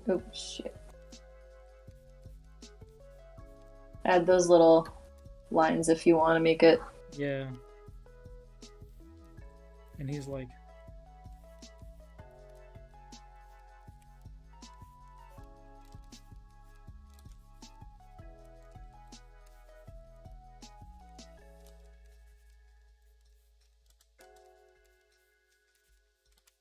something like that. Something to just break up the like monotony of seeing it just in the foreground of her talking. I think actually, cutting in closer on that shot will kind of make it clearer what the focus is. Yeah, because right now I don't really know where to look, if it's like her or him or. Yeah. I think I see the idea you're going for, where like her talking and then him doing stuff in the foreground. Like I understand the whole concept of it, but I think like you could definitely use some cuts on specific things. Like also the Yeti I think like he should bump in, and then I think we should like. There should be a thing where we.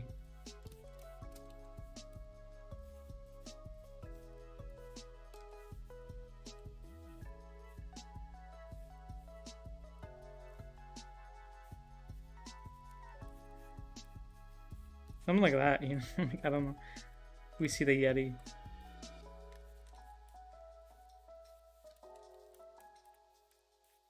Get a top shot of the Yeti or something, you know? Something like to break up the thing, the shot progression. It's not just like flat with her in the background.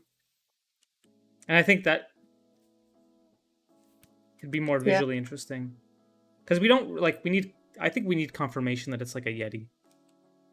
Because we have a clue, but I want to see like we're in this library seeing all this weird stuff and interesting things. I think getting a close up of that will be very helpful. Yeah. All right, back to this.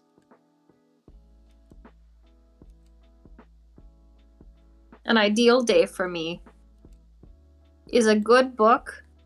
Oh shit! It broke. Wait, when did it? when did it break? Oh, it just shattered.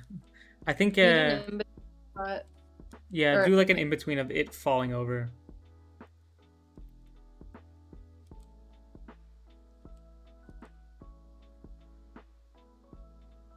I also don't think you should add the like tone, the like super dramatic lighting when he freaks out.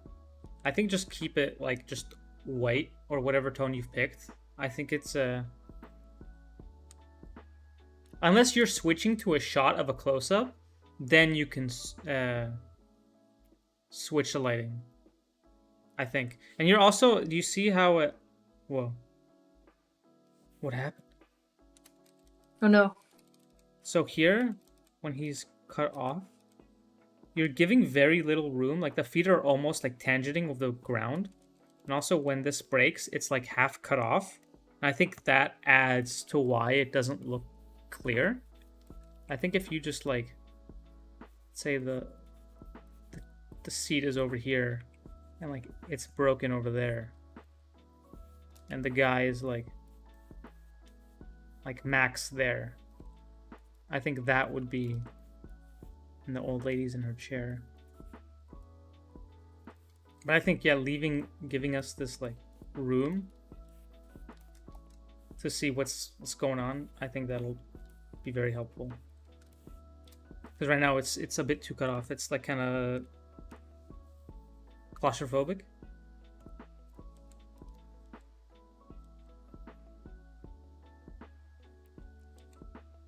Okay, he picks it up. Catherine, do you want to keep reading it, or do you want me to just go through? A fern fossil. You can keep going. I find them fascinating. I'll just go through the whole thing and then we'll go back. All right. I have a small collection of extremely rare, priceless fern fossils. By the way, I think this dialogue is actually covering up some important action. So I think... Oh, yeah, I think like the artwork, he's cleaning it up and it's covering a lot of the artwork. I think just use a speaker deck. I think that might be better because it'll put it on the bottom and stuff. Or just make the canvas bigger. Oh, true, and have like a black bar with like white. Are you able to move it to the top? The dialogue? Is that on me? Is that my... Can I control this? I don't think I can control this. No. I like the beat of him breaking and then her talking about how priceless her ferns are. It's pretty funny. Yeah, of course. I never did like Fern Johnson. Wait, who's this? Is this Luca? Those are sea monkeys. Oh, sea monkeys. Okay, I get it. He was always in it for the glory. Well, listen here, honey. I didn't make this library for the glory. You've got to do for the love. Enough about God. Are you ready? Is he gonna be part of the library? No.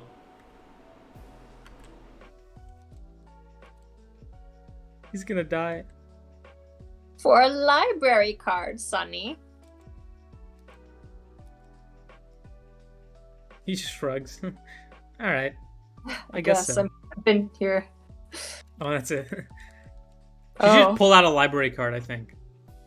And I think he should go from, like, full fear to, like... So imagine, like... Like, I think she's like, are you ready?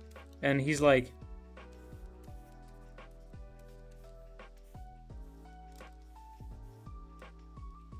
And then... He says, yeah. Like, it trucks in closer. And he's, like, hyperventilating. Yeah. Because Chris, the gag is that he thinks he's gonna be part of this library, right?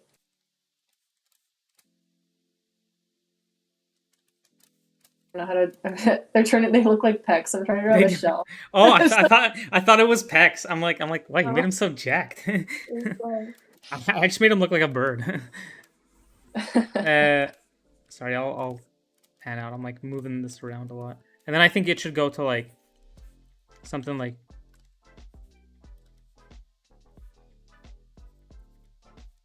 Like almost like amazed, like almost like stunned about how he's not gonna die. Like, wait, what? Yeah. Okay. So he says, I just had it that he had no idea what she was talking about. Didn't even think of him becoming part of the library. I think what's missing from this for me a payoff. So I mean you could change the ending and she says, "Are you ready?" and then you cut and there's just like a turtle shell in the library. Oh, that could be crazy. It's a more morbid ending, but I think what I'm craving a payoff of some kind because he's been breaking all her shit, right?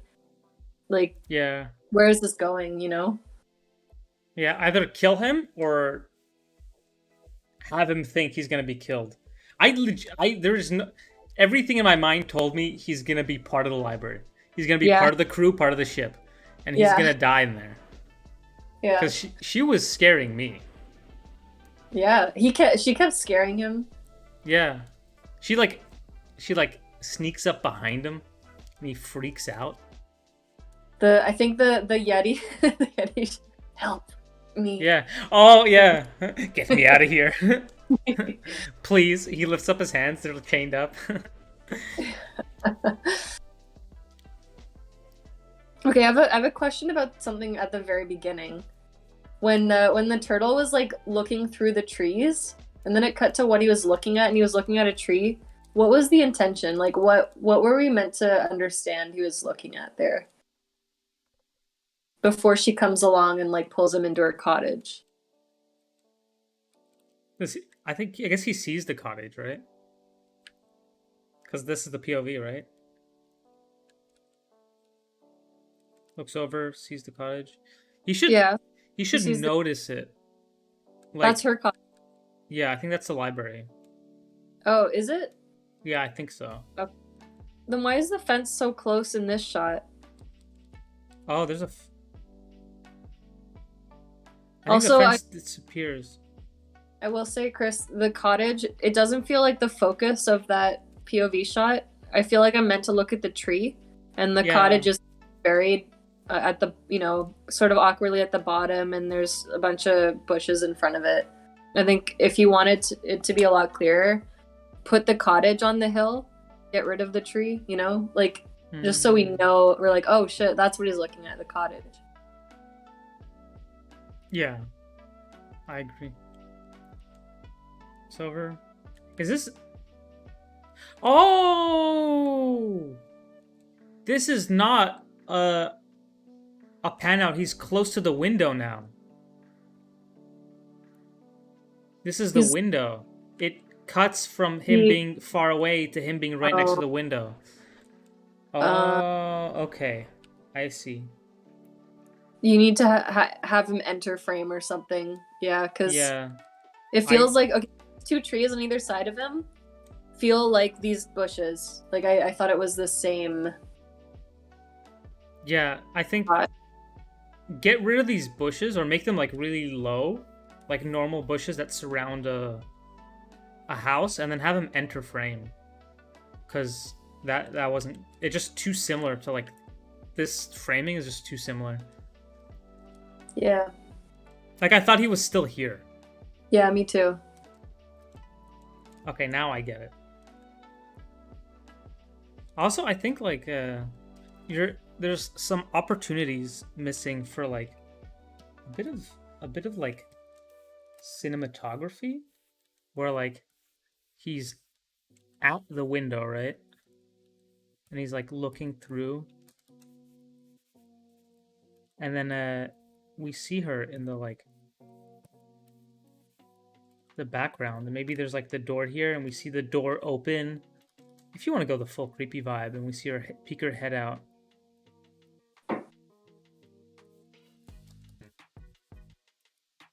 You know, something like to get an inside shot could be really cool.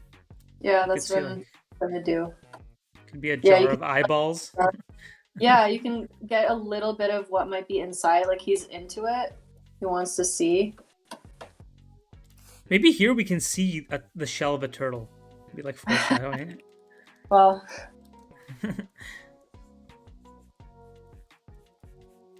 I don't know, something. I think that could be cool, an inside shot.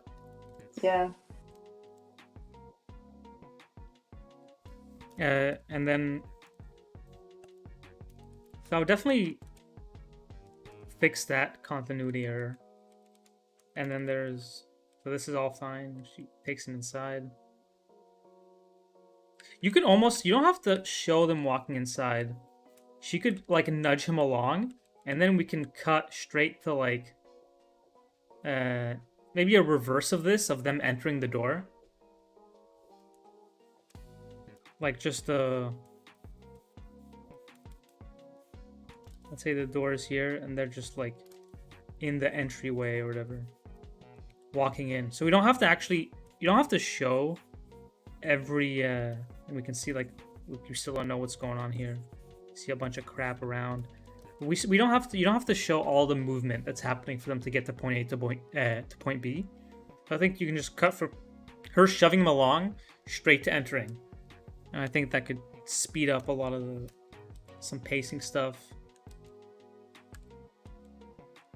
And then you can cut to just him being inside, touching this chicken.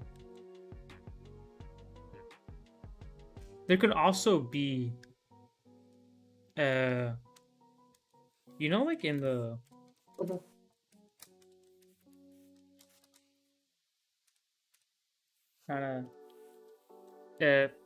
when there's like glass or something, like let's say it's the frozen chicken thing.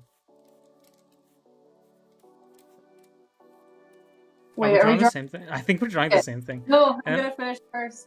No, and then I wanted to have like his face being like... Yeah, that's what I'm doing. Oh god. Okay, well, yes, I agree. Yeah, okay. We're on the same page. Huh? Yeah, and then she... page. Oh yeah, and then... Oh, that could be funny. And she comes in with the mug. Like, she enters behind him here while he's absorbed in looking at the chicken. Yeah. I think it's funny if it was literally just frozen in goop and he pokes it or something, like, and then like does a little wobble or something. And then he's like, ugh. Yeah. How do you guys feel about the sequence overall? Am I getting close to the mark for TV animation boards? That's particularly comedy. I think drawing-wise, you definitely are getting there. Yeah, I think your character drawings are really, really nice. And I think actually it's like a pretty good improvement over your older samples. Yeah, it's like everything from like shot selection and like how you're composing shots and your acting is a lot. It's a huge jump. Like I think you're definitely like, yeah, making like a crazy leap forward. Okay, there is some dialogue I think that could be cut out. Like Fern Johnson. I don't really get it. I don't know who Fern Johnson is.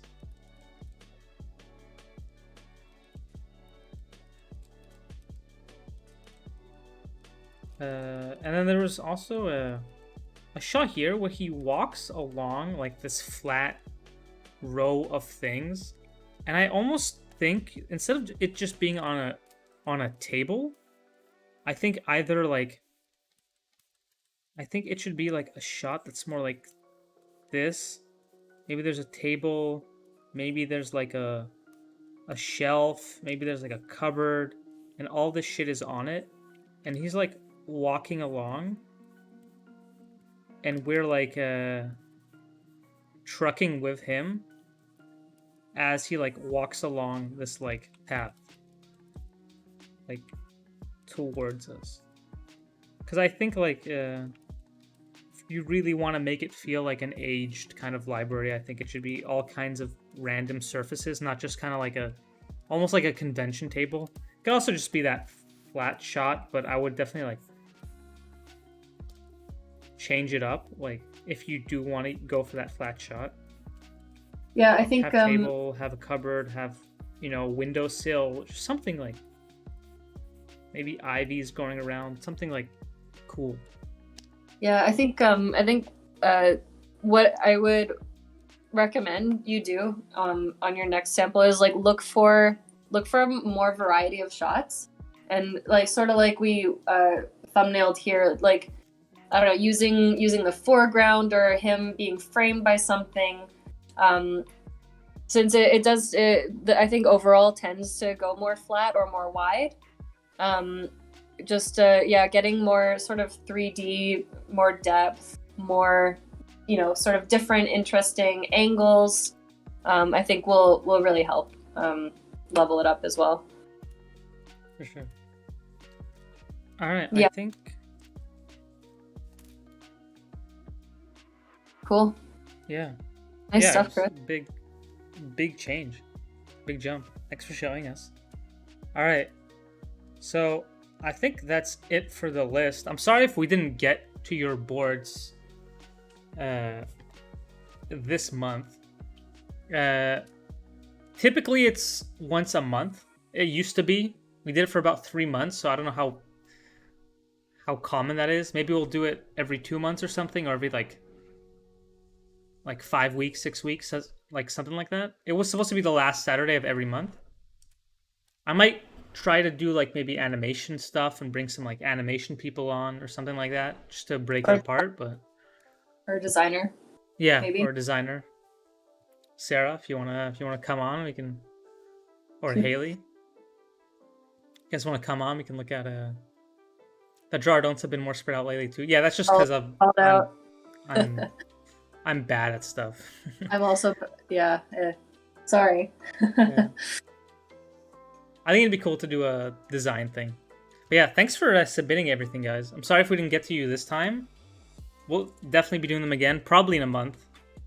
And we'll definitely take a look at the rest. Yeah. Yeah, awesome. Do you guys have any questions about story or working or anything else? Yeah, any last minute things? For animation internship or trainee positions where like 200 people apply, what percentage will actually get the job? Okay, so I mean probably like 0.5%. I think for Dreamworks, about like 500 people or 600 people applied for the story trainee position, and 2 people got the job. So that is, what is that? That's 0.2%. 0.2%. Oh, sorry, 0.4%. Isn't it lower? Yeah, 0.4. But however, it's not always like what it seems. It's not always like everyone that applies is necessarily like at the same level. Like I'm sure half those people probably like aren't really, or like are students that aren't really ready for that kind of position. So if you do have like a fairly competent portfolio, I wouldn't say that you're like a 0.4% chance on getting the job. I would probably list it a lot higher.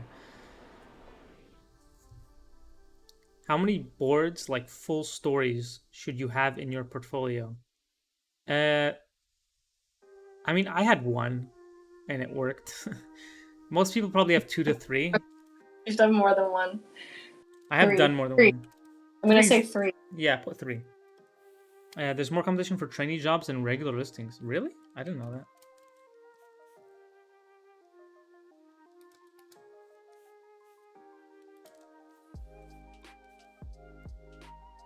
I'll think of a question for next time. I'm applying to a bunch of internships right now. Oh, nice. What are you applying for?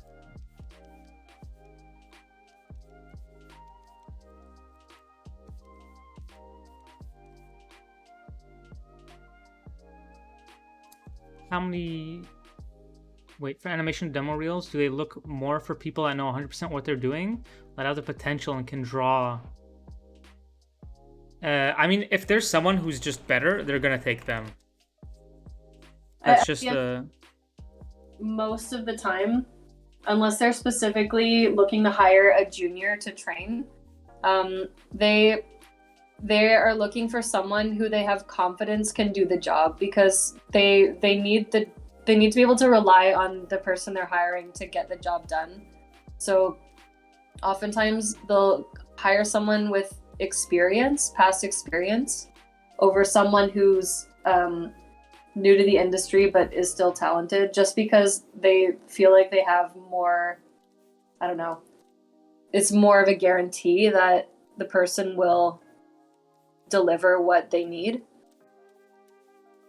Yeah, I think if it's between you and some, like, they'll always pick someone who's like reached their potential versus someone who's reaching their potential. Doesn't mean they won't hire you per se, because I mean, they could still see something else. Like I said, that person who got hired, who just had a better idea than the other person who was a better story artist, that I guess is seeing potential. But that just also just having an objectively better idea than the other person is.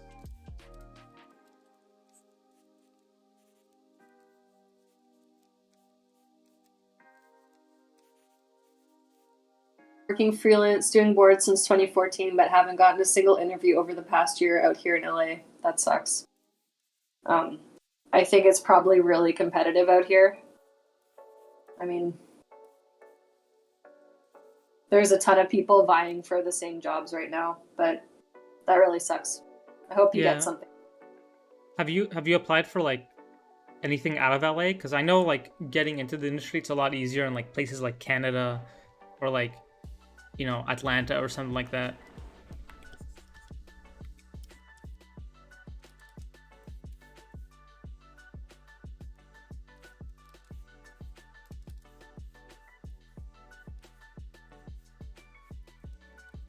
Are they more likely to hire animators for animation jobs by title than fine artists who can also do animation related work? Yes.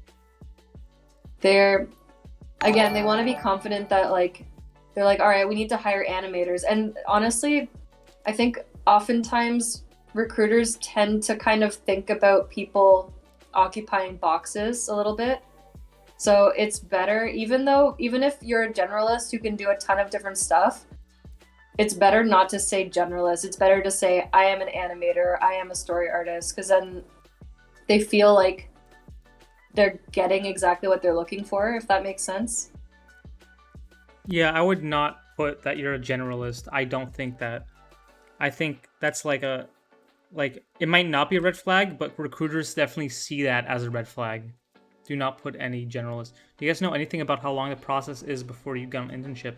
I think it took me, for the Dreamworks one, about a couple of months, probably. 2 or 3 months. It takes a long time.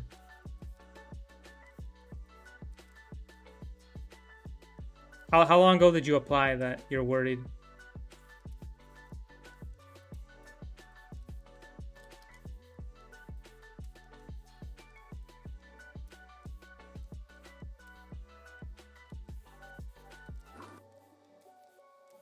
January 16th. Oh, I wouldn't worry. That's it. Takes time. Yeah, it takes a lot longer. Like everything in feature is like this. It's like ramped up to like 10 compared to like TV board timelines. Like everything Um, is so slow and everything. Like all the processes. yeah, yeah. I wouldn't be worried. They're in way less of a rush than you are, for sure. Yeah, like for them, like a few months to hire someone is like a normal. It's like a normal timeline. Yeah, like when I got hired at DreamWorks, I had my interview and then like nothing for I think it was more than 2 weeks. It was like 17 days, and then I contacted them and they were like, "Yeah, we're gonna hire you." Like there was like just radio silence for 2 weeks, but they still wanted me. So yeah, I mean things just move kind of slow sometimes. Did you send an email out for each application after you applied? I didn't. I think some people. I don't think it's bad to do it. I think that's like a normal thing. I think just checking up. But yeah, I think wait 3-4 months. I think that's how long it'll take. Yeah. What genre do you think would be harder to board for? I think comedy isn't my strong suit, but it's getting somewhere. Honestly, probably like 90% of the shows around are comedies in animation. If you just look at what's out there, most shows are comedic in some way, especially kids shows. So being able to do comedy, I think generally is a pretty good asset. But if it's not where your interest is, I don't think you should resign yourself to like having to be a comedy artist. But it would be helpful to be able to do it. Just because that's like the majority of what's kind of out there in animation. That's Yeah, what I I think. Did someone ask what's the hardest? No, what genre do you think would be harder to board for? I think comedy isn't my strong suit, but it's getting somewhere. Oh, yeah, I think Drama is kind of, there's not a lot of it, of like really serious drama in animation. drama's hard. I think action's hard. They always need an action person. Yeah. I think like it's really hard to get good at too. Like, Action? yeah.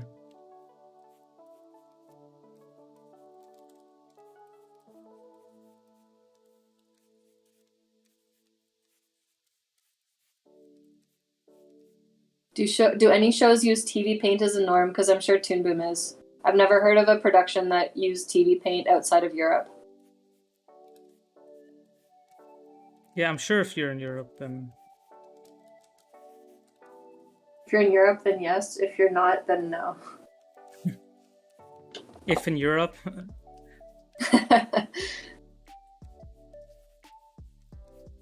I can only apply for some of these jobs once every 6 months. I've updated my portfolio multiple times in that period.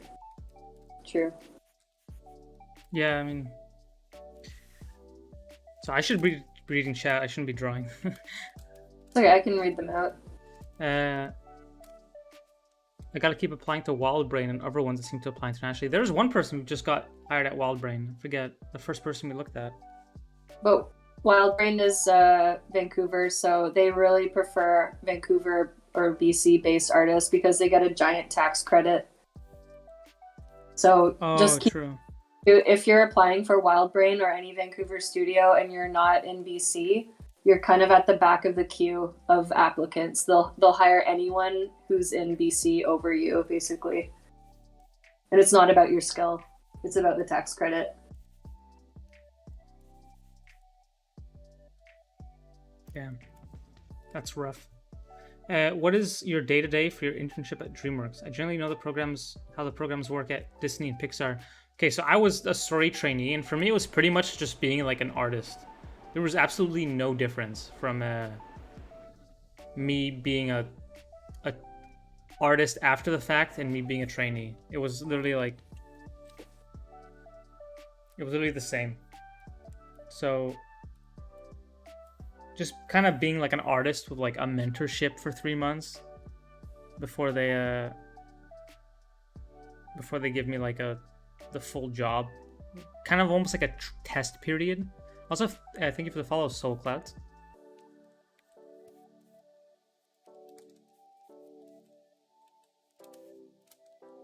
Do recruiters judge you if you use a blog instead of a website for portfolio, since websites cost money? I don't think they judge you. I think as long as your website looks pretty professional, I don't think it matters if it has, like, if it's, as long as you can lay it out kind of well and they can find what they're looking for easily. I think that's the biggest thing.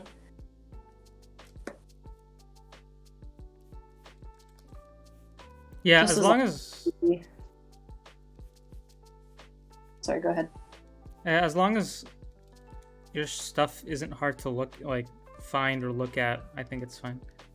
I don't think I've ever once heard someone care about like what someone's like website actually like looks like, or as long as it runs fine.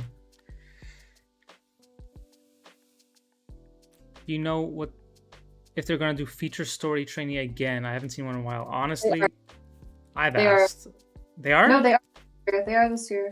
Oh, allegedly. Nice. Allegedly. I've heard that like for 3 years already. They haven't because of COVID, I guess. We haven't had one in so long, which is too bad. It'd be nice if they could. Yeah, I think.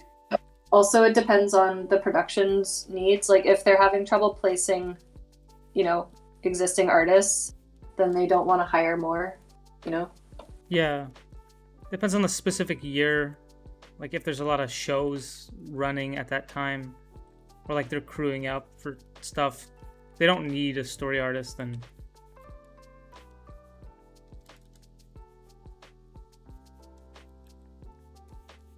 Did you both get hired based on your portfolios alone, or did you know someone in the studio? I didn't know anyone.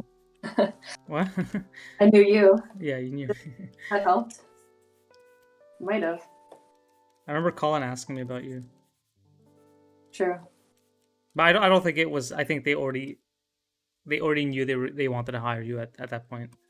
Oh, okay. Then it was only based on the portfolios and the interview, Yeah. I guess.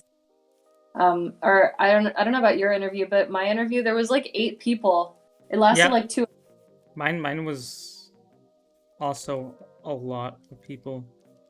I don't think it was 8, maybe like there was like 3 groups of like 2. Yeah.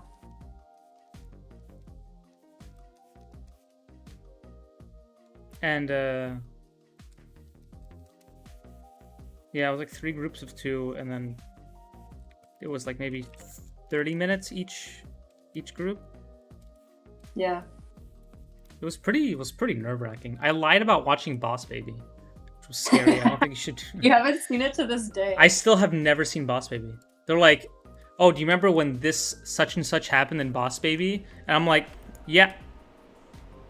And if he asked me any follow-up, I would not have been able to answer. They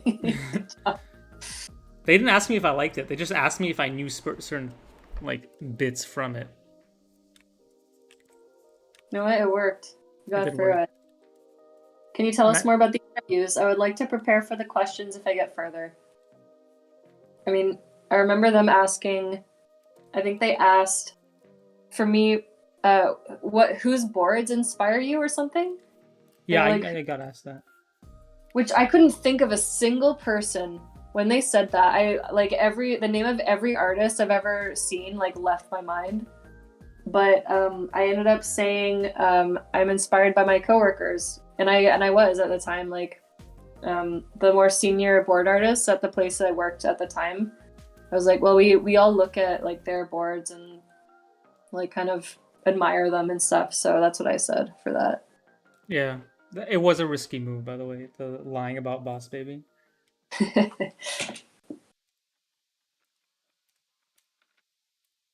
They also asked, I think they asked about influences, right? Like what directors do you like? What kind of films do you like? And Yeah. I think you should talk about if you love animation. I mean, okay, if you're interviewing for DreamWorks and your favorite film is Tangled, do you still say that? You don't say Wait, no. Yeah. You see shit like Shrek, right? Like Shrek and Unrelated. You don't say Tangled. Don't say Tangled. I don't say Tangled. What? Okay, but you can say The Incredibles though, because everyone likes that. I still don't, because they're like if you get hired at Pixar, you're gonna take it. Well, because I think the thing is, if you say a DreamWorks movie, they're gonna be like, all right, this person is. I think it should be unrelated. It should be a live action movie, is what we're saying. You should say you like Indiana Jones, and what else? What else does everyone like? Anything? No, you can say what I think a good answer is, and even if you don't like it, say it. Say Spirited Away. Yeah. It doesn't matter if you actually liked Spirited Away, just say it. Indiana Jones isn't Disney Animation though, so and it's basically I don't care who owns it. It's a Steven Spielberg thing. At the end, that's how people think of it. And everyone, for some reason, not for some reason, everyone really likes Steven Spielberg and goes nuts over anything he's made. So it's always a safe bet.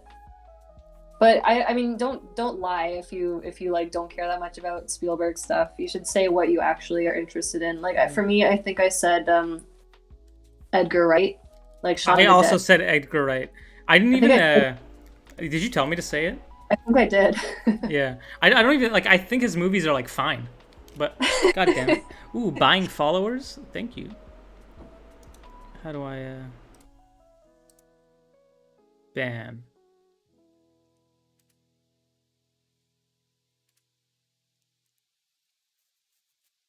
Hell yeah, buy some followers. Sorry, let me go through this chat real quick. Sorry about that.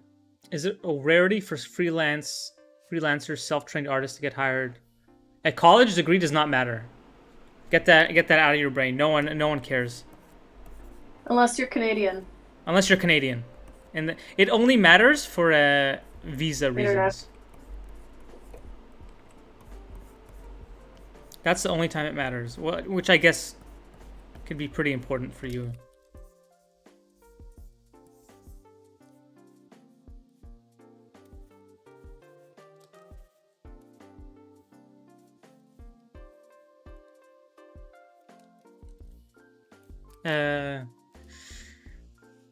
How important is a cover letter? I mean, I copy pasted my cover letter for every single thing I've ever done, so not that important. I just switch up, like, I was really inspired by, so what if I applied for Disney, I'd be like, I was really inspired by blank.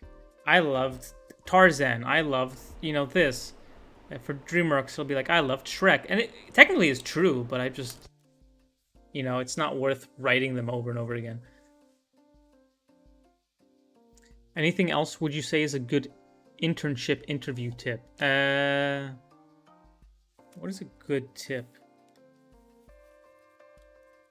Do you have any tips? I want to know how good you are to work with and how motivated and ambitious you are. So if you talk about, like, if you seem really passionate about what you do and it aligns with the role they have in mind for you, then that's pretty good. Yeah, I think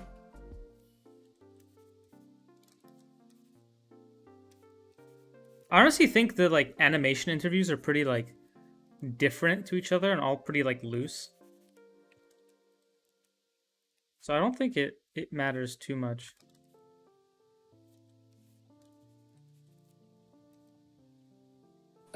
Do people regularly get fired from jobs for not being able to sufficiently do the workload and keep up the quality?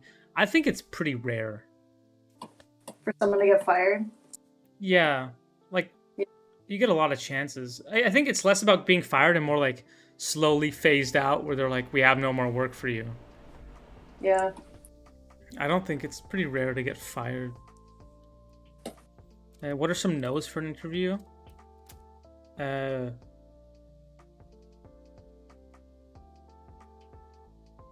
What are no's? Don't shit talk anybody. Yeah. I don't think it's right to be like, that movie was bad. That's a good point.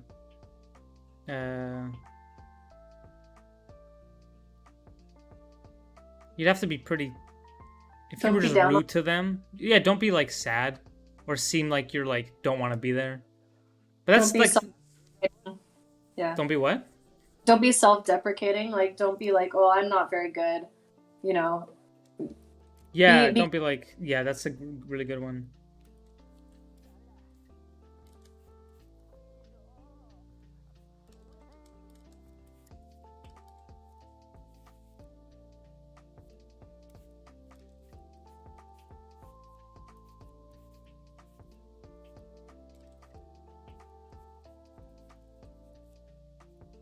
Online sources do you recommend as a story artist? Online sources. I mean, Grizz and Norm tips, Tuesday tips. Yeah, that's a really good one. Is that the only one? I honestly can't think. I haven't really looked online for resources myself. Yeah, it's been years since I was like actively looking for resources. Yeah.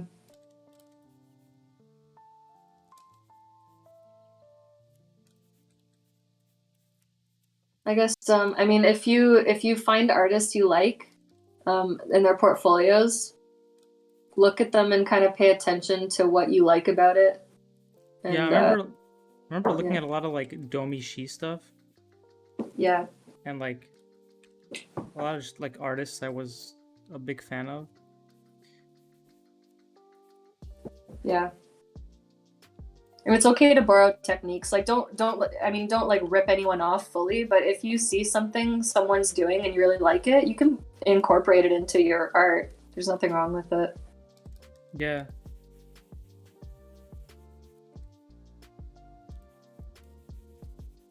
Don't talk negatively about any studios you've worked at. Yeah, true. I think that's a really good one. I think that looks really bad on you. Should do that. I think during my interview they asked me something about how like they're like, what's an example of something that was hard that you overcame, or like some like workplace difficulty, and like how did you deal with it? So I mean that kind of applies if you've had previous work. If you haven't, you might be able to think of something from school or like a group project where you had a difficulty with someone and like how you resolved it. I think they asked me that. Oh, really? Interesting. I think so. It's pretty... What's the best place to eat near Dreamworks just for fun? There's nothing there. That's why they give us free food. There's only one place, and it's called Little Ground, and it's pretty good. Dreamworks gives free food because they don't have any places nearby to eat.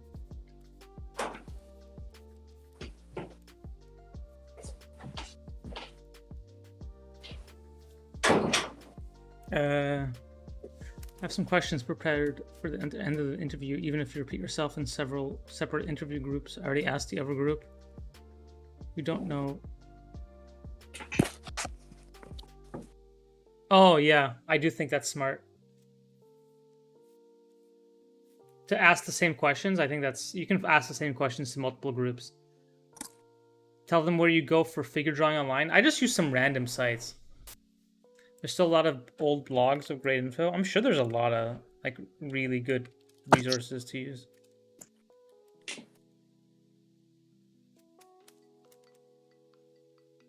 Yeah, I mean it's like DreamWorks is like surrounded by Disney crap, so yeah.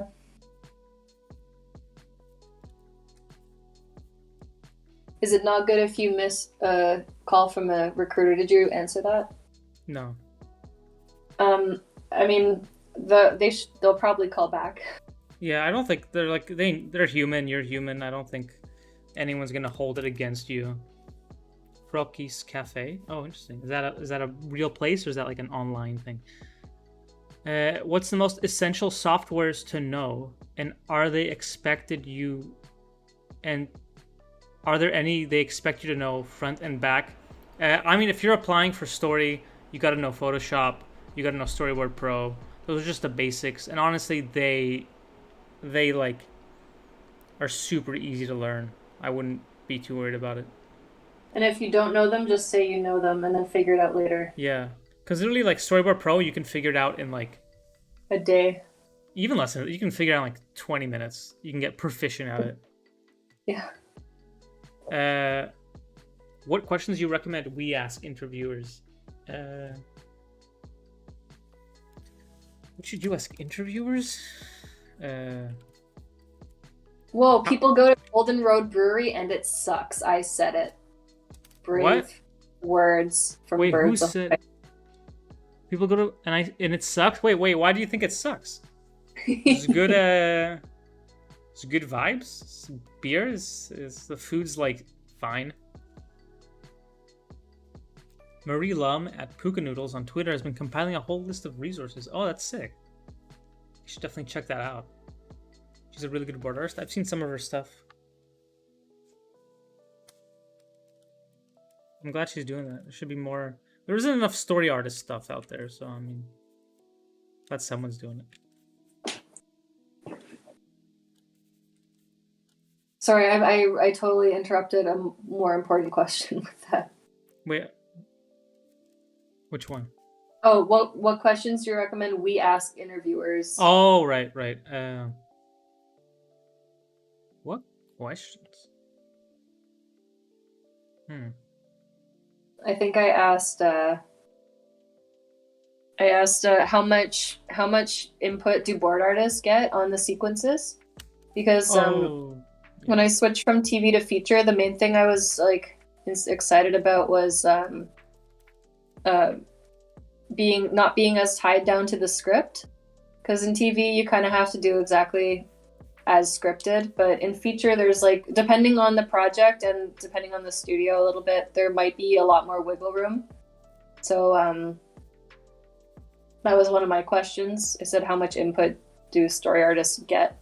And I think I remember saying like, what's the difference, like the major differences between TV and feature? Yeah. I drew Wolf once. Look, that's pretty good. That's pretty good.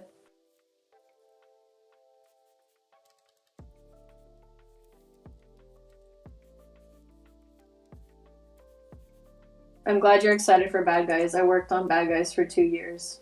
Yeah. Katherine was like one of the core like story team people on that movie. Yeah, I was on it from the very beginning to the very end. So I hope you all enjoy it when it comes out. Went to Golden Road once and got the most overpriced bland nachos. The WIA meeting was fun. Oh, interesting. I mean, I don't think I've gotten nachos there before. It's like good for a sandwich. It's like, maybe I guess my price range has changed. I'm not really sure like LA has changed me where I don't really know what's expensive anymore because everything's kind of expensive. It's probably like $15 a meal, which I guess it's probably like pretty overpriced for that. True. But I'm not sure. I've never disliked the Golden Road. I don't get the hate. We go to Golden Road to like hang out in a large group, and it's good for that. So I'm not going there for like fine dining, I guess. Yeah. This is conveniently located and good for groups. Yeah, I know it's women in animation. I don't know if people said WIA though. They just said women in animation.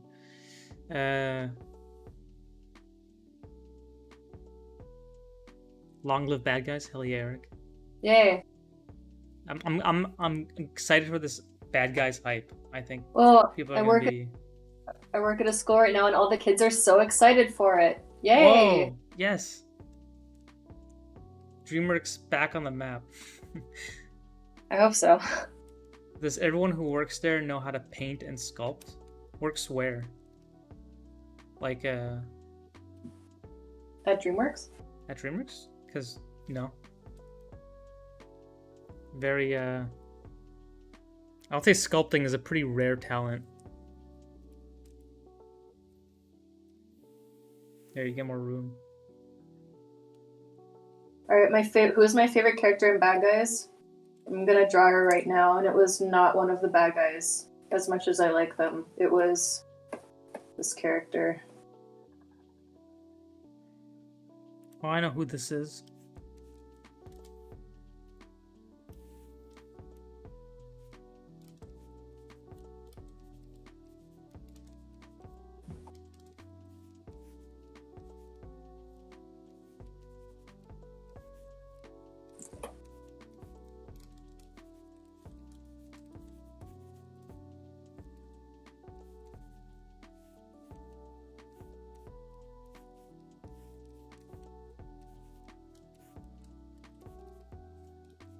She's not really in the trailer. That's why. You won't Spoilers. Breaking NDA. She's been released. Her image has been released. So I'm gonna report you. That's fine. You don't. I'm not doing anything wrong. She's the police chief. She's like the antagonist. She's really, really fun to draw, and like she's really broad in her acting. So she was my favorite when I was boarding. I tried to make her really deranged whenever I drew her.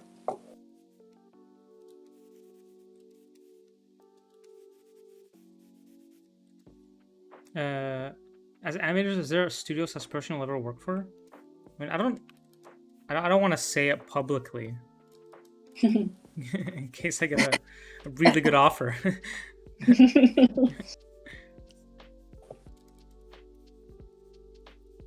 I'm not really sure. Do you have one? A studio I would never work at? Yeah, I don't think so.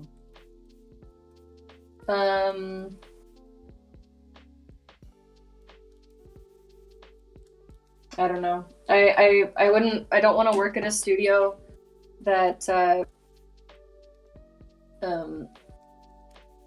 overworks you for little pay. Not naming any names, but a lot of studios in Canada are kind of like that. That's true. Like animation, where if you're an animator who's paid per frame, you end up making like minimum wage. It sucks, and you work really hard. Yeah, I think any Canadian studio I probably would not go back for.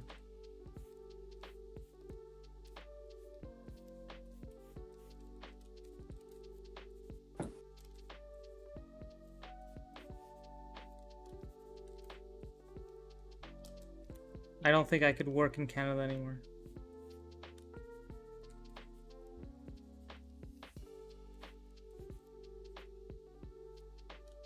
To go back. F for Canadian jobs. I'm sorry. Sorry to all the Canadians.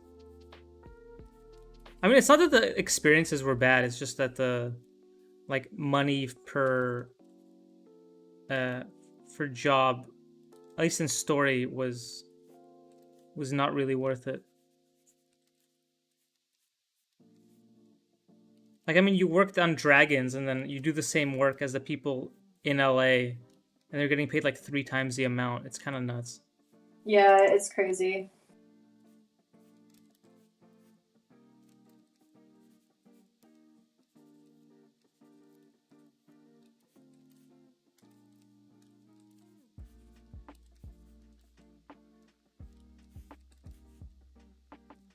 Do you start work 9 sharp?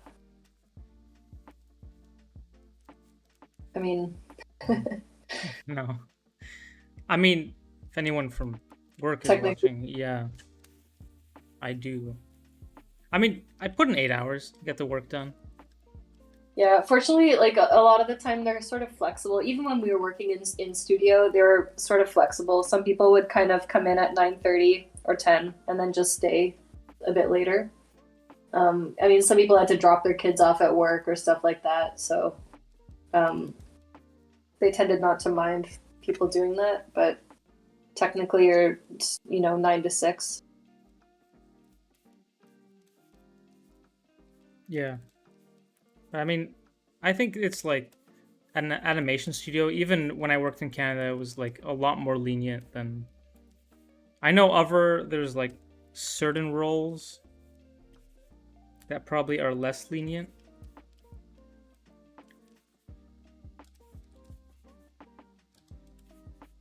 Like I feel like animators probably don't have that same luxury. I know story is kind of particular where you can like kind of take your time a little bit. Yeah, it's true. Story is kind of a chill job compared to a lot of the other departments. Yeah, and the leniency does depend on the studio or project.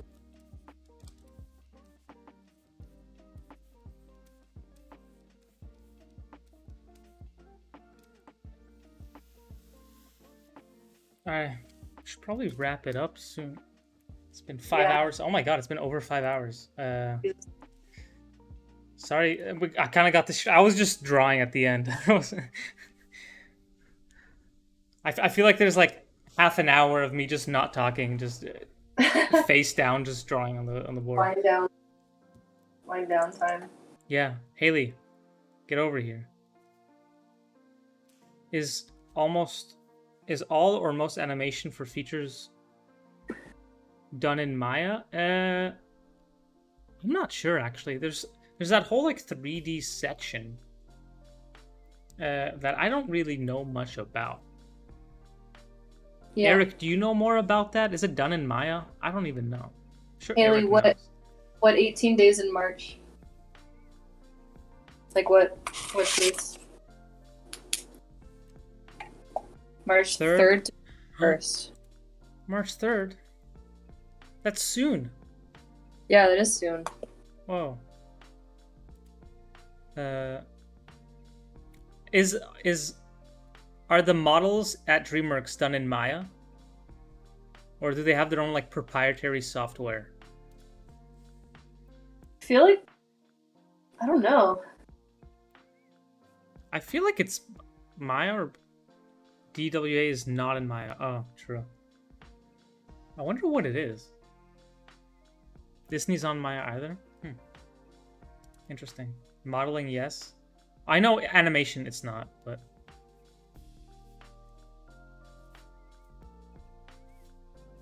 I was curious about like the modeling. FLO is Maya? What's FLO? Maybe RenderMan? Isn't that Pixar's?